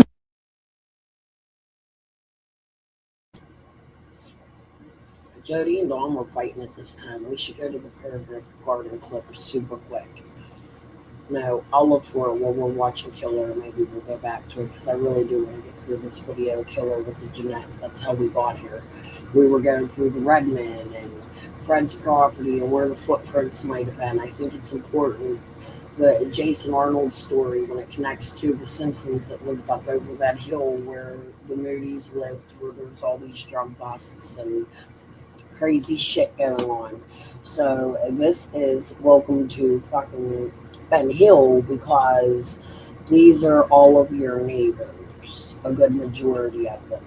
But you know what? I'm gonna cut this short, that part. I didn't finish one fucking video yet. My store videos to show. We need to go to Killer Looks. I even clicked out of it.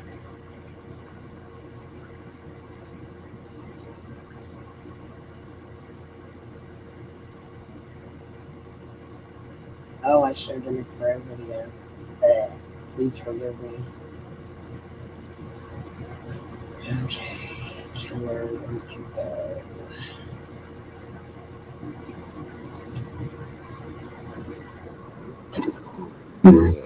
Agenda. Losing it to someone viewed as an outsider often creates resentment that lasts for decades. In this case, the story surrounding the new owner only seemed to amplify those feelings. Among local rumors that had been circulating for years is the claim that Ed Redmond was not simply another resident of Ben Hill, but a federal agent living under witness protection. Those claims have never been publicly verified, but they remain persistent. Do you know those people down there? Yeah. Okay, because they acted like they don't know you. So he's a Fed agent under witness. Who is the guy down there? The big guy? He's a what? Fed agent under witness protection. Ed has also been described as being close friends with John Smith, an uncle to Fred Hill and Andy Bernard. John himself has long been surrounded by allegations involving drug activity and the nickname Uncle Blue Ice. Jody Sue's claimed Andy would sneak away to John's property to use drugs and spend time with other women. I was like, do you care to explain why you were at John's today? Because you didn't have a grant, and so there's only one other reason, and it's called dope. He goes, didn't go. I call bullshit. You knew better. And make no mistake, he was begging to stall there as well. It's right across the river. But anyway, there was some funky shit up.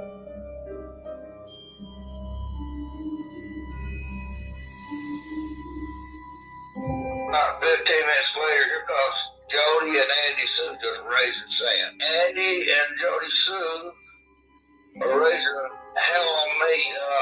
I could tell I wasn't too much welcome there. Way home on the 16th, Andy Bernard called me, and he told me, you give me the TBI's number, so I called the TBI. Before I left Tennessee, I called them, and they didn't say Knoxville, Tennessee. On the evening of the 14th, they're saying that they were looking for me, looking to knock me off and plant evidence.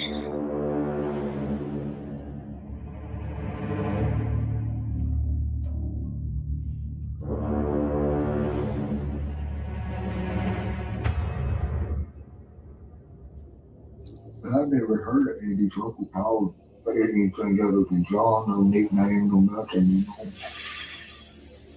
Yeah, Fred was just saying he never knew John Smith being known by anything other than his name, than John. But he lived a secluded life. I mean, you never seen him. He just, only one I ever seen him associate with was Ed Redmond, that in the holler. Yeah. He was up there by there. So I'll call it Green Eyes. He's a okay fella. Yeah. Hey, Green Eyes, Blue Eyes, whatever you think.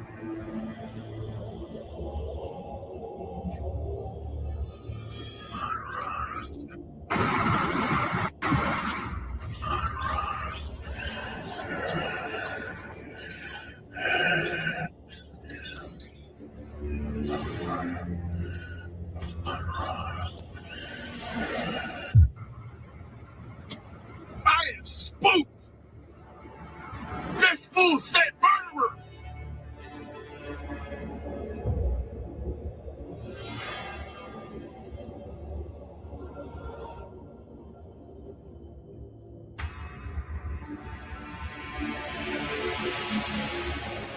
Green Eyes. Green Eyes. There he is. Remember when people said Don was home earlier, 3:30ish? It's Andy's uncle that was saying he was, but they. This is what I want you to pay attention to. Not the green eyes, but the blue ice. Yeah.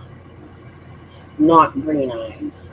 Unless it's the bad green eyes. We were watching the last night or the night before. When I had that very long live, it was the night before. And I played a video from Nana's Angels. However, the green eyes that comes to my chat, I don't believe is the same. I've literally, man, YouTube is wild. People play real fuck shit games with your head.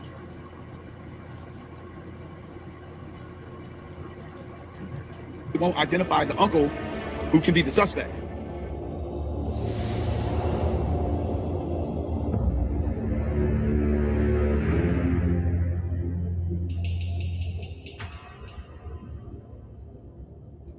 Hey, you trying to tell me that it's a man in a blue van patrolling the area of Beach Creek and Ben Hill looking for Jackie Dobbs, and some kind of way he misses what happens to the little girl? Some stories around John's job as a janitor at a local school and allegations of S.A. Other stories allege John and Andy Bernard confronted Jackie Dobbs over a land purchase involving property that had belonged to the sister.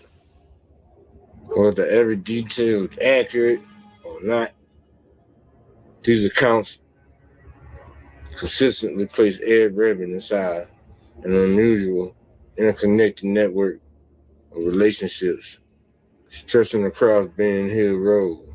John Smith had a background. Oh yeah, John Smith too has a background with children accusations.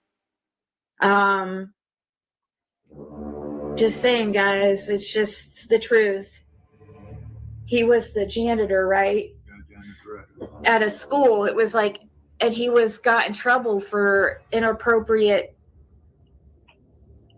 behavior with one of the students. We'll just say that.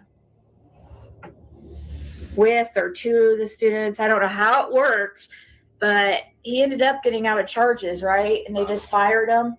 I don't really know. Because I know he ended up being fired. Yeah. And he lives like a very secluded, like private life. He is like a hermit. The Sun Alert is across from John Smith. John Smith had a single cab red Tacoma, or maroon Tacoma. Never had no ladder rack. But see, I see John because he would pass 207 up a lot of time going to Ed's. every day. I deal with one person on that call.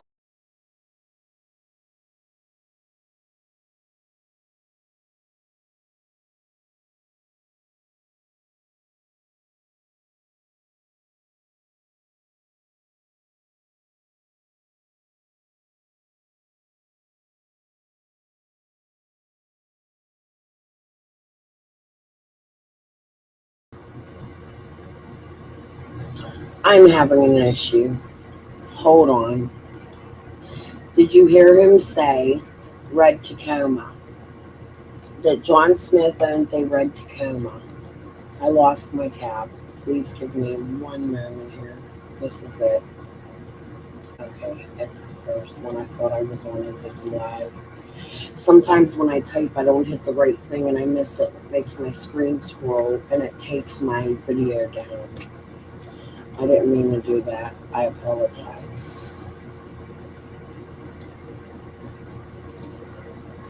I'm going to go back just a few seconds. I want you to rehear this. Please listen to what he's saying. The killer's showing you. I find this interesting. I think it's relevant. I told you earlier in the live, I know I've heard Jody Sue state that Paulie protects her piece of shit pedo brother. Many times in many videos, I'll pull the clips out. One day I have 480 fucking videos saved just from her Facebook. So, it's a lot of digging. I'm sure I have it clipped somewhere. I'm just a disaster. I've showed you that. We just go with the flow here. Wherever my content goes is where it goes. It starts and it ends where it ends. 10% for 30 days. And there was enough logs on that property to be able to log and sell off and pay for the rest of that property, but nobody would do it. And JL screwed everybody out of it. Am I lying, Fred? How do you feel? To outsiders, it may sound like nothing more than an unfortunate real estate transaction. But to the families who have spent generations in those mountains, land is history. For memory, for identity, losing it to someone viewed as an outsider often creates resentment that lasts for decades. In this case, the story surrounding the new owner only seemed to amplify those feelings. Among local rumors that have been circulating for years is the claim that Ed Redmond was not simply another resident of Ben Hill, but a federal agent living under witness protection.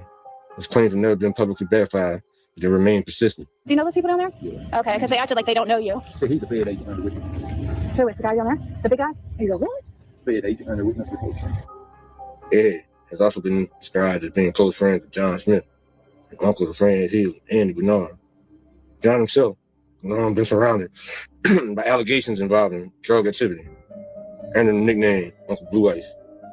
Jody Sue's claimed Andy would sneak away to John's property to use drugs to spend time with other women. I was like, you can't explain why you were at John's today? Because you didn't have grant, and so there's only one other reason, and it's all dope. He goes, didn't go. I call bullshit. You knew better. And make no mistake, he was being installed there as well. It's right across the road. But anyway, there was some funky shit up. Anyway, he was being installed there right across the road.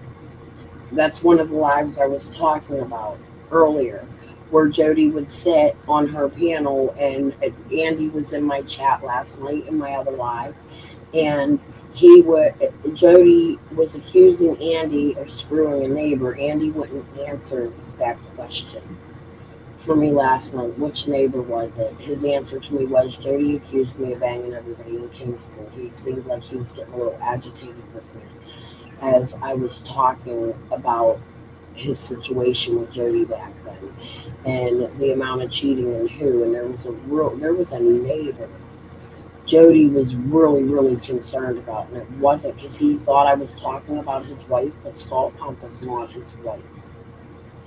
Air Mattress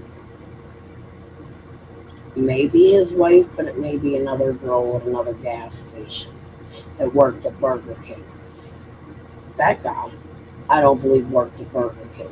There's another female. There's another few females that Jody Sue speaks of. You just got to decipher and figure out which one she's accusing him of sleeping with. There's about 2 or 3 of them. But the main one was a neighbor. We hear Fred say he seen Andy that day I think the neighbor that Jody Sue thinks that Andy was banging is important to Summer's case, because could it be another girl followed Andy out of the holler, according to Fred? Could it be the neighbor he's banging and she's finding, no, Becca doesn't have little babies. Becca has children. I don't believe none of her children are little. Becca also doesn't have custody of any of her children. The father does, up by Knoxville. And I'm trying to think of his name. It starts with an O. She's been married a few times, quite a few times. Is she clout chasing Andy because of the Summer case and they got together? Andy claims they didn't get together until the July after Summer disappeared or something. Him and Jody weren't quite separated. They were together still, but they were breaking up, and it was immediately after Summer had gone. He had stated that in one of my chats one time. So I believe Becca has a connection to Chase through a Rachel King. You have to go do Becca's research. You have to figure out her family. Her ex was arrested a few times. Jody once sent me car tags, and it led to the same family of Chase and Becca. I shouldn't have looked that up. I don't think car tags are legal. However, I did only send that. Well, you can pay for it. I paid for it. It was offered online. But it was odd. She was looking that up, and Tiffany Marie was attacking her for car tags at that time, or attacking somebody else about car tags. So Tiffany freaked out when Jody Sue sent me this car tag.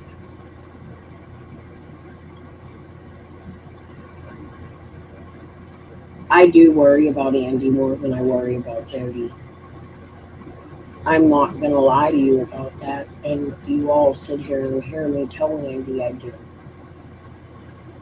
The way Andy reacts to some things, like for instance, I asked him once on panel, do you feel sorry for beating Jody Sue? He had no remorse. He says he does. When he's in chat, he'll say it, but this is why I don't like text messaging. I much rather prefer a phone call, because when you're texting, you don't get the same emotion that you would when you're looking at somebody to see if they're telling you the truth, or there's, your message. I've been saying this for a couple days to my husband, or even a boo-boo complaining about my husband, because all he wants to do is text. He doesn't want to be here by telling the truth, giving his phone up and getting help. I think he needs help. Even the police officers I spoke to early this morning thought so too. My husband has taken large amounts of kratom. He is stealing it from his jaw. Now, he's nodding off when he's at home. I'm extremely worried. He's abusing me. He's doing things that he's never done to me in years. We had some issues when my son passed away after birth, but it was not this severe, and I think my husband needs rehab, and that's part of our problem, and that's why I've been trying to give him a chance. I thought maybe if we could get some mental health together, which, by the way, we're court ordered to do so, and he is absolutely refusing it, and it's causing me great concern.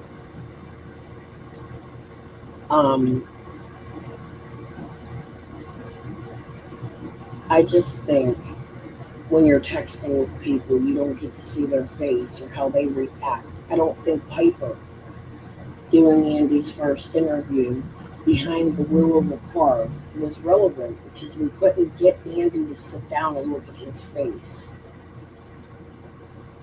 Andy offered to take a polygraph there. He offered for Ziggy and Cher to pay for it. Cher promised if Fred didn't show up, Andy could still take the polygraph, and then she took that away. Andy never got the polygraph. I think if we're just looking at Fred, it's wrong. I think everybody has information that would be relevant to Summer's case, even if it's about a different neighbor that might have done something with Fred 3 months before Summer went missing. When Killer brings out this video, to me, this is new material. I didn't know all of this about John. And this is, otherwise, I never would have listened to Jody Sue and Andy, because it's almost like they protected him. Nobody was allowed to speak about him. Now, Green Eyes, both of them, in my opinion, I need to find Benny's phone call with Green Eyes. I didn't go look for it to compare voices to both Green Eyes. But there was a phone call with not only the Jody Sue, but there was a really mean phone call at the beginning of Summer's case with the Green Eyes. And they said some really interesting shit, and to me it matched up with the Green Eyes that was in Nana's. I have to listen to the voice to be able to tell. So there may be a Green Eyes running around here that ain't our Green Eyes that decided to mimic a Green Eyes comes here to cause confusion, because our Green Eyes was definitely fucking with Jody Sue. However, it was in a jokingly manner, and I've showed you that last night, the difference between the one voice that's softer and the other voice that's rougher. But I think maybe fucking Bill Benton, to be fucking honest with you. I don't know. It's just a guess, a gut feeling, but what do I know? About 15 minutes later, here comes Jody and Andy Sue just raising sand. Andy and Jody Sue are raising hell on me. I can tell I ordered too much water there. Went home on the 16th. Andy Bernard called me, and he told me he give me the TBI's number, so I called the TBI. Before I left Tennessee, I called them, and they didn't say not to read Tennessee. On the evening of the 14th, they're saying that they were looking for me, looking to knock me off the planet over there.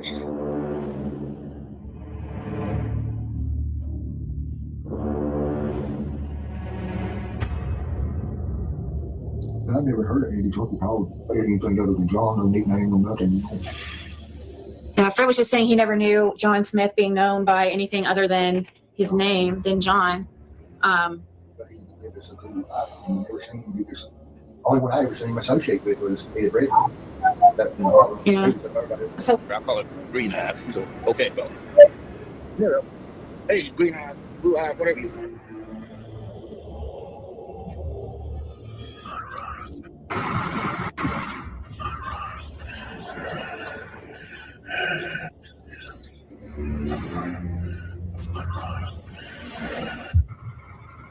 I am spooked. This fool said murderer.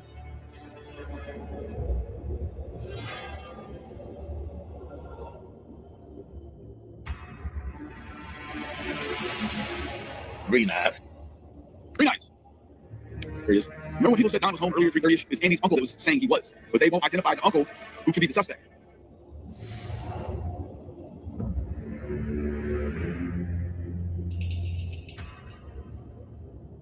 Hey, you trying to tell me there's a man in a blue van patrolling the area of East Creek and Ben Hill looking for Jackie Dobbs, and some kind of way he misses what happens to the little girl?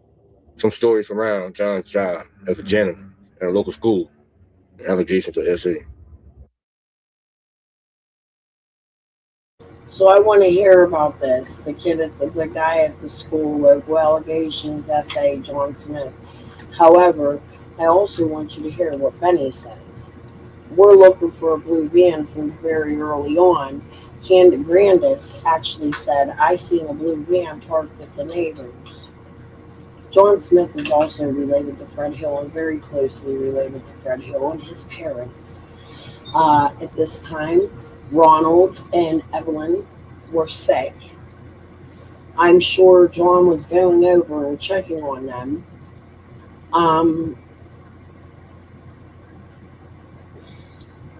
He also was first, after Dawn, to see Jackie Dobbs, or he's seen Jackie Dobbs before. They all came and attacked Jackie Dobbs. I think this is where me and Killer separate.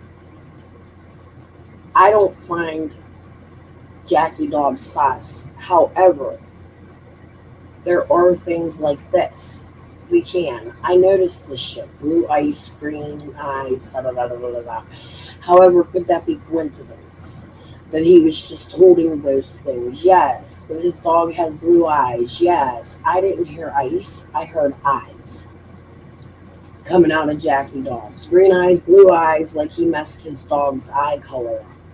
I didn't hear it the way Killer hears it. However, the information about John Smith, in my opinion, is extremely important. And I agree if there is, and I haven't maybe seen the whole video or don't remember because it was 2 weeks ago. But the blue van to me is inquisitive because Granda's seen a blue van and now we are putting 2 blue vans, or is this 1 blue van? Did this blue van hit the guide wire?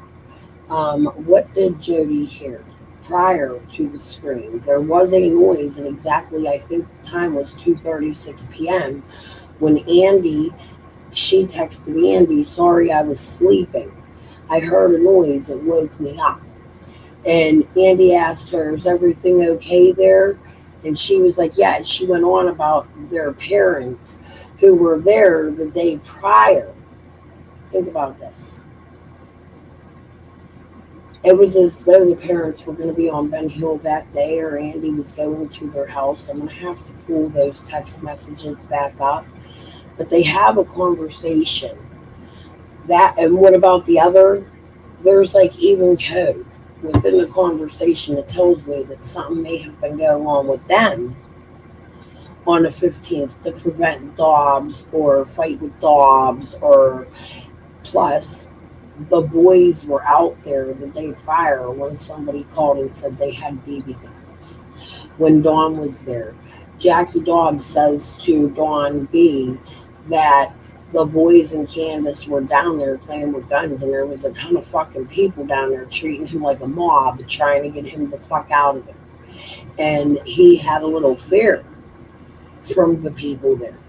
I truly don't think Jackie Dobbs had anything to do with Summer going missing. I think he was an old man trying to get away from his crazy wife that wanted sex from Jesus.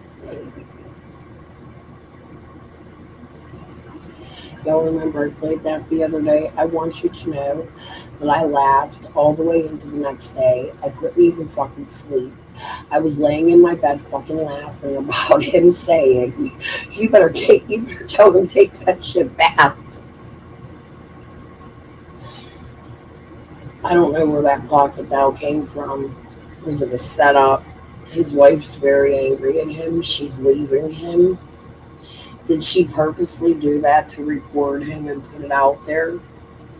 I don't know. But I do know that he has been living with the same son since he left Ben Hill Road. He's not running anywhere. He's talked to the TBI, the FBI. He tells us that. He plays guitar. I just don't see harm in a 76-year-old man at the time, I think, that couldn't breathe. He has heart failure and emphysema and COPD or something going on over there. There's no way he could take Summer and walk her through the woods. He barely could cut the fucking lines down. They all came and tried to mob him. The police came. I actually think I have the 911 call to Ben Hill that day. I'm going to have to go look, but I do think that like a few months ago I ran into the fact that I had it. I remember I was getting the archives, so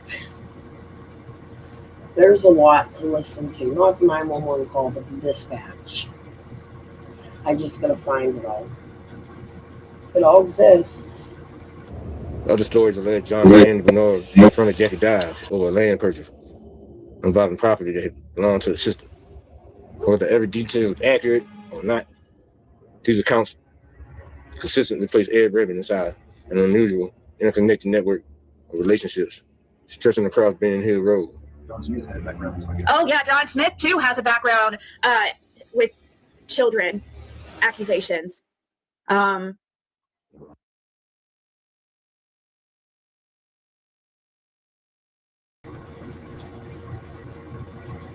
Carolyn Ornette is an interesting name. I would also like you to remember all the way back, a lot of Ornettes came out here. And there was a woman, Carolyn Ornette. Ain't that the real fucking actress's name or something really fucking close? Red hair, Mama's House.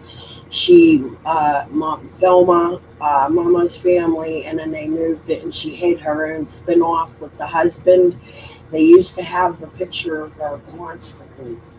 So I don't know if this is an old comment from Ziggy's, but this was a name you should look out for. I don't know who it is. It's a fake fucking profile, and they played a lot of fuck shit games and under many different names with this fucking picture in Michelle After Dark's Facebook group and YouTube page. Just saying, guys, it's just the truth.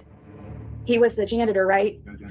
At a school. It was like, and he got in trouble for inappropriate behavior with one of the students. We'll just say that.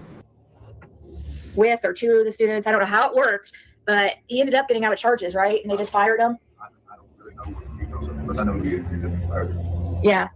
And he lives like a very secluded, like private life. He is like a hermit. The Sun Alert is across from John Smith. John Smith had, I think, had red Tacoma, Tacoma. Never had no letter rat. But see, I see John because he pays 2 that's why I'm going to his every day. I deal with one person on that holler. Cat, single cat. Which is my mom's brother. His name is John. Yeah. That is the only house, Fred, that's the only house I go to on Glendale Road, right? I've seen you go in past my driveway many times. Yeah, just to go in, turn around, come back out. I don't know, Ed. Beyond Ed's home, a private road continued even deeper into the mountains. Shortly after someone disappeared, locals said a gate was installed across that road, preventing public access to the back of the holler. I mean, even just like people try to say past Ed Redmonds is the county road, it's a private drive. And they're talking about the gate and stuff being put up across the county road. It's not a county road, it's a private drive. If this was a setup to take Summer Wells, Jody and Andy was very, very upset about that land being sold. Not only Jody and Andy, I think Paulie and George fueled it, to be 100% honest with you, since they ain't been there in years. And then Dobbs shows up and they're there 2 days in a row, including prior to Summer going missing, since George Bernard was in the street telling people who could come in and out. And I'd like to know why the police gave him that motherfucking authority. That is something that the new Hatfields and McCoy talked about. Fred talks about it. I'm going to get into that one day. I want to talk again about Andy's parents. I want to keep sharing the shit about Andy's parents, Jody Sue says, because there is you can see James Light was convicted at 80 years old for his crime.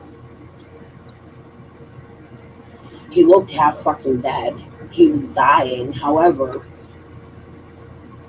he was still trafficking drugs and prescriptions with people from very close to Dobbs area location, about 45 minutes away, I believe. Thomas Lang, Barbara Lang, the states I found included with them is Tennessee, North Carolina, I believe in Florida. They ran the pill clinic. Older people. We hear Fred and Andy and Jody and Karen all say the parents sold big time drugs. So we're looking at a crime where we have to look at the older people here. However, I think they knew that land sale was going to happen, and Jody exploded to make it look. I mean, it's a theory. Jody exploded to make it look like a fight, but really they were the perfect storm, getting ready to set Dawn and Candace up for Summer going missing. And in the process, Jackie Dobbs was a liability. Now, see, that land after it was sold, I don't know, recently, it started popping up, I think, even on the property viewer as Redmond's land. However, it didn't used to pop up as Redmond's land. It actually popped up as part of Morlock Farms, which was Dawn's land. Dawn owned that lot, that little lot on Beach Creek at one time. However, somehow Sarah Morlock or Sarah something got her hands on it and went through a realtor called Joy Hahn. Jody was very mad. She was calling Joy Hahn and causing a lot of problems about this sale. They absolutely did not want this sale to happen, or it was a setup. It could be either or. The way Jody talks about the Wells kids and not liking them, it bothers me. Why would you start researching them? However, when she talks about Andy, it sounds like a known fact she's had receipts for since day one. We listened to that way earlier in my life. Now we're going to go finish, play more. I want to make sure I'm giving commentary, not just stealing his damn videos, because Killer does a fucking excellent job. He is like the best creator out here with videos and putting timelines together. We all get shit wrong sometimes. Killer and I'll say to him, hey, you should check out that. He's never back-talked me. I had a problem. He gave Shay a wrench one time. I wasn't jealous of the wrench. I didn't care. We're all creators here. However, Shay started attacking me with that wrench and then blocked me in his chat. I was extremely upset about that because I thought Killer and I were friends. We are. He got rid of Shay, or at least the wrench. He apologized to me. I thought that was noble. I don't see anything suspect about Killer like train wreck Kenny. Hey, what happened to that train wreck lady? Do y'all remember the attacks? That's something we need to go rewatch too. Oh, really? On Friday, the Hawkins County Sheriff's Office received a complaint of damage allegedly caused by fanning to a Ben Hill Rose neighbor's gate a short time before the shooting took place. Edward Redmond, side note, Redmond is the guy at the end of Ben Hill Road who Fred says if anything happens to him, it was him. So this guy at 245, he wanted everybody to know that.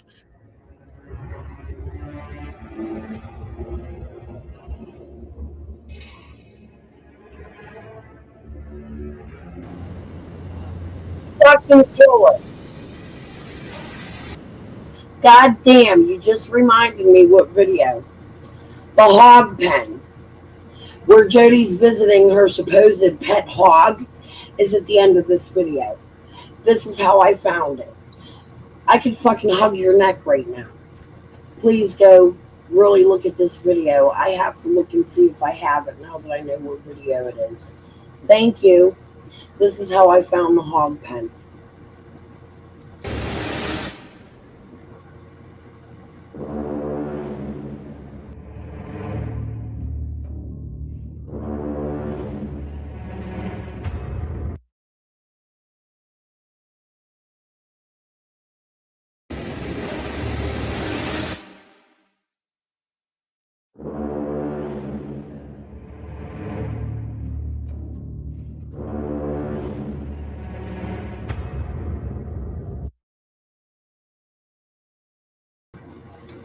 Did you all see the hogs at the end of Ben Hill Road, at the gate of the Redmonds?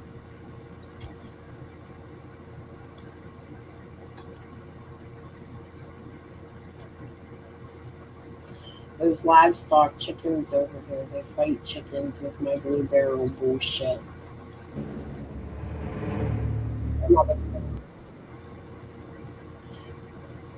Right as the camera turns, let me see if I can pause it at the right moment.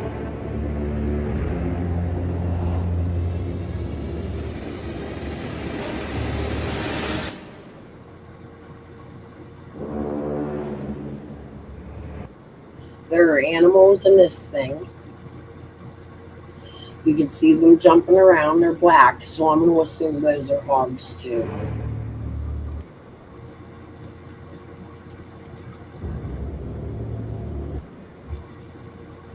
He wanted everybody.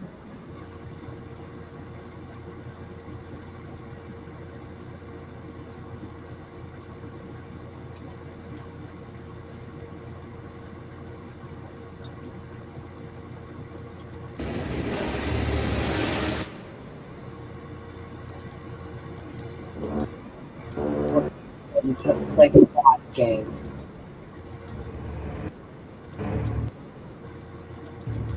There you go. Here's your hogs. Pay attention to this area right here.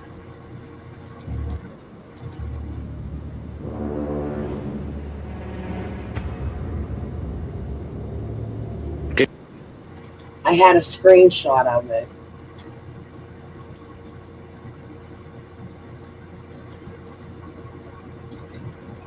So Jody has this video. I don't know if Killer's going to show it because I haven't seen this whole thing, but I showed it not too long ago. We'll finish watching Killer. I showed this video of her pet. She came back on and said, "That's my pet hog." Well, the fence matches those fences right there. Why are you down there? Right after Summer goes missing. Showing pictures after you're on her itty bitty pet hoggy woggy, talking in a fucking baby voice. This is disturbing as fuck to me that Jody even did this. And this isn't the only video. I was just talking about this. There were nights she would get in her car and drive for hours and hours and hours and talk in the truck and act really fucking strange. There are some reasons I suspect Jody and Andy. These are some of them. Each by themselves prove nothing. Landowners have every legal right to secure their private property. But in a case where investigators and volunteers search desperately through those same mountains, the timing is fueled years of speculation among those familiar with the area. And Ed was said to not be too happy about the searches. He didn't like law enforcement being around at all because he got mad because they came up there like 11:30 at night and made him walk them back to that waterfall back there behind his house and stuff. The waterfall I'm speaking about, it's just like waist high or something. It's just like. Oh, okay. Yeah. So yeah, there's waterfalls on Redmond's property, and they were searched, and he got pissed off when the police went out there. Third day, the second or third day of Summerwell search. It was 16th night or 17th night, about 11 o'clock at night. They went up there and take him back to that waterfall straight behind his house. He was all pissed off about that. The events of June 15th become even more intriguing when placed beside witness accounts involving vehicles moving through the back of Ben Hill. According to Fred Hill, a dark blue pickup truck traveled to the end of Ben Hill Road and parked near Ed Redmond's home. Fred has also stated Andy Bernard at the same truck before the two vehicles left the holler together, traveling bumper to bumper. Although Andy said to have been at work that day, at roughly the same time, the blue truck was in the holler. Another story emerged involving a young woman driving a vehicle with Mississippi license plates who was reportedly parked near the intersection of Ben Hill Road and Simpson Road. Some locals claim she eventually went back to Ed's property and that she was a niece visiting from college. There's a blue GMC Canyon that came in with dark tinted windows, and it went up to Ed Redmond's. That's the next drop as far as you can go in the holler before the gate. And he turned around and then he pulled back in between 207 and his driveway and kept setting and setting and setting. And I'm like waiting on him to come on out, so he didn't come on out. So when I come on out of the holler, there was here's a funny looking blue, kind of an aqua blue Nissan car that was coming in that had, it was a young girl in it that had Mississippi tag on it. And then I came on down to the 165 and 7 property there. So the original story about that was this blue car followed Andy out of the holler. Could this be stall pump? How long has this woman been in town visiting? Why is Jody going down to the hog pen? Could Redmond's niece, the lady Fred's talking about, be the original stall pump? The mailbox, that's where the vehicle was sitting kind of in behind the mailbox right on the side of the road. And I backed in right there and stuff and was taking in trying to get that car loaded and stuff. And then that's when Andy had came in, and I had to move the vehicle and stuff out of the road and let him by. And I'm sitting there kind of waiting on him to come back out. And then I'm like, well, maybe he's went to his uncle's or something, you know, because he's not come back out yet. So I pull back out the road, and by the time I hook my cover on stuff back up to the vehicle, he comes back out. So I have to unhook everything and to let him back by. And that blue truck is right on his bumper when he's waiting on me to back the truck What up time out was of the that, way. you think? Well, on the camera, when they was right there at that point, was at 3:47. Had you ever seen that truck before? No, never seen that truck before, and I've never seen that car that girl was in with Mississippi tags on it that day. Which is obvious. Nobody goes back there, right? Yeah, and then You think they were going up? You think they were going up there to cop dope?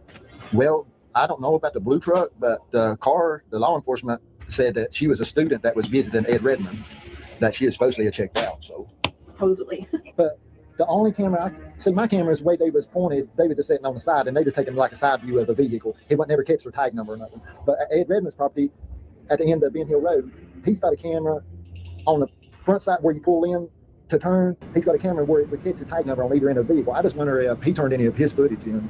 Unusual stories do not stop there. Multiple residents have spoken about frequent delivery trucks traveling to the end of Ben Hill Road. Ed Redmond himself has also been described as a local mail carrier, another federal position that some believe helped fuel speculation surrounding his alleged witness protection status. We have UPS trucks going back there that were like half broken down and freaking very suspicious, delivering things out there to Redmond. Back there, they turn around and stuff. And they throw stuff out to the hogs. What UPS freaking person or FedEx person throws out shit to the hogs? You guys, weird. But when that one UPS truck would go in, he would take and turn around and pull back in front of Ed's house, and he would shut it down, which normally they don't shut their engine down. Right. And this truck sounds like ready to hit the drag strip. I mean, it's beating the ground. It's obvious that it's not a legit truck. Mm-hmm. But he'd always carry some boxes up on Ed's porch and set in the breezeway of the house, and then he'd go back. So do you remember when Lawson said the witness couldn't remember if it was a Tuesday or a Wednesday? He was a delivery driver of some sort, but seen the red truck.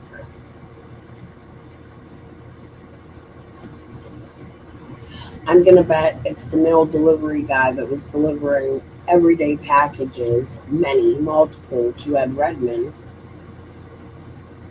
while throwing shit out to the hogs. That's odd. Fred's telling us it's the same delivery driver every day. Re-listen to this. You know, people could go buy an old broke down Amazon truck and make it look like they work for Amazon. Just saying. Like a side view of the vehicle. He wouldn't ever catch their tag number or nothing. But at Ed Redmond's property, at the end of Ben Hill Road, he's got a camera on the front side where you pull in to turn. He's got a camera where it would catch the tag number on either end of the vehicle. I just wonder if he turned any of his footage in. Unusual stories do not stop there. Multiple residents have spoken about frequent delivery trucks traveling to the end of Ben Hill Road. Ed Redmond himself has also been described as a local mail carrier, another federal position that some believe helped fuel speculation surrounding his alleged witness protection status. We have UPS trucks going back there that were like half broken down and freaking very suspicious, delivering things out there to Redmond. Back there, they turn around and stuff. And they throw stuff out to the hogs. What UPS freaking person or FedEx person throws out shit to the hogs? You guys, weird. But when that one UPS truck would go in, he would take and turn around and pull back in front of Ed's house, and he would shut it down, which normally they don't shut their engine down. Right. And this truck sounds like ready to hit the drag strip. I mean, it's beating the ground. It's obvious that it's not a legit truck. Mm-hmm. But he'd always carry some boxes up on Ed's porch and set in the breezeway of the house, and then he'd go back to the UPS truck and mess around in it, and he'd dump like boxes or two of stuff across the fence to the house. What didn't make sense, and we talked to the law enforcement TBI about it. Yeah, so. And then there was a FedEx truck had to go up there to delivering package to a bogus address. I got one UPS truck after someone went missing. You didn't see him come in or maybe once in the next 6 months or something after someone went missing. And when he was coming in almost every week. So this guy was coming in weekly to do these deliveries of these packages in these UPS trucks, and then after summer went missing, it wasn't for like months later until Fred saw him back there again. I wanted to clip this. I'm so happy Killer did. Sometimes it's a help when you have so much to look at. There have been multiple people that have done that, bought old FedEx. Yes, I have a strange FedEx truck that runs around my house. All the other ones are shiny and new and beautiful. And then there's one that looks like it's from the 80s that has orange doors. I often wonder, is it like we know they don't use them FedEx trucks anymore? I often wonder, is that a rug delivery operation?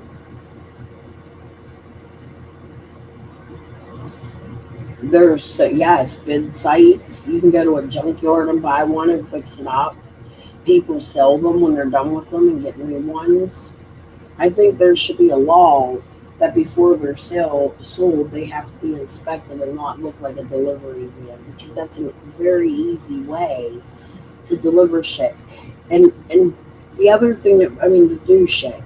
The other thing that kills me is you hear shit like this, and then you hear about if they have hogs, and if they're connected to John Smith, and John Smith is related to Paul Hill, which he is, they think he's an upstanding guy, a mailman that does all these nice whatever with hogs, just like the other one. Is there a possible connection between Redmond and Paul Hill? I'm just saying. Similarities, land.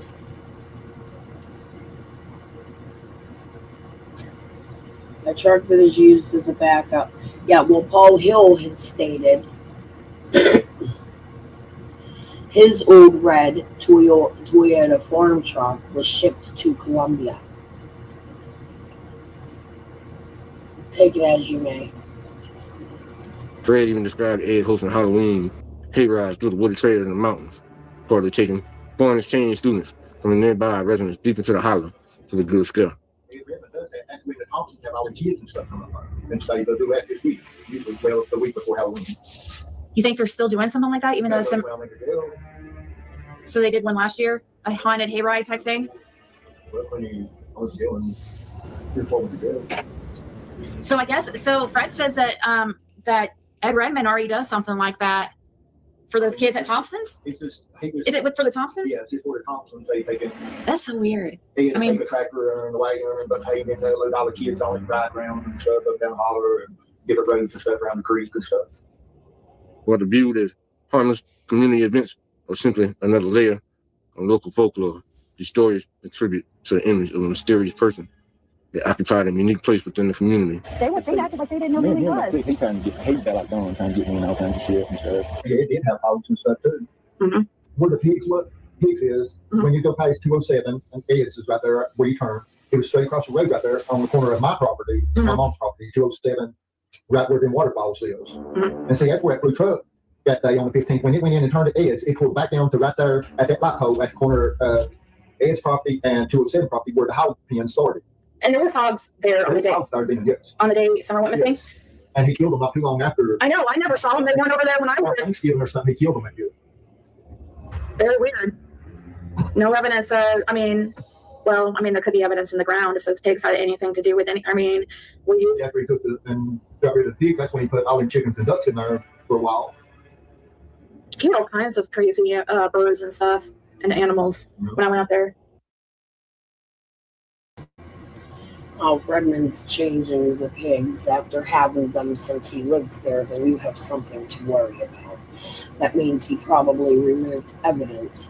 And I think that the police need to look into that. If he changed his livestock to different livestock after it's been hogs all this fucking time, that means he cleaned the area. The cadaver dogs hid all the way up on the mountain, up to the fire tower. There's a helipad right next to the fire tower. Fred, were they hogs or pigs? Were they hogs or pigs? They was hogs. Hogs. Yeah, they probably 350, 400 pound hogs. 400 pound? So there's waterfall in the hill? Yes, go ahead, RJ. No, I'm just saying that's really interesting because a hog, it's more of, it can be domesticated, but it's more of a wild hunter, and it would it'd be quicker to eat anything than a pig would. John Wells' relationship with Ed Redmond deserves attention for another reason. Multiple people at Clinton Don spent time with Ed and with Ed's neighbors, including Richard Davis and Jeanette Moody. According to local rumors, both Richard Davis and Jeanette Moody were also living under witness protection. Do you know what Rick and Jeanette? He was bringing up a Rick and Jeanette in the phone call. Who? Rick and Jeanette. Rick and Jeanette. Yeah. They was the ones that shot Jack Dobbs. He said that he used to. They used to live on the place Ed Redmond and stuff. They were from New York. He said that he used to work for him. They was under witness protection as well. And Don used to run up there a lot. Is that who I think it is? Just say yes or no. Are you looking at your picture? Are you who I think you are? I ain't heard from you. I wrote you on TikTok.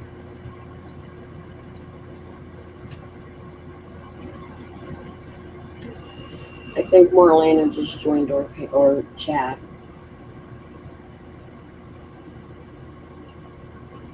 I hope so, because I've been extremely worried about you.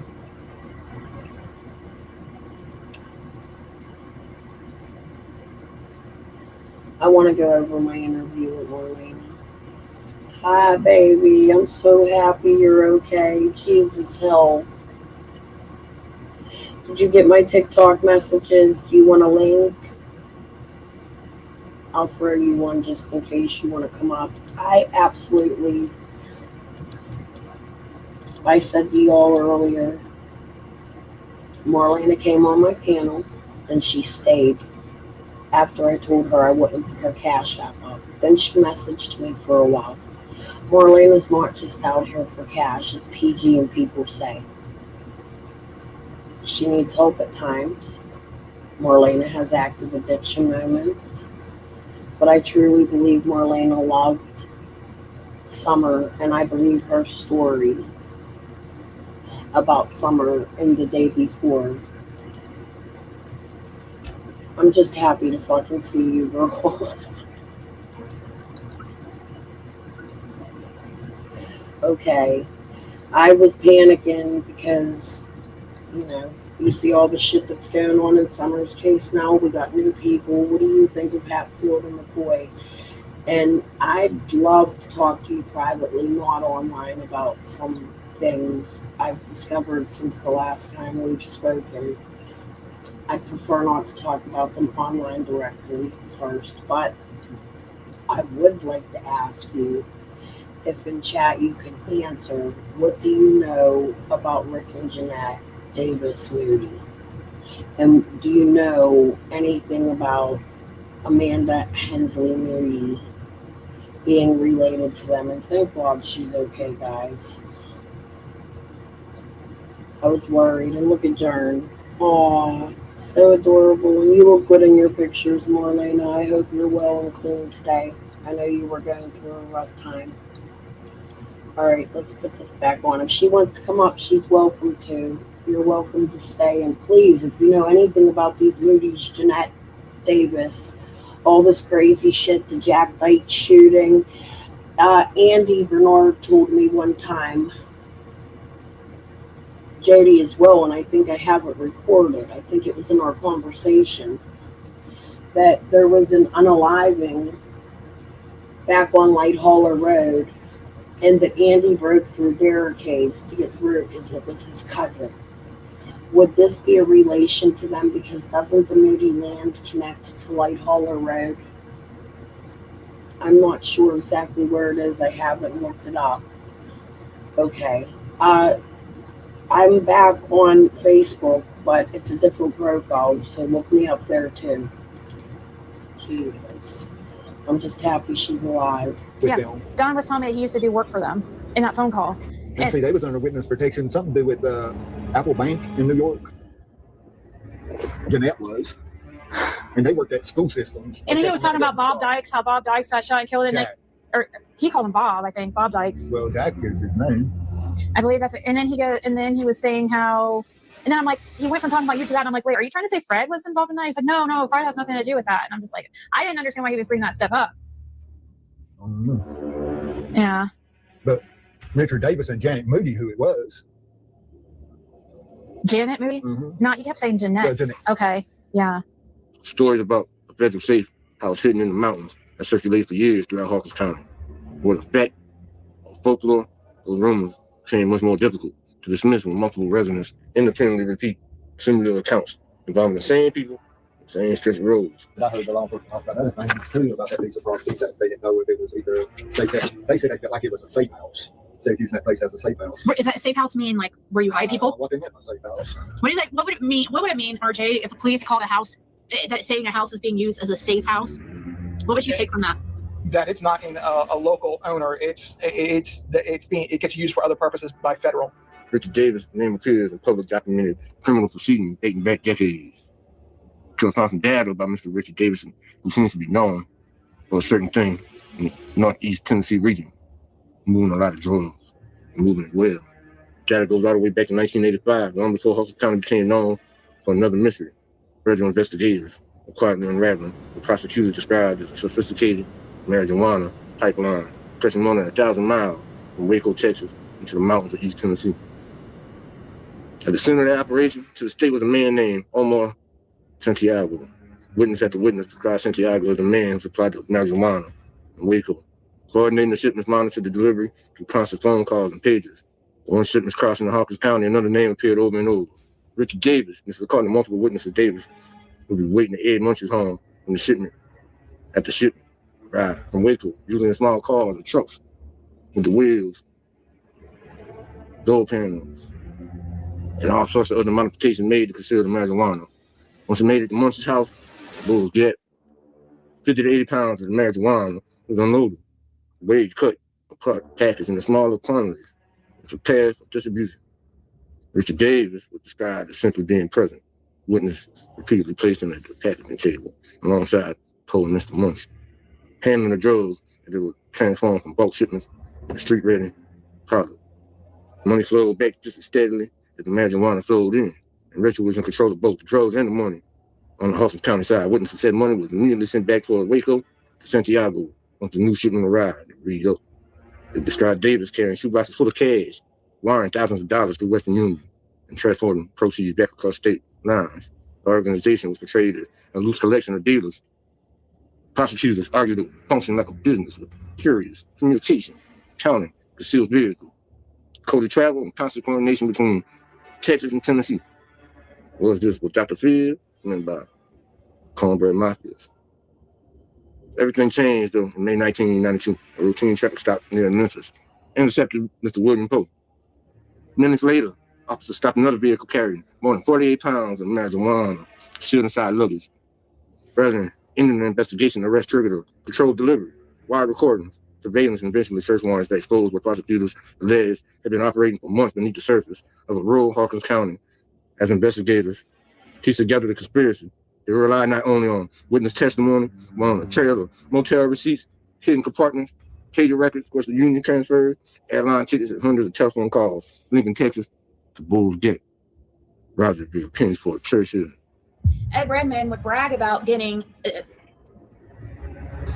You have heard him. He's bragged to you himself that he would get prostitutes bring back prostitutes from Knoxville. He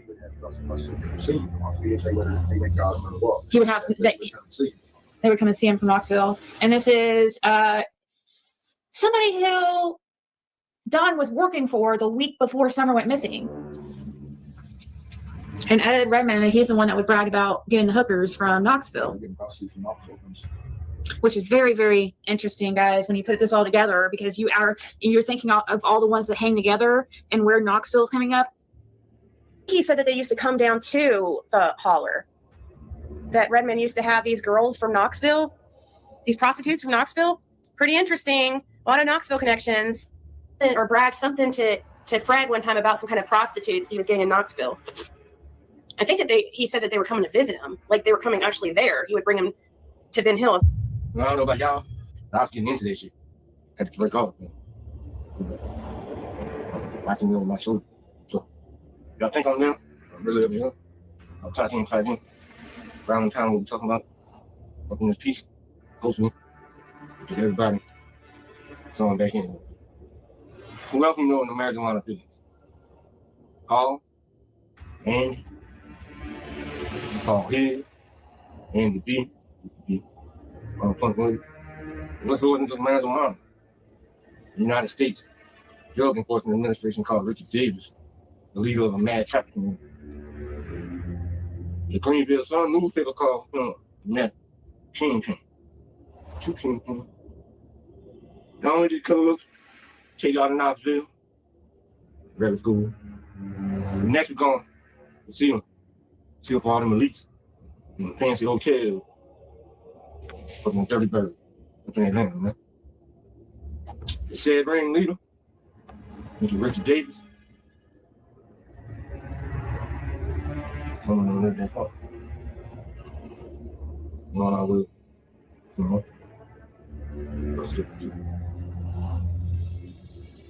When you saw Sean Williams' picture, though, especially the one where his hair was like all crazy and curly, yeah, familiar. He looked like somebody that used to go on that place at Redmond's when the Davises, Richard Davis and Janet Moody used to live up there when that shooting and stuff happened with Jack Dodge and stuff.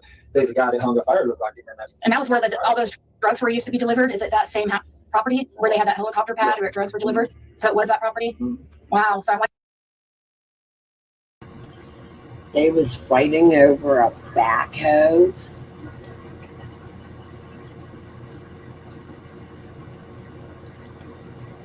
There were so many YouTubers now, it's so hard to keep up with them.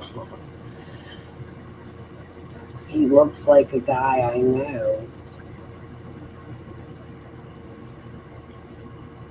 I think he's from South Carolina or Alabama.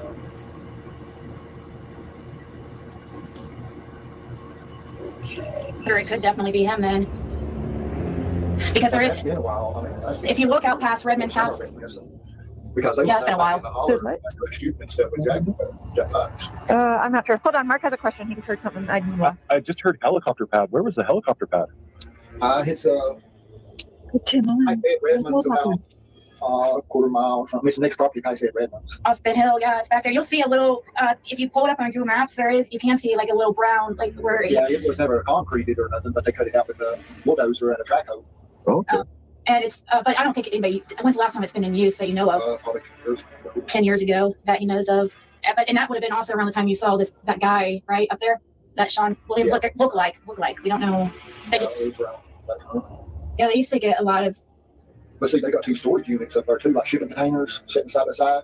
But right as you turn on that piece of property, when you see the 2 storage containers sitting side by side, there's a road because right up beside of them that goes up to the helicopter pad. There was a guy that looked like Sean Williams that hung around over at 110 or where? No, he hung out on the place at Redmond's. Oh, okay, so way back in the holler. Where Jack Dodge and Stanley and all of them got in a shootout. Okay, so way back there past Redmond's. The same one that was under witness protection out in New York too. None of this proves what happened somewhere. It would be irresponsible to claim otherwise, but investigations are built by recognizing patterns and sinks, identifying relationships, and refusing to ignore uncomfortable questions simply because they complicate the narrative. Oh, god damn. How about that time in the way back with the poisoning? Aren't you and Andy goddamn Bernard touching hands into at a weird time and reapers and shit too? That's weird, huh? Turns out I did know all the things. I wasn't bullshit about that either. I really didn't know till I knew. Had sort of a password issue and after the fiasco lately, and it's like, holy shit, man. I'm like, there's early as shit. And I was like, oh. Password issue. I told you I found people with the name of Sutherland who's been in and out of prison. Bad people that were using Andy and Jody's address and internet, signing up for internet and phone at their address. Do you know anything about any Sutherlands, Marlena, that hung out at Andy and Jody's house? Holy shit, I didn't know all these things. Wow. They're down there typing poison. Oh, fuck. And Andy and Nate were touching hands while there's talks of kidnapping. Oh, my God. When you step back from the personalities and look instead at the geography, the ownership of the land, the relationships between longtime residents, documented criminal history allegations involving witness protection, unusual vehicle movements, reports of delivery trucks, and the fact that Don Wells had been working for Andy Redmond, and the gaze immediately before some advantage, it becomes difficult to dismiss this area as irrelevant. Sometimes The most important discovery in an investigation is not finding the answer. Sometimes it's finding recognizing the question that nobody wanted to ask in the first place, man. Ed Redmond is giving Richard the grip. She said that's what he was saying.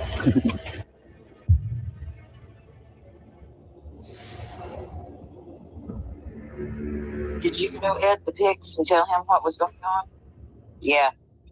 Any issues? Question mark.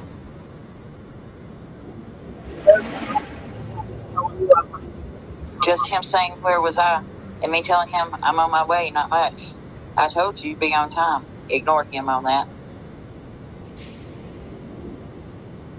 Those are the text messages I've been telling you about, Killer. I need you to read all of them. At the top of one of them, I can't find my copy of them. There is a statement between Jody and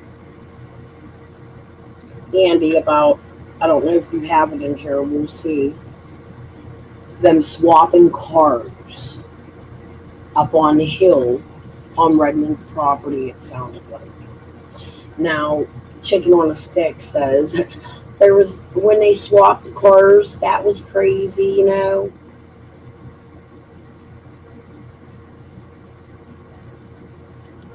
There's little proof in them text messages of it.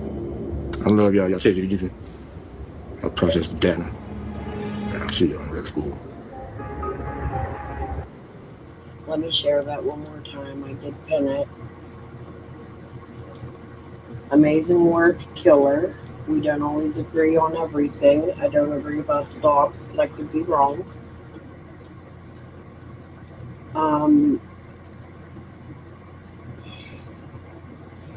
He does amazing work. Sub up to him if you're not. Okay. Let's see. We can't hear you when the video's playing. I'm sorry. I'll keep that in mind. Thank you for letting me know. All right, now next.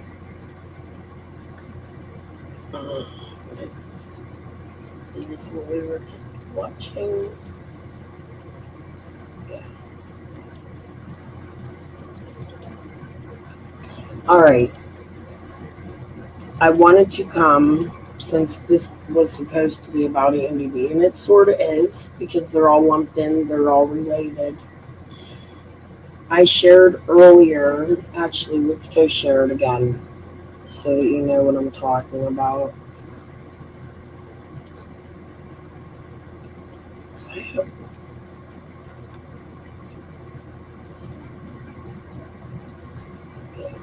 I think I messed some up here.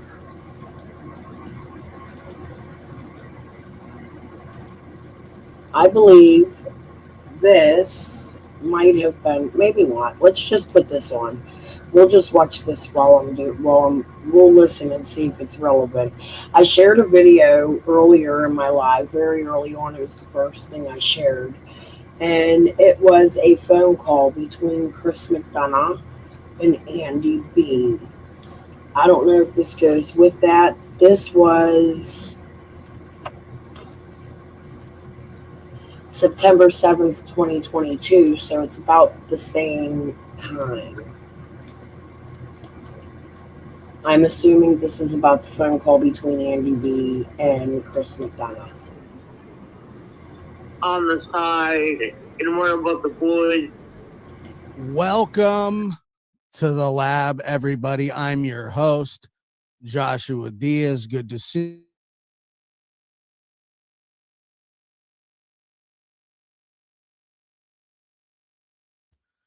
Am I frozen? Am I good? What's going on? Anarchy. Absolute anarchy. Goodness me. It's good to be here. Good to see everybody. Thank you for making the lab a part of your day, wherever you may be listening from. I appreciate it. And yeah, I was just spinning. Thank you, everybody, for the kind words last night. The messages. Thank you so much. Means a lot. I didn't mean to crap out. I didn't mean to crap out at the end. Like I said, yeah. So I apologize for that. But again, thank you everybody for the kind messages and checking on me. It is very, very appreciative. And I want to make one thing clear, that I was not sad for myself. Those days are over. I was sad for those children. Just because I just know what they're gonna have to go through, and it sucks. It's just a terrible, terrible thing. And anybody who loses their mother at any age, especially when you're little, to a violent crime, is it's a struggle. It's a terrible, terrible road to navigate. Now, hopefully, Can we stay just a little bit longer? Don't worry, we'll be back. I can't believe they're leaving. Like, who would ever want to leave this paradise? Ooh. Do I miss my house? Of course I do. But do I regret my decision to stay in paradise? Thank you, John. I don't know. Yeah, I've said all I need to say about that. But thank you so much, everybody, for being here. And while you're here, make sure to hit that like and subscribe button. Share. You can hit the dislike button. That's okay. Whatever you'd like to do. Whatever you would like to do, I'm okay with. And I have an interesting show for you tonight. It's somewhat different. Something that I've really, I've always wanted to talk to this person, and God bless him for giving me the opportunity to. I thought it was pretty cool. And then you'll hear a familiar voice right after me. Come on in, and come on in. I like that song. I don't know why. This down here. I appreciate you guys very, very much. And while I need to know, Louisville. I get it, CJ. Clever. What do we got here? Yeah, Texas is huge. There's no doubt about it. What do we got? Tell me you're a Texan fan. Guns up Texas Tech. There we go. Guns up Texas Tech. Huh.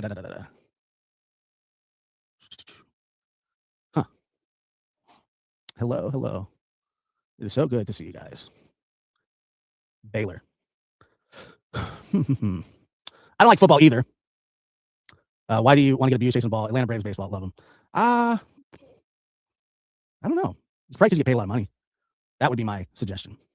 Okay, let's dive in here. So the other night, Andy had a live, and it was interesting.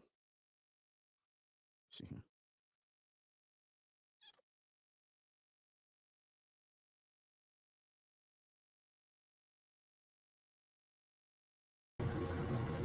Josh always having fucking problems. Okay, I turned it down from my computer. I turn it down from the video usually, and everybody says they can't hear it. So I'm learning.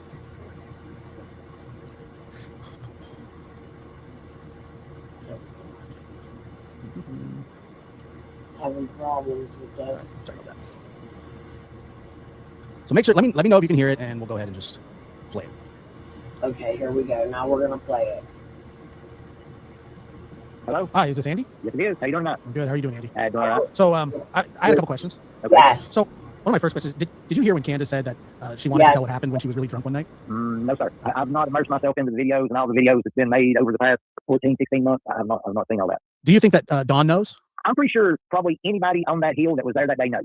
The boys, the grandmas, the mom, the dad. I'd say the whole clan right there knows, but at least the majority of them at least. And did you see either one of them that day? I seen both of them after I got home that evening. So you saw them both that evening. Was that because everybody was searching?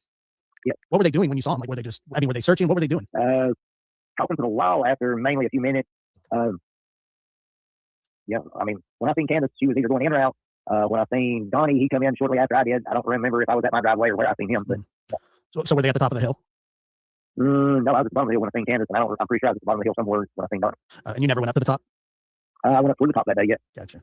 What was their demeanor like? I mean, there's been reports that people were just sitting on the back of trucks and things like that. Is that true? Did you see any of that? Yeah, I didn't see anybody sitting on the back of trucks or nothing. There was people sitting in and out the holler on the back of trucks and stuff like that. But they were standing around up there kind of freaked out, talking for a while, talking to this person, talking to that person. And I went back off the hill. So did you see did Candace ever leave, like in her car? Did you notice? Like after the police got there, after everybody was looking? Yeah. Not that I know of. Gotcha.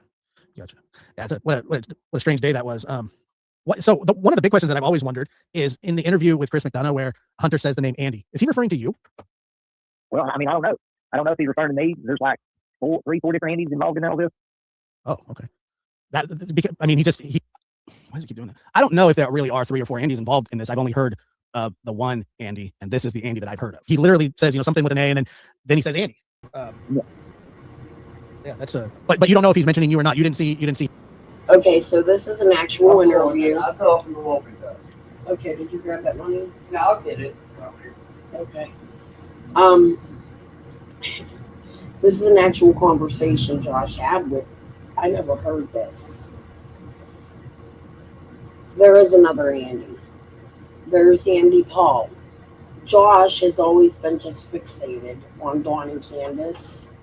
Same as Chris McDonough. It seems like these police come out here, these ex-retired police, and they get fixated on one suspect. But the world police that are covering Summer's case tell us everybody's a suspect. It's odd. It has to be for clicks. See him that day? No, I didn't see her that day. Have you met him before? Who, Hunter? Yeah. Yeah, I've met her before. Okay. Yeah, I think it's such a strange story how everything has come together and with almost no information whatsoever. You know what I mean? Oh yeah, it's strange how it. I've lived down there all my life on and off, and nothing like it's ever happened. My parents were raised down there, nothing like it's ever happened that we can think of. What do you think? I mean, can I just ask you to speculate for a second? What do you think happened? Marlena, I have a question for you. Was you in the area on the 14th? Did you hear anything about the Wells and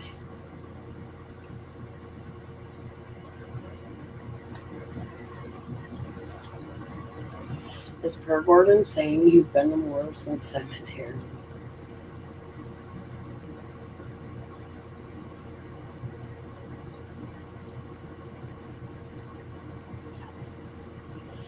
Karen Renfro told me one time that you were living in a cemetery. Have you ever slept in a cemetery that wasn't Morrison? Can you clear that up for me? I have the message. I could show it to you. With a man named Spider. She was like pushing a man named Spider to me. And I also wanted to ask you, does Daniel Hayes have any relatives in Pennsylvania? I have so many questions for you. I've been really trying to get in touch with you.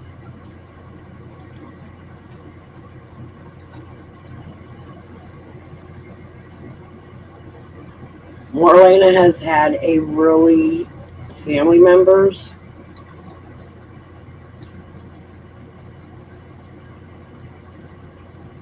Yeah, PG harasses Marlena horribly.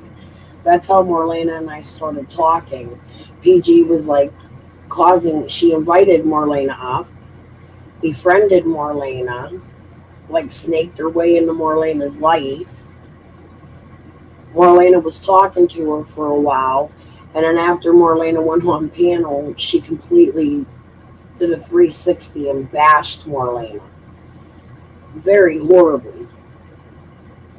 So Marlena had come on my panel to clear some of that up, and she did. She did a great job at it. And now Per Gordon's probably back at it again. I don't pay attention to the cemetery shit. I think it's irrelevant. I'm pretty sure they searched Morrison Cemetery, not to mention, and Marlena can probably, since Marlena said Candace was actually sleeping with one of the Chambers boys, underage.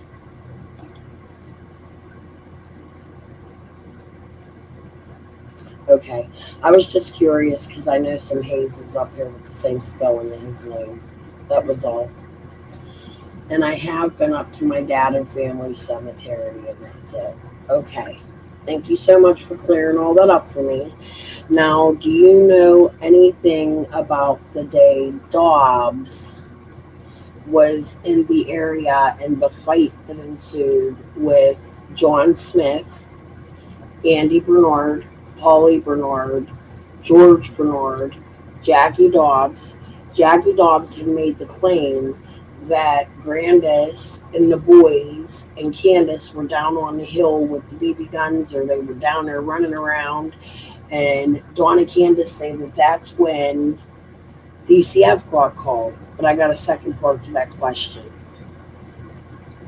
She is always in something.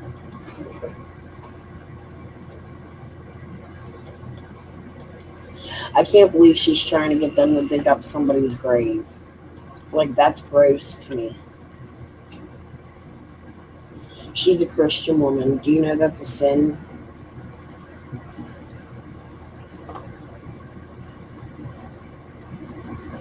I'm waiting to see if Marlena knows. Nope, I was nowhere around a day or days after she went missing. But have you heard rumors about it? Like anything about John Smith? Or do you know anything about John Smith having a past of SA with children in a school?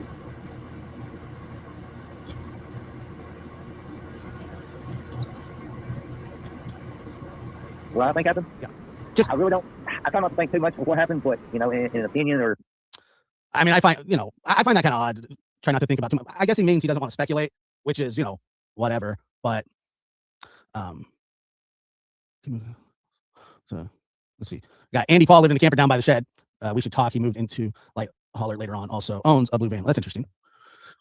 It had to be. I don't know. I really don't know. I went through every kind of thought a man could have of what could happen. I mean, it could have been an accident, then a panic. It could have been on purpose. Yeah. You think that they're the kind of people that would do that? I mean, I know that's, reaching, but, it doesn't seem like they like the law very much, which, I mean, they've been in trouble with the law in and out. You think that, fire me an email, you think that an accident cover-up, I mean, is that something that you personally think that they would do? I mean, do you think she was abducted? I honestly don't know them well enough to know what they're capable of. I just know they're capable of not taking care of their children to a certain extent, making them fight over food. Well, not making them, but allowing them to fight over food. Why would you tear a piece of a trailer down? Follow-up question. I almost forgot.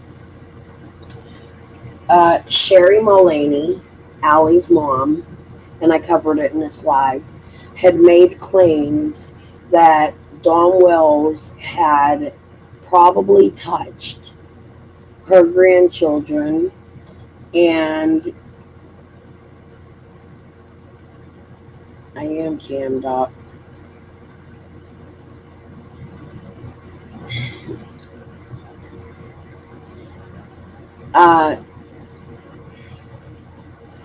Sherry Mullaney claimed that Dawn Wells had SA'd her grandchildren, one in particular, she said the name, I forget what it was, and that he was feeding them alcohol and weed. So my question is, did you know anything about DCS being called on both Sherry and Dawn around the same, Dawn and Candace around the same time, and about Dawn taking Josie to Utah for that reason?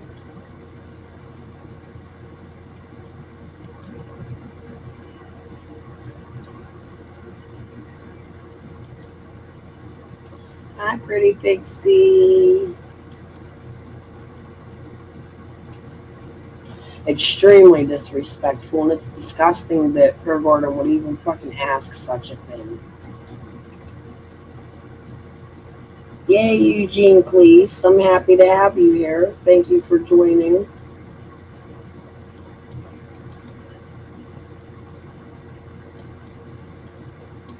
All right, I'll play this while we wait for Marlena to answer.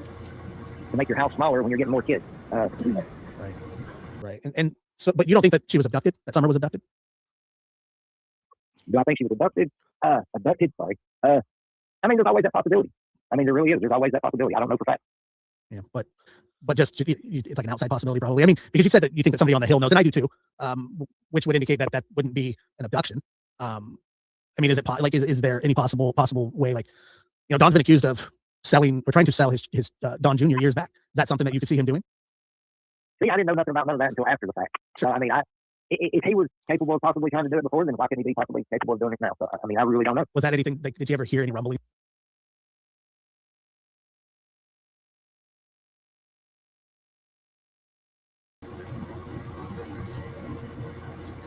Sorry, what was the question? I had a phone call and it kicked me off. Sherry Mullaney, Hunter's grandmother, had custody of her grandchildren, and she had made the claim that CPS was called and Candace had gone to her house with Grandis and they threatened true. The claims that Sherry made that CPS was investigating them because Dawn one touched the kids, possibly, is what she said. And that Dawn was feeding the kids liquor, weed, alcohol, We hear Jody make the claim that before they went to Utah, that Andy was giving stuff for those girls up on the hill. Yeah, see, I see you fixing the McCoy. Her, it's crazy, Glenview. He went right for them. Like, Justin was in his chat before anybody even really knew, like day one.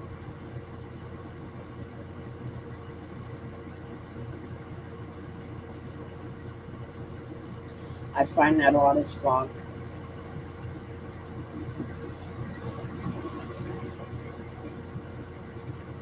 Alright, let's put Josh on while we wait for Marlene to answer.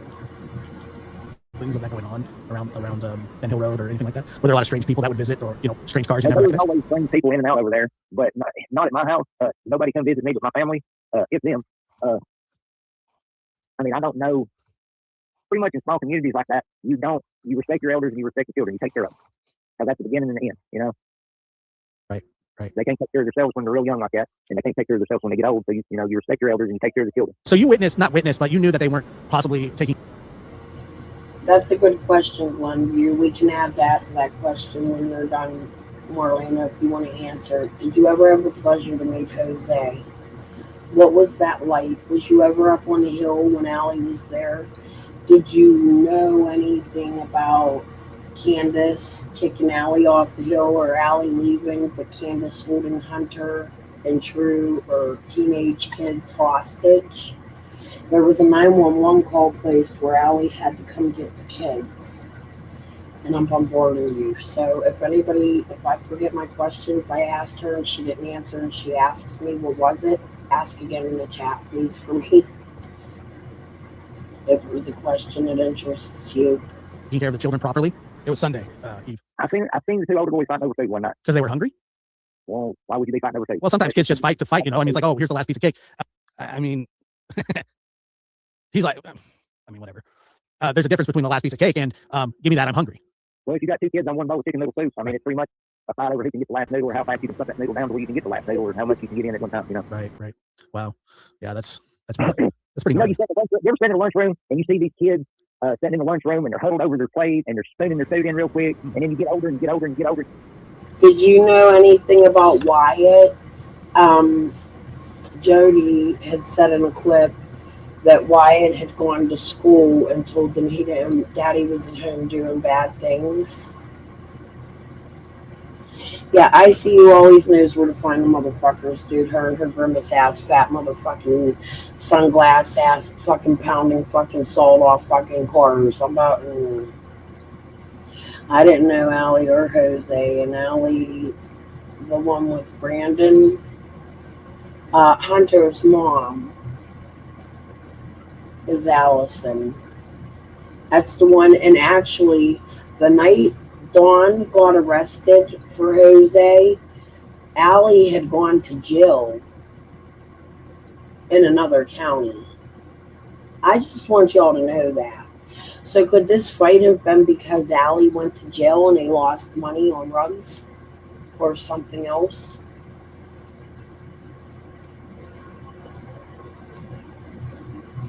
Okay.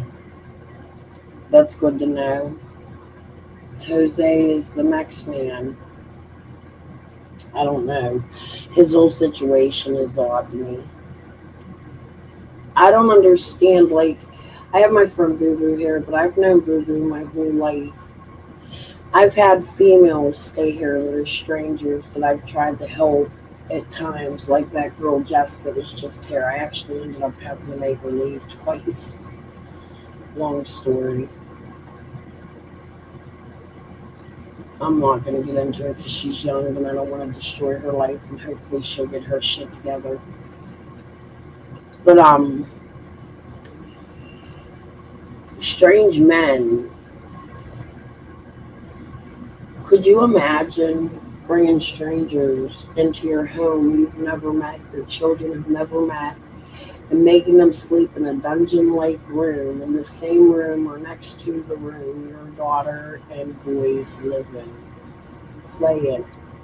Summer went to the basement to play with her toys.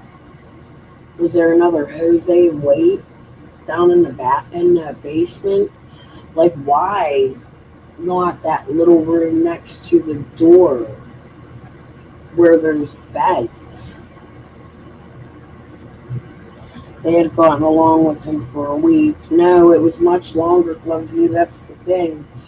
They were all wanting Jose, according to all the females. That's why they were fighting. Candace was supposedly fucking them. Brandis was hitting on them. Allie was jealous. They got into a fight. There was another fight where they held Allison's kids hostage. Then Dawn comes home. There's no arrest until October 14th. However, Dawn was home, I think, October 3rd or 8th. I'd have to look at the pictures. I think it was a 2-week extent that Dawn was living in the home with this strange man, stranger to all of them. They seem to have gotten along, that they didn't fight, but then Jose comes out here and he's saying, oh, I seen Dawn in the bathroom with Summer and I wanted a fist fight on, and something just tells me there's a bigger picture with Mr. Jose. I'd like to know where he was when Justin interviewed him and Chris McDonough interviewed him. I'd like to know if Jose knew my dad.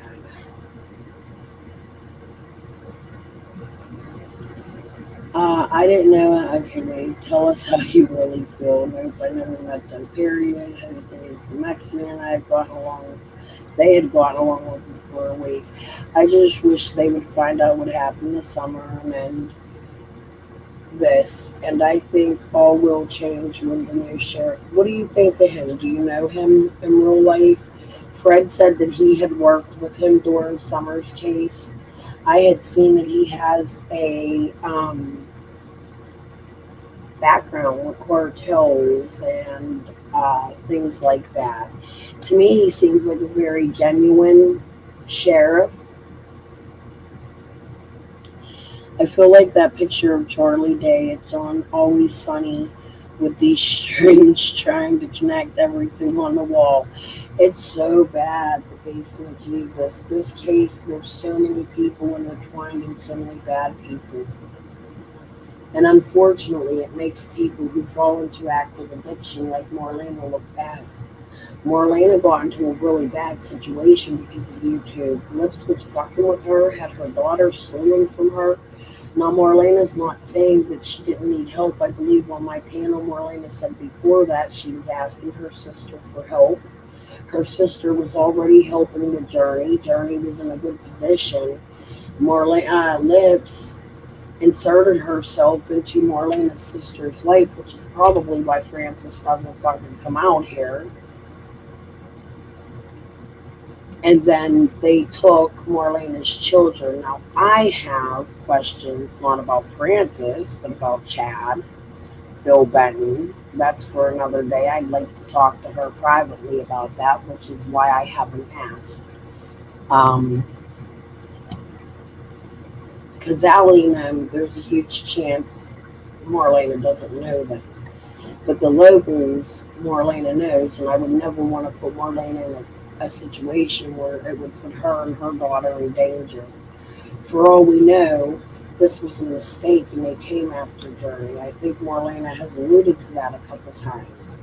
That what if it could have been my daughter? What if, Journey was up there, they were packing suitcases, Marlena really witnessed these things, and when, Lips has chopped her fucking interview to hell, made it sound crazy as fuck. It's not a full interview. She has rain playing extremely loud in the background. But when I had spoken to Marlena on panel, we had an extremely normal conversation and things seemed more in focus, which is why I don't look at Marlena now. Dawn has written me some things about Marlena. and Rick, and I'd like to have those conversations, but Marlena and I have never gotten that close that I'm comfortable having them conversations with her yet, so I prefer not to attack her. I'm going to take her at her word. She has a brother-in-law who is an investigator in Summer's case. She has been questioned extensively. I'm glad you got the help you needed, genuinely. I hope, Marlena, I know he's going to be good for this case, and it's all going to change. I have hope. I really do. You also have to remember, even now, Marlena may be answering no to me and knows something. I don't know that. I'm not accusing Marlena of that. But however, because she is close to the case, and her daughter is close to the case, they may have information that police just don't fucking want out here. It could hinder the case, and some questions are better left even if they know at no. I don't want the suspect to run away because somebody comes out here and gives a piece of information and they go, oh shit, now the police are going to find me. What if Summer's alive and that gets her unalived? So I don't force the locals to answer. If it's something they can answer, they will. If the question's too hard for them to answer or they're telling me no, one, I'm going to take them at their word. Two, if their word is not good, I'm going to hope it's to protect the integrity of the investigation. And I tend to like Marlena, but if I find out at the end of Summer's case that Marlena ever lied to me about anything, I will be the first at trial with the pitchfork. I find Marlena genuine. I find Marlena has struggles with addiction, and I find people like Prayer Garden take extreme abuse of that. I don't think it's fair to Marlena. Marlena has never told me not. She hears me. She knows what I'm saying. I ask her the hard questions even behind the scenes when I do speak to her. Marlena understands that everybody needs looked at, but what people don't need is harassed relentlessly. Like I was showing you, the Hatfields and the boys are trying once again to do to Jody Sue. They literally came out here and said Jody Sue told her daughter to unalive herself, tried to call authorities, get Tiffany Marie to believe them. Tiffany switched sides totally. You got people out here attacking her daughter. Now, I may have made the mistake thinking I was doing a good thing a couple times, but ended up not being good. I was looking at Jody Sue. Jody lies. Jody stalked Andy. Whether she tends to believe it or not, her daughter called her a liar in the fucking truck. And that was my intent on showing that video, because Jody was going, look, there's Dad, there's Dad. And her daughter's going, that's not Dad. And Jody's going, yes it is, and egging her on. And that was my intent in that video. The video where Jody Sue woke her daughter up in the middle of the night to cry online. I understand Jody Sue's frustration. I would have been mad at me too, because I've learned a lot over the last 5 years on how to try to handle some of the locals. I could tell them why I think they're suspect, but I can also tell each and every one of these locals why I think they're not suspect. I look at things biased and unbiased. Crystal, it don't matter what I say, people don't believe me on anything I say, because Prayer Garden fuck made me look out to be a liar, and I'm not lied about anything. Marlena's had a rough life. Her daughter's had a rough life, and it's not just Prayer Garden. Lips was the first to attack Marlena. We don't help addiction. Marlena's never been shy since she's come out about her addiction. Do you want to push her to OD?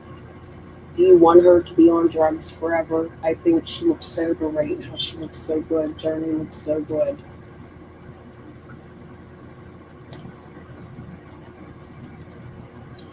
I don't know you from a hole in the wall, but I know PG's lack of morality, so I am inclined to believe you even more now. Thank you, the basement Jesus. People on YouTube, and me and Marlena have talked about this extensively. These are the first conversations Marlena and I have ever had.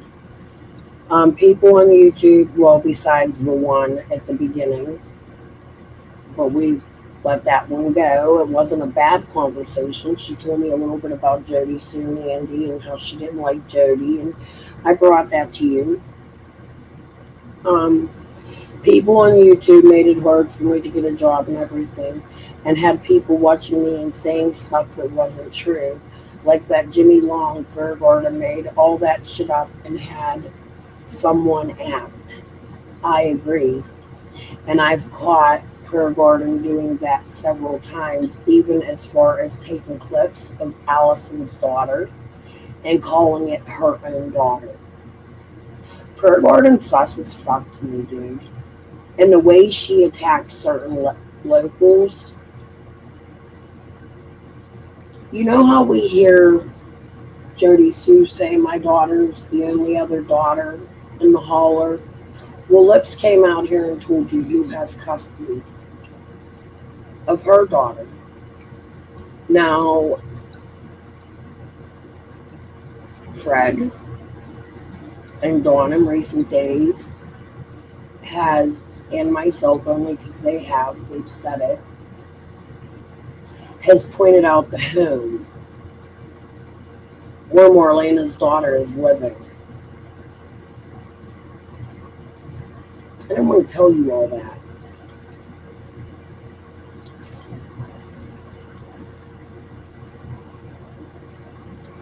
Who's Leanna?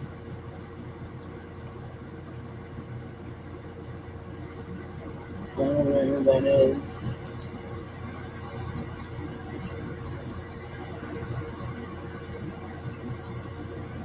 That's cool, Glenview. Marlena's been extremely abused from YouTube, just like Jody has, and they don't even like each other. I would like you to know that. And like I said, I'm not saying Australia. Phoebe. Now we got Phoebe who sells her tits for Summer Wells information. Contacting Marlena's family. Marlena's never came out here and said none of these people connected to her are bad or good. She just doesn't talk about them. I'm sure if TBI needed the information, Marlena would be one of the first people to go to, considering she's extremely close to people like Bill Benton. I do want to talk to you about Vicky Dykes. We have to talk. We really need to talk.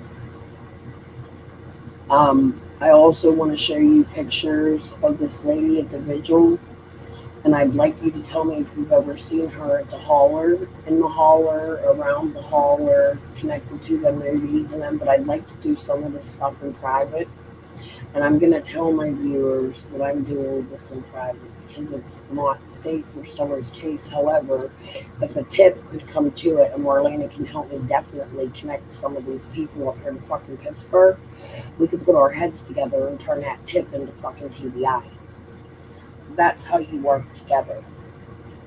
So I would never come out here attacking Marlena.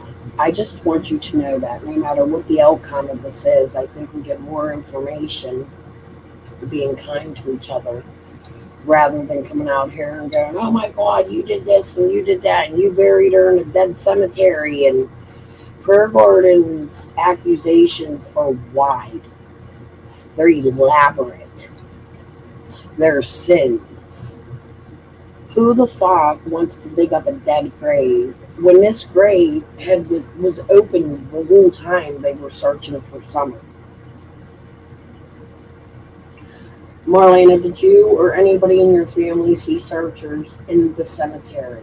Is there anybody out there that can confirm searchers in the cemetery?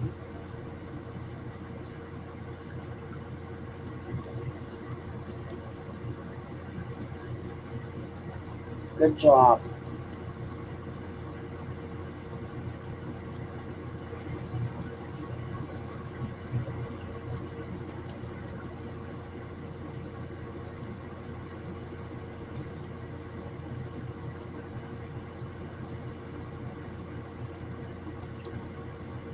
There's a way to cover these cases without being a total dick, is all I'm saying.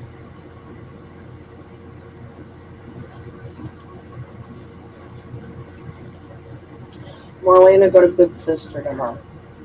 Marlena's sister was in a bad situation, in a domestic violence situation with Chad Arnold.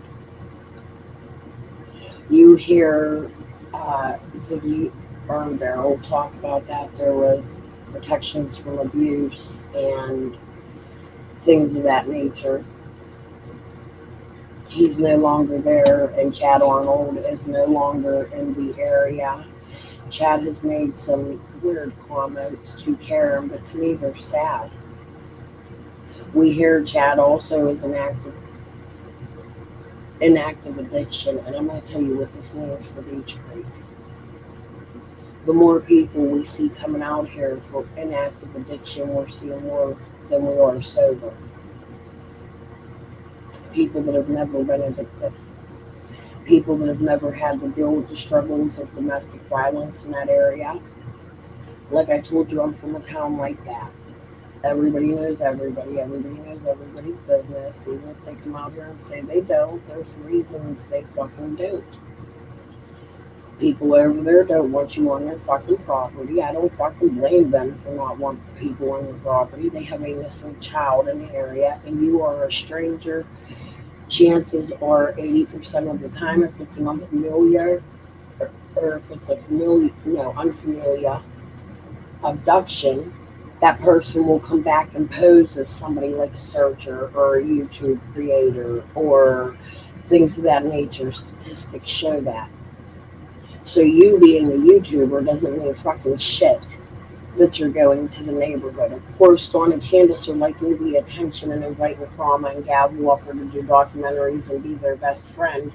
But neighbors and they don't live very far, neighbors like Marlena, where her daughter is, have to worry about them trampling through her backyard where there was very close footprints, right? And grabbing her daughter.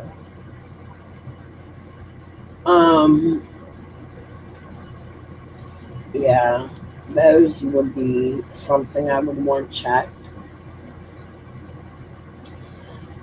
I haven't been to the creek in almost a year or so now, and I don't go down that way and don't want to, and I don't blame her. Don't believe that not truth, what you are saying. What's not truth? You're welcome to.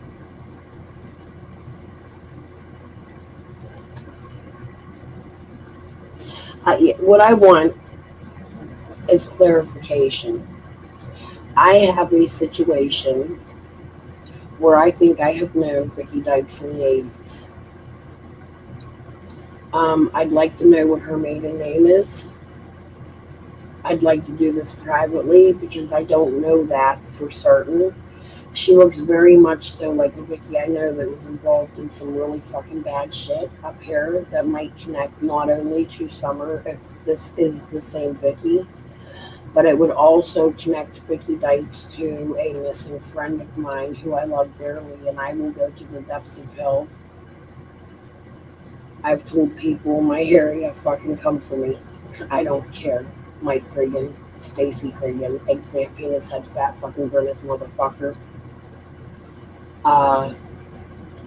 If we could make a connection, I'd like to talk to you about my cousins, some of the Morlocks, some of the Elliots in the area.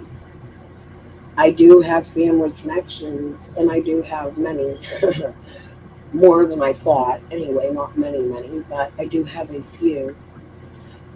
I'd like to talk to you if you know anything about a Rhodes. There was a man, and not because he has anything to do with Summer, but I'd like to get your take as a local on a man who I will talk to you on some stuff when I get to talk to you about. Yeah, we'll talk privately. I'd prefer to do it that way.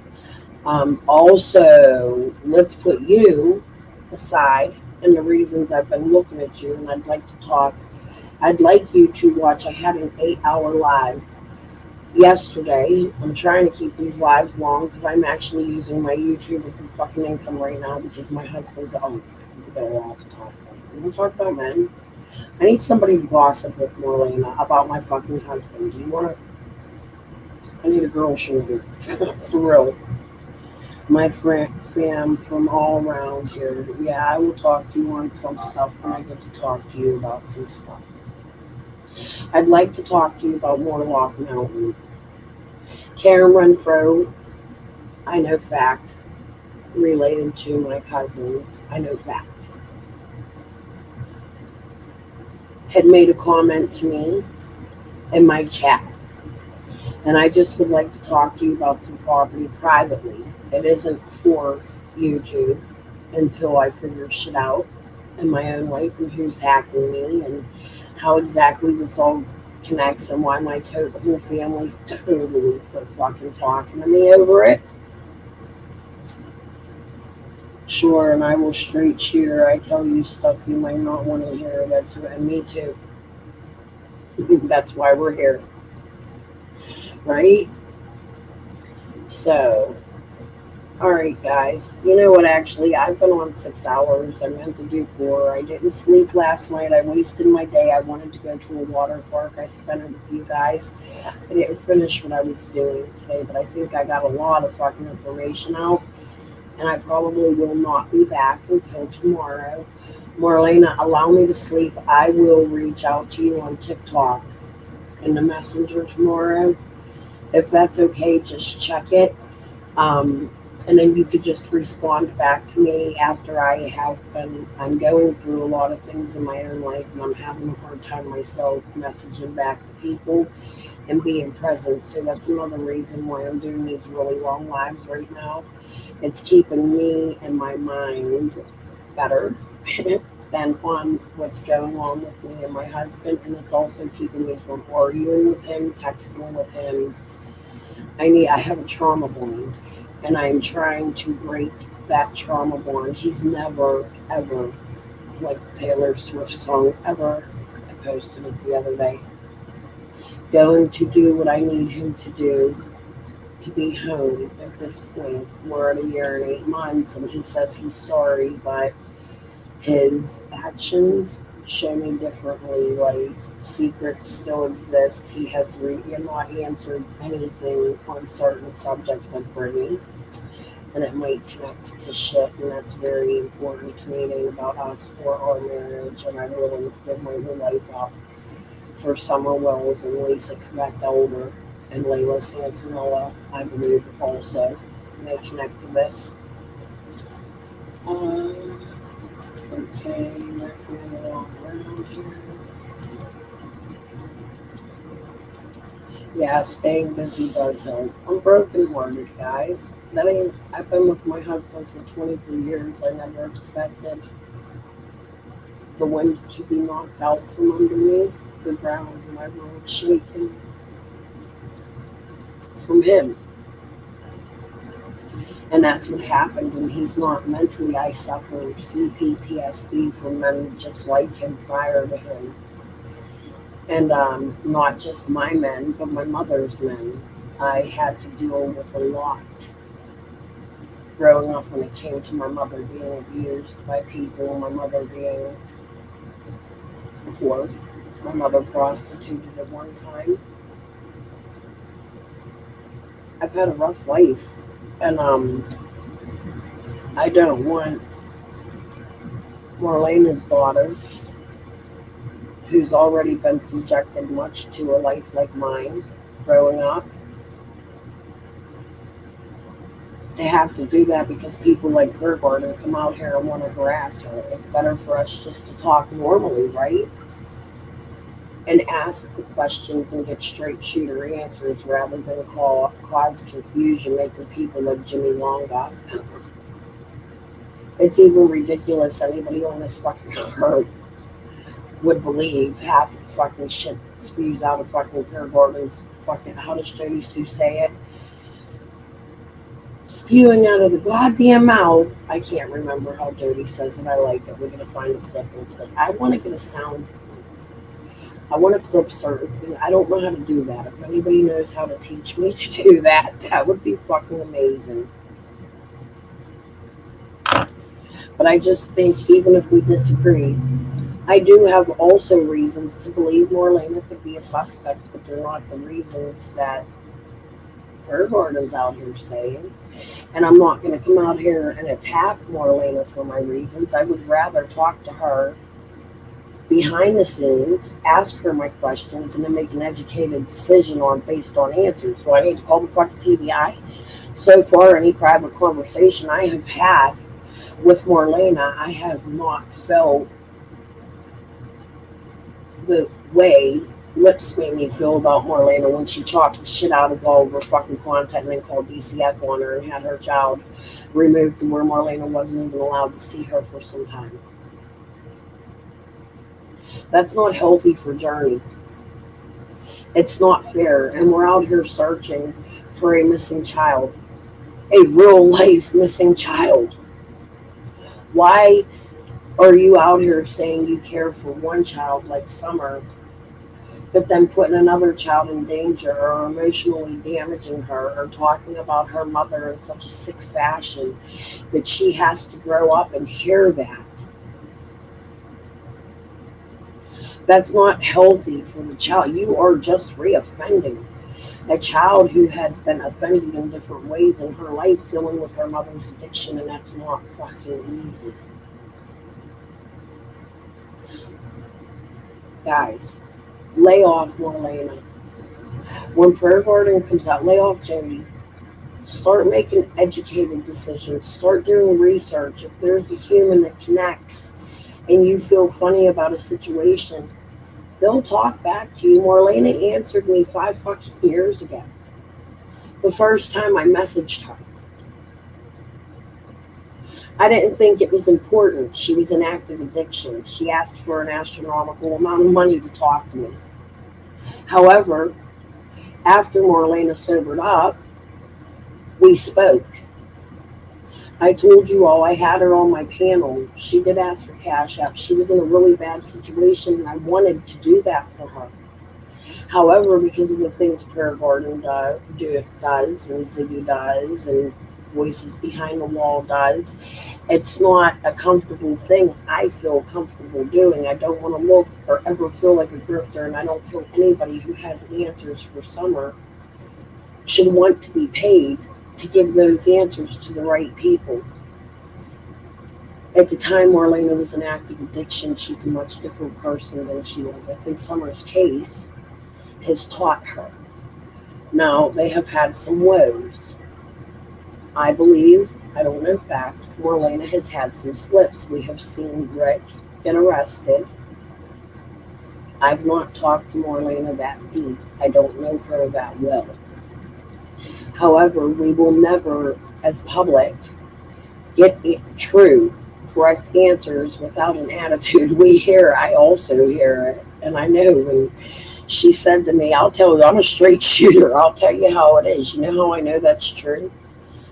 Because the first time Fred ever talked about Marlena, he called her a little sassy smartass. Marlena knows how to use her mouth.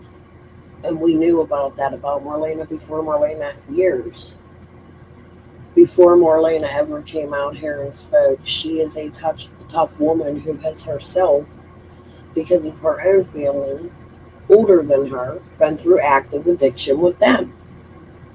It's a generational thing, and we are not helping any addict, any child who lives in the community of a missing Summer Wells, mentally, physically, safely, in any way attacking their parent and drawing attention to said child without doing it in a correct manner. It's very dangerous. The shit Prayer Garden comes out here and fucking does, and it's quite fucking disturbing, if you ask me.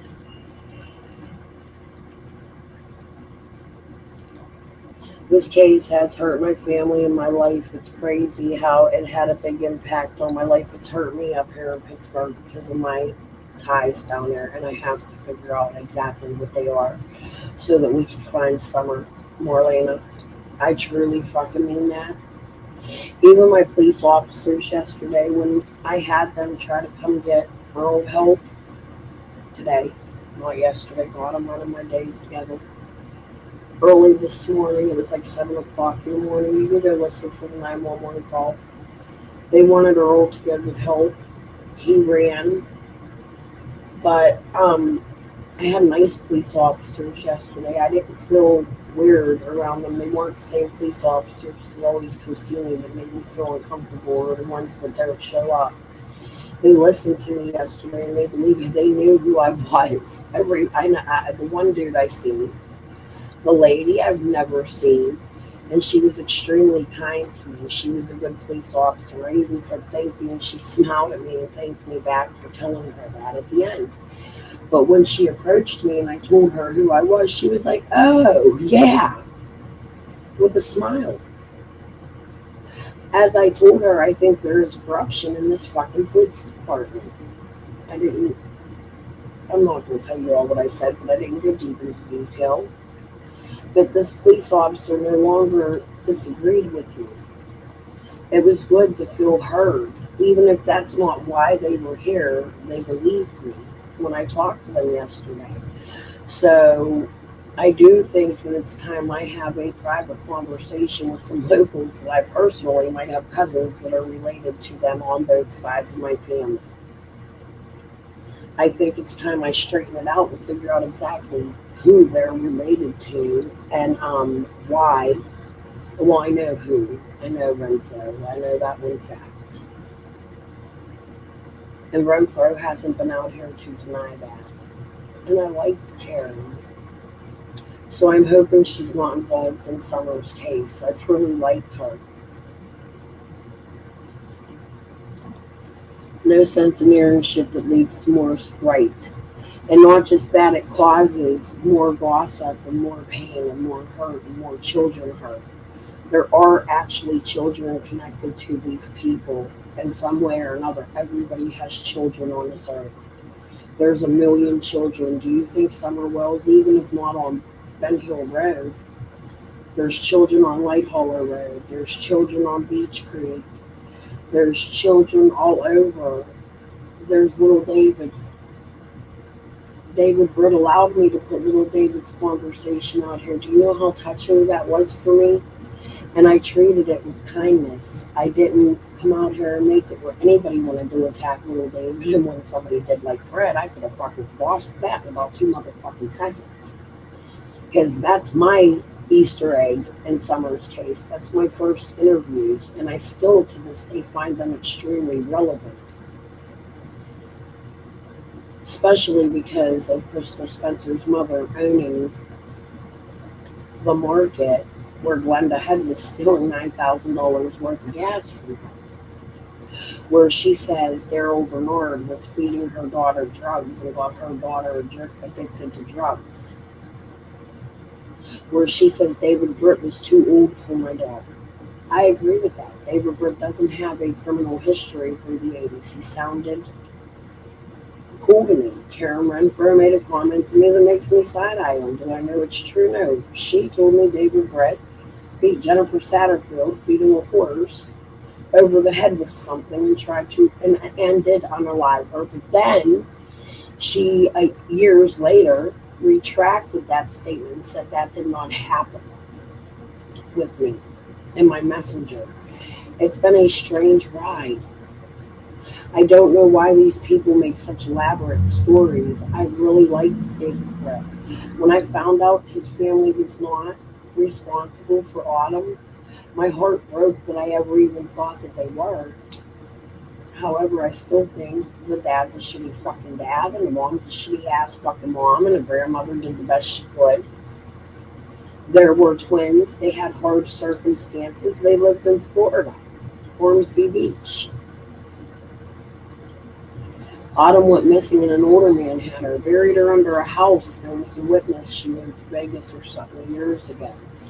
And when I found out that they weren't responsible, I took it upon myself to try to do this in a different approach.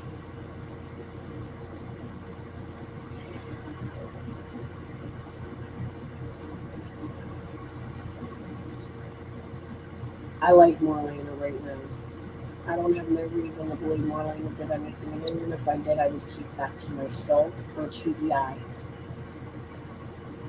I would never, again, want to put a child out here in a situation where they can be harmed. And if this was something because of somebody in Marlena's family who has deep ties and connections and drug addictions and sales in the area, Marlena has a large family in Beach Creek. I would never want to put her daughter, Summer's age, in a situation like Summer. And we don't even know that Journey was not the main target. We don't know what happened to Summer. We know Journey was there the Tuesday before. I'm going to go over me and Marlena's, now that Marlena has come in, interview, and I want you to hear the things that make sense, the things that our people are ignoring. Marlena came on my panel and explained it in depth. Maybe if you would actually sit down and take the time instead of spread gossip or fucking prayer garden, you would fucking get somewhere. Let me see. Yes, whatever is safe, I will bring out. That's what I do. In my area, I bring out the dangerous shit because I know these motherfuckers. It's different when you know people. If Marlena had an enemy in her neighborhood that she has known her whole life and has always been an enemy, like fist fighting from grade school, I'm sure Marlena would go up against that fucking enemy even today. And that's where I'm at. I come from, Boo Boo said to me the other day, it was so fucking funny. We come from a fucking really tough town. You just realizing that? No, but I'm older now and I realize all the dumb shit I did. You get older, you grow, you get wiser, you sober up. Boo's the next addict.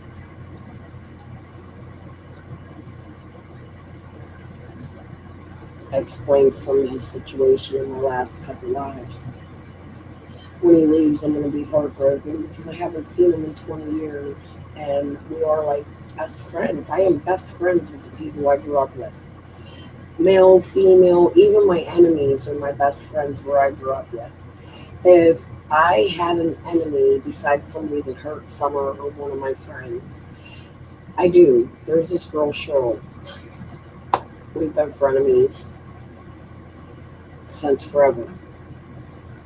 However, if somebody from Rogersville was in my area fucking with Cheryl, I would make sure you left that town hurt. Do you get what I'm saying? You love the people you grew up with, and sometimes it's just not fucking safe to say certain information unless you feel comfortable saying it. Sometimes some things are just meant for the TBI, not for YouTube. So, and not even because of just Summer, but because look at this little girl Marlena has on her picture. This was Summer's best friend. Little David was Summer's best friend. These are children that played together with the little boys that were also, that neighborhood lost 4 children. That the children in that neighborhood knew from school, from playgrounds, from Easter events at churches, from parades. They're a community. Journey doesn't need to grow up hearing all the grotesque shit about her mother, while her best friend she doesn't have answers for, and she's so confused because she's so little. You are literally giving these people CPTSD. It needs to be stopped at some fucking point. You can have your feelings. You can have your, even like I said, even if I thought Marlena was guilty, until I knew it was safe to come out here and bring it to you and I knew fact, I wouldn't do that because of that baby in her picture. Some people on here need to just fucking grow up, especially as Iggy and Fred, who doxes everybody. I like the way that they got everything out, Fred, sort of, because things are true. The lady of the night is true. There are things I want to talk to Marlena about privately that may not belong on YouTube, that if we put our heads together privately, we might be able to come up with some fucking answers. Fred also lies a lot. We hear the tow yard story change over and over, the Jamie Cox story over and over. So you know what that tells me? Fred's willing to tell on everybody up until his part. When it comes to his part, he wipes himself squeaky clean. That's a snitch. You know what? I am going to go through these.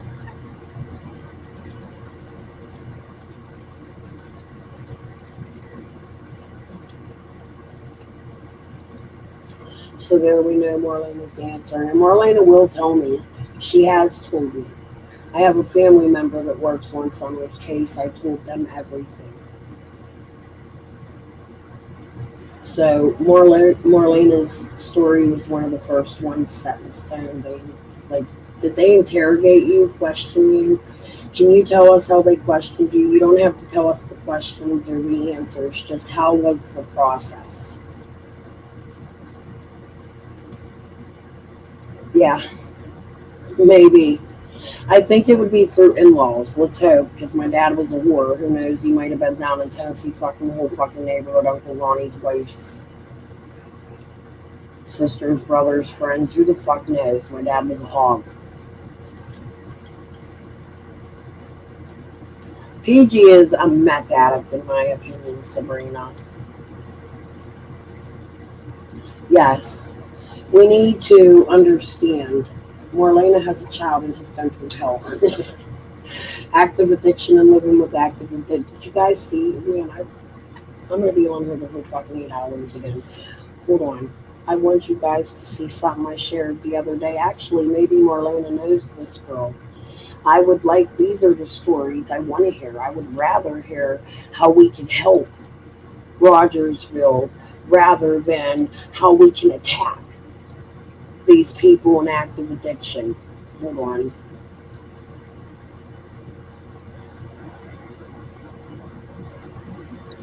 I think I started even this one with. We're going to do that.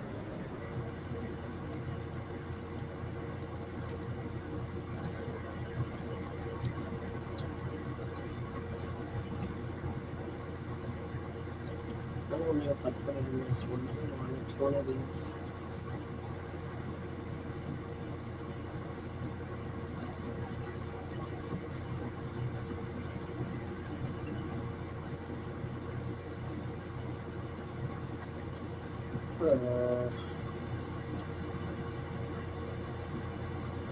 No, not in that one at all. I don't want that music playing. I need my money these days. Okay, hold on.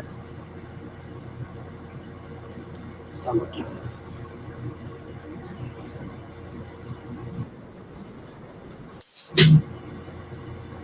Bear with me 1 minute here. I want you to hear a story I've been sharing. I'm going to share it a couple times. And this girl said she talked to me. However, I have not been in the right space to reach back out to Destiny. Her name's Destiny Dykes. She's not ashamed to tell her story. She wants her family members in her area cleaned. She cares about them.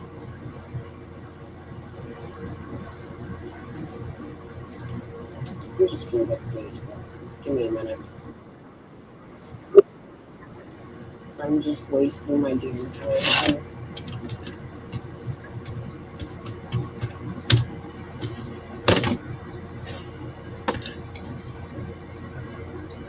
Okay, I'm not sharing yet. Give me 1 minute here.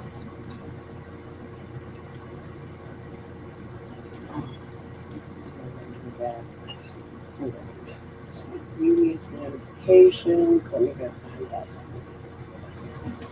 I'm going to take you right to this girl. There she is.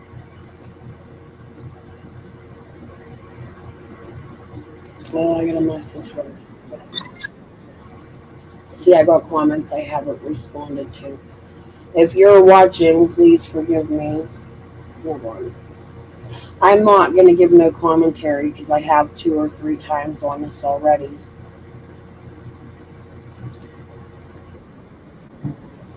However, I do want you to understand this is the sort of thing that's going on all over America, especially in small towns, rural areas. It happens in the city too at a bigger rate. We have better police protection in the cities. Oftentimes, in small towns, the police are related to everybody, so they will let people slide and then it becomes corruption. We don't know where we're at in Somerville's case, but when this is over, right now, I'm going to say Pesamore, because Marlena was in here. Sorry if I missed comments. I will read them on after my live, and I'll get back to you and we'll talk. But before I go, I'm going to come down. I'm going to end this till tomorrow. I need to figure something out with my life today. I'm so sick of sitting in the house and then I need sleep. So, it's great hunting too. It's on Dearly. So I don't know what you guys are talking about. But I'm going to put this out. If Marlena wants to tell us she knows this girl or knows anything about her story or maybe related to her, because there's a chance she is, I think we should start listening instead of attacking. We're never going to help active addiction attacking and making people want to use more and then harming their children so that when their children grow up, they want to use. Please stop it. Just fucking stop it. Please listen to Destiny. She's very grown, and I'm glad she's speaking out. I think more need to speak out. This is something that I've wanted the girls to talk about for a while, but I've kept putting it off. But when my dad passed away, my relationship with my stepmom became shit, even with her grandchildren. When my dad and my stepmom got together, my dad had 3 daughters and she had 3 daughters. And our parents co-parented and done everything they should do for children. My biological mom was an addict, so my dad took care of me along with my stepmom, which I'll always be grateful for her doing that. But my dad, along with my stepmom and along with my stepsister's father, they were all addicts. It wasn't just my mother. They all were.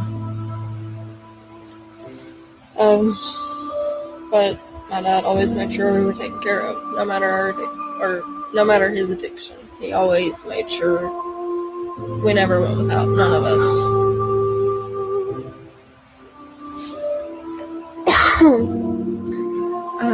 My mom and my dad, they like swapped boyfriends and girlfriends, whatever. My dad got with my stepmom, and my stepmom got with, I don't know, it's just crazy.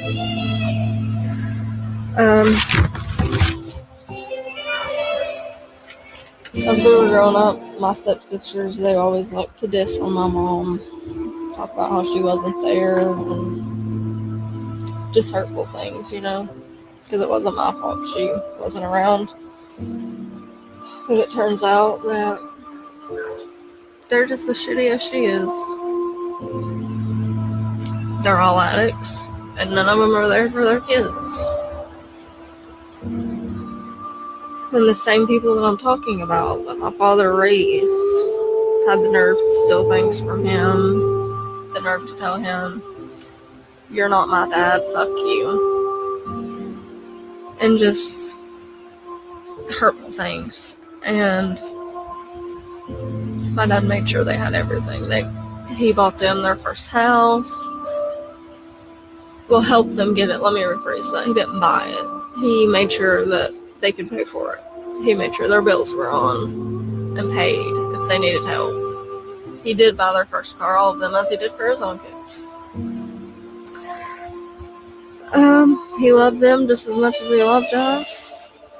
And they just became disrespectful as fuck. They became disrespectful to him.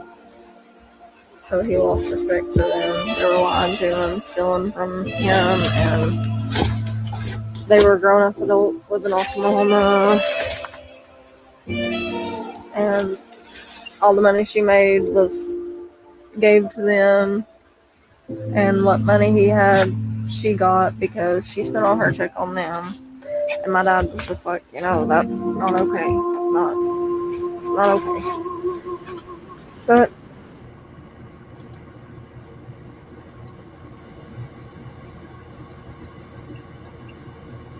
Journey was 7 years old when Summer went missing. Happy birthday, Journey.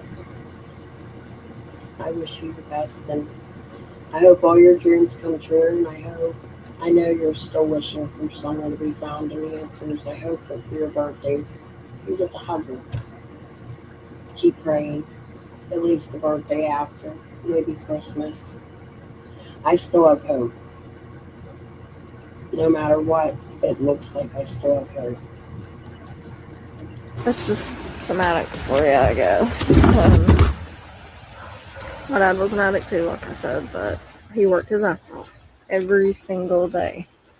He didn't have to go ask for help. He worked. He got it himself. He made sure his bills were paid, the kids were taken care of, even grown-up adults. Even me, because I lived with him. He didn't choose his drugs over his family. He became sick with cancer. And it was time for him to make some big decisions for what he would want done with his things. He left his home to me, and he left the rest of his things to his wife, my stepmom.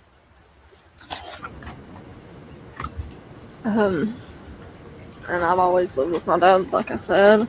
After he passed away, my children, my stepmom, and my boyfriend at the time continued living here.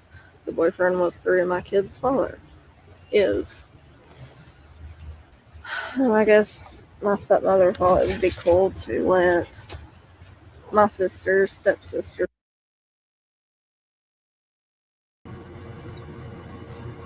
Man, I'm behind on my chat. I'm sorry. Her garden. I'm actually going to clip this for her so that I have it for future. I will take Destiny out of it. Her garden. Marlena, this is amazing. Thank you. They questioned, this is the process. This is what they were doing, at least with Marlena. They questioned me in my home, and there was FBI and this and a lot of cops in my driveway, and they took my phone and everything. So they have also dipped Marlena's phone.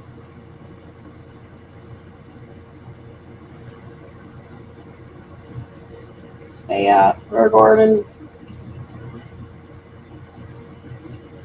Don't you think they would have found something if Marlena's story was fake by now?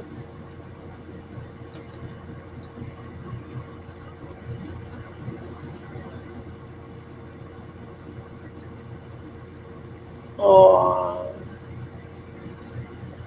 even if we don't have kids, you know what I'm going to do that day? If I can, August 14th, no, I'm not wanting the money. I would ask you to donate a ticket to a child to go see that movie in Summer's name.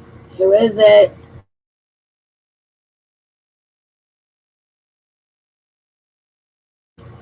I was just talking about just y'all. You okay? Yeah.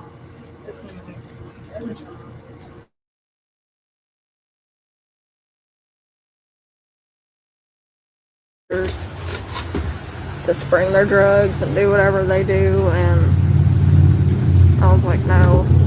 So I tried being civil with her, telling her, I don't care if they come, but they're not bringing nothing in. Just themselves, that's all. Well, that didn't work. So I flipped my shit.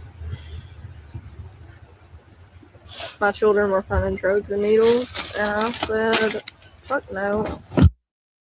one of these stepdaughters that we were talking about here even had the nerve to walk in the living room while my father was still laying on the couch, deceased. Are you understanding what she just said? She was fine. Like, she brought me some dispensary shit and split it with me in an old ass bag. But the shit smells so good.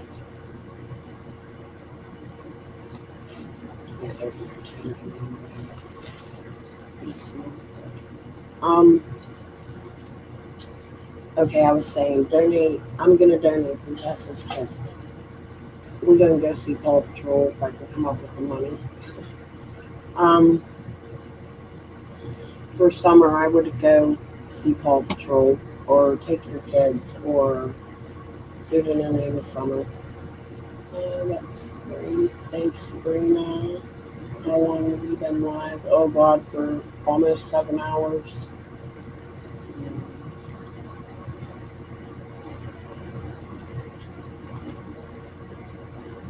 Thank you, little Deb. I'm going to be getting off soon. You guys just came in. I've been doing a lot of talking lately, y'all. I think I'm getting a little too comfortable up here. I like it. It's nice to see all the new faces that come in.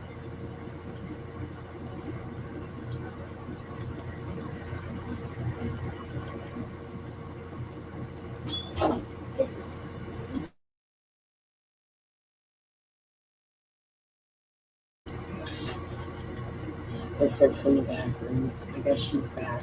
I told her she could come back, but we had a little bit of a tip. It wasn't bad. Just sometimes kids need taught. She's a young mom. We'll put it that way. I pay attention to children, and I don't like when I see something that shouldn't be being done with kids. We leave it there and I'll just let it go. She didn't abuse a kid. She didn't physically harm a kid. Addiction is extremely, extremely hard, and it makes it worse when you have to come out to YouTube and be attacked constantly for it. Why can't we just lift Marlena up and help her get through it and stay clean? Because she has had slip-ups. However, she always brings herself back, when she's clean when she comes on. And I'm happy about that. She's paying attention. She's smart. She can talk to you educational. She knows what she's saying. She knows the area. She knows the people. She is related to a majority of the people. I even her. You think her family don't know I'm not out here fucking talking shit? Oh, they sure fucking do. I think we're all related somehow, maybe.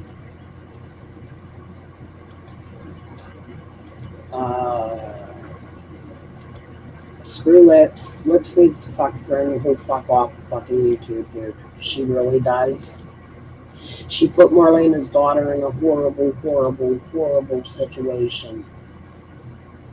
Congratulations. That's amazing. 17 years is such a long time. Do you do sponsorships? Maybe you could sponsor Marlena.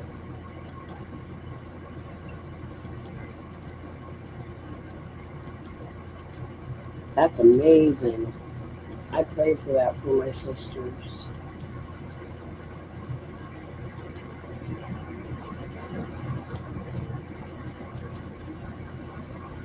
Your child's 11.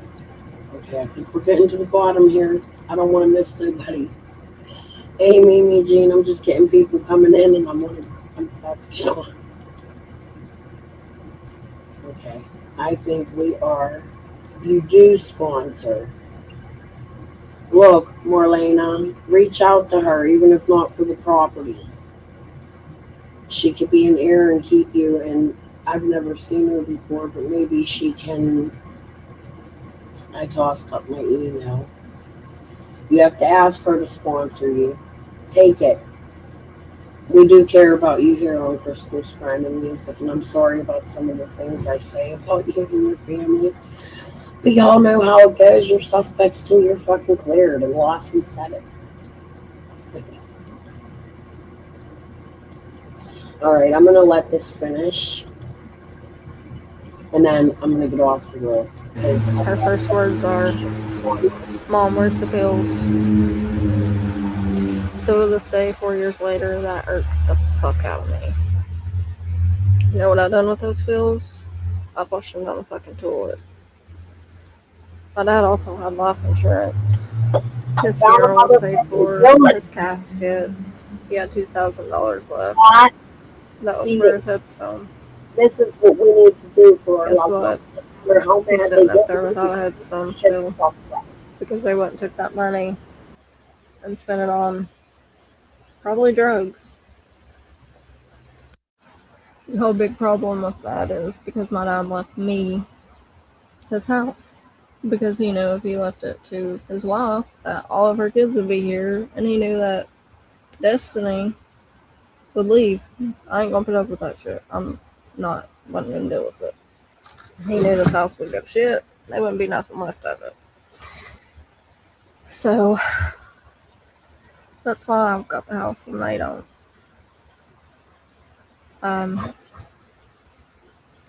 I've tried to be nice and do what I think's right, but it just puts me in a shitty place every time, so I'm not trying with them anymore. And I have nothing handed to me. I do receive help, and they could receive help too. But like I said, every bit of help they've got, they fucked it up, and that's not me. That's on them. I don't make their choices. My sisters, they work their asses off every day. They don't receive any help, none. They don't get food stamps. They don't get WIC. They don't get housing. They don't get nothing.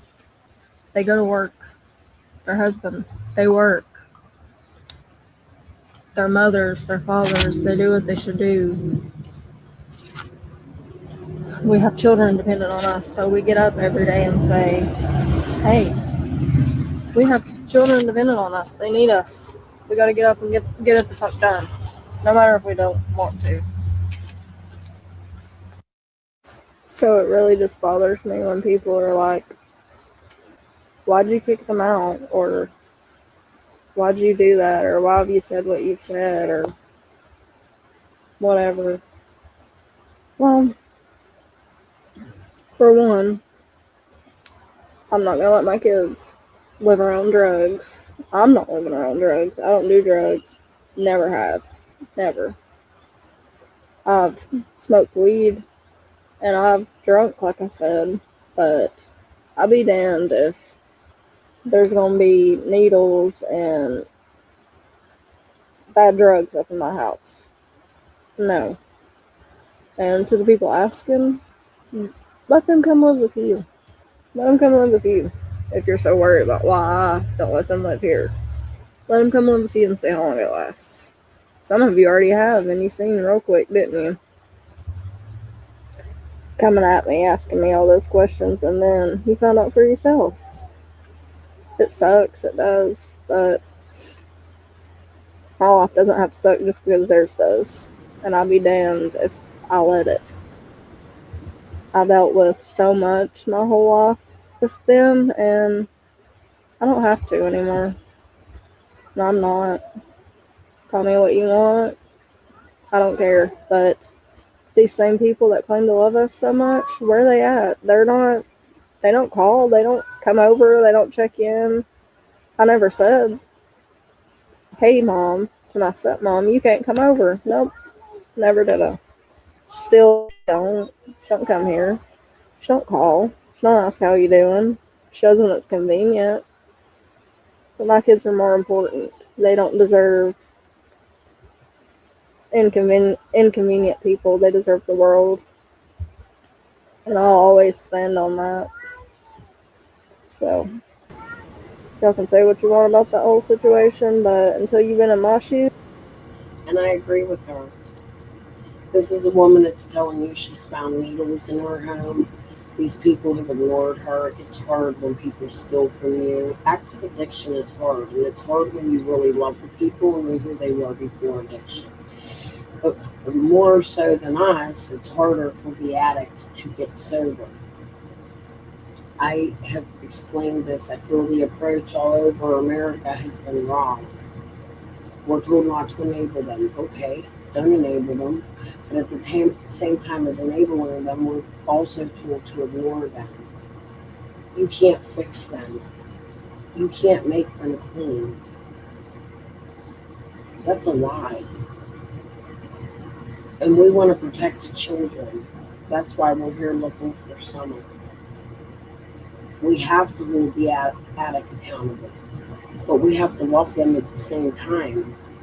There has to be better approaches, better mental health, better ways to reach out. I love that. I really pray that Marlena reaches out to Sabrina and Sabrina sponsors Marlena. And you know what? Y'all can use my chat anytime as a sponsorship, as long as you're on the up and up and you show that you're real. And maybe I'll start something for that, because that's what I want to see. I want to see soberness. I want to see these people out there that are selling the drugs, making the drugs, that are harming the kids. I want it to end. No child should be hurt. Even if a parent is responsible, that's not the child's fault. They're kids. They don't understand. And especially growing up, I wouldn't know about a parent growing up in jail, but I have a brother that grew up in jail. I have many friends whose parents have grown up in jail, and they didn't have a parent because their parent was in jail. Them kids need love. They don't need attack. I'm not saying Marlena's guilty. I'm just saying that what if Candace is? What's that going to do to Josie, Waylon, Wyatt? It's not going to feel good for them, and we're just out here reattacking and reattacking. We have to some point speculate, but there has to be a line drawn in the sand. You don't go like, oh, she's a truck. I mean, I just can't. Jody's voice. Jody's drinking. She's an alcoholic. No, Jody had cancer. Jody, even though I think she's sus and Andy's sus as fuck, sometimes, a lot, and then there's times I don't think they're sus, and I'll tell you what I'm feeling on a certain fucking day. I'll tell you what I do feel is the ones that I've been following, the ones that do have past backgrounds. And that includes Dawn, and that includes the things Dudley said about the milk, and the things I've been covering, and this crime that happened at the West Side Hotel that connects the people that were busted in the James Lake crime, and I mean, that's fucking crime. But here you are going after them people, make their family members, their communities, their friends sick. They feed because it's about money. They don't care about your life. They're evil. They don't want you alive. They just want your money. The sicker you get, the more you come back and buy from them.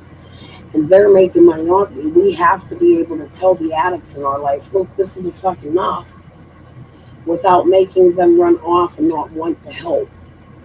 We're taught to shun addicts, and I just don't think that's the proper approach.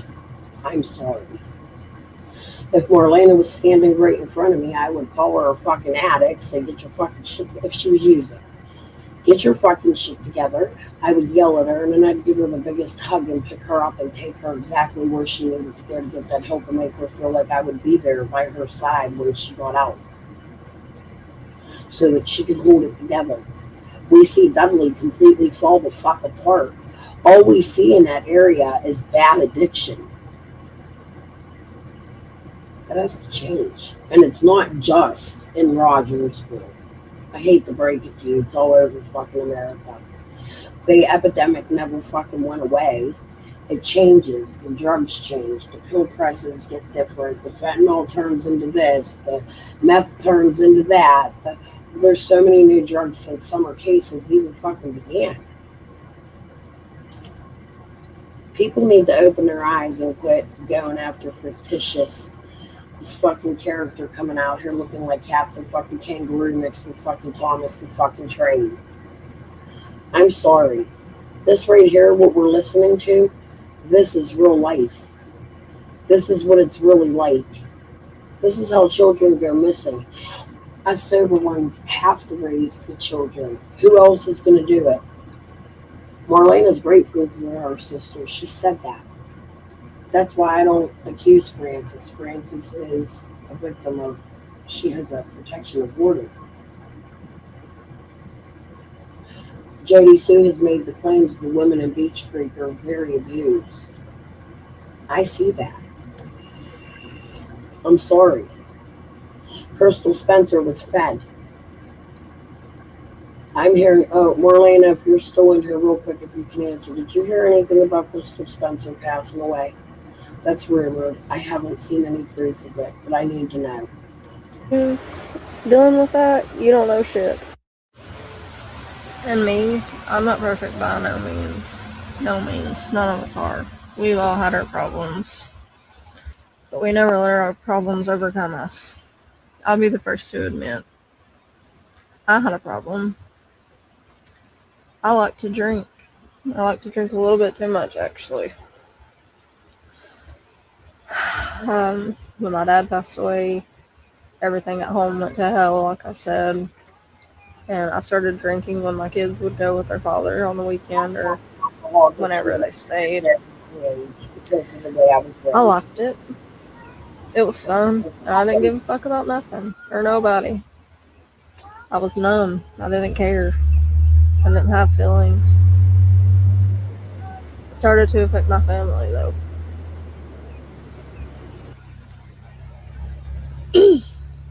And I was like, okay, I'm done. This is not me.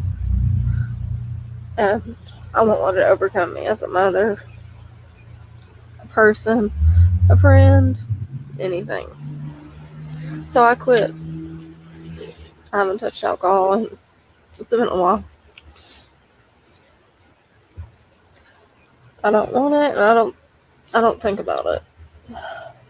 My children are more important, and that just wasn't me. It wasn't. So I stepped out of that, and I was like, no. And the amount of overdosing and drugs, as well as unaliving, like the Jennifer Satterfield, that I'm very confused about because of Karen Murphy. Yes, a lot of ODing too. And I was explaining earlier, Marlena, how people don't realize how drug addiction can be used as a way to unalive people purposely. I explained it earlier. You can go back and listen, but it's an easy way to unalive people and then call that human an addict. I believe I've witnessed it. That's all I'll say. Nope, no more. We're not doing this. So no, I'm not the one to judge you. I'm not. But when it comes to my children's well-being, I'm going to cut you out of my life and theirs and do what I have to do to make sure that they're safe. And do I still love these people that I'm talking about? I do. I always will, and I'll continue to pray that they'll do better. And there's just so much more that I could go on and on about with these people, but I'm not going to. I said what I had to say, and I feel like I've said enough. Here's the thing: we often get on and we talk you got about. some bud where you at? Yes. Yeah. You good? I don't know yet. I'll tell you as soon as I'm done with my live. It's dispensary. Okay. Yeah. Y'all. Okay. So another thing is, oftentimes we have to come out and we have to tell the addiction story bad about the addict in our life. I often feel like it would be better if we came out here and talked about the addicts in our life in a good light, remind them of who they were prior to their addiction instead of downing them. Also, I think more important than that, for ourselves and for our own self-care and love, we have to love ourselves, and we should be able to talk about what their addiction does to us rather than blaming them. Like for me, my sister's addictions, to me, my sister's addiction has affected my life because she did something very often to her kids. And once she goes to trial, people are going to judge me. and it's going to put me in a bad light, especially even on here. That's why I come here and I cover it the way I do, because I don't agree with what my sister did. However, this is a child that I saved one time in life, and I loved her dearly, and she's your sister. Lulu has a sister in active addiction. I don't like my sister. But you would if she wasn't in active addiction.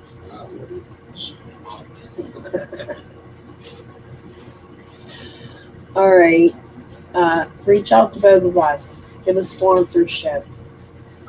All right. I will reach out to you in TikTok too. And I'm actually going to end this now. That video is over. Thank you guys for another 7 hours. It's been a fucking 24-hour day. But I ain't going to fuck the bed. Y'all won't see me till tomorrow. So, who's upstairs in that?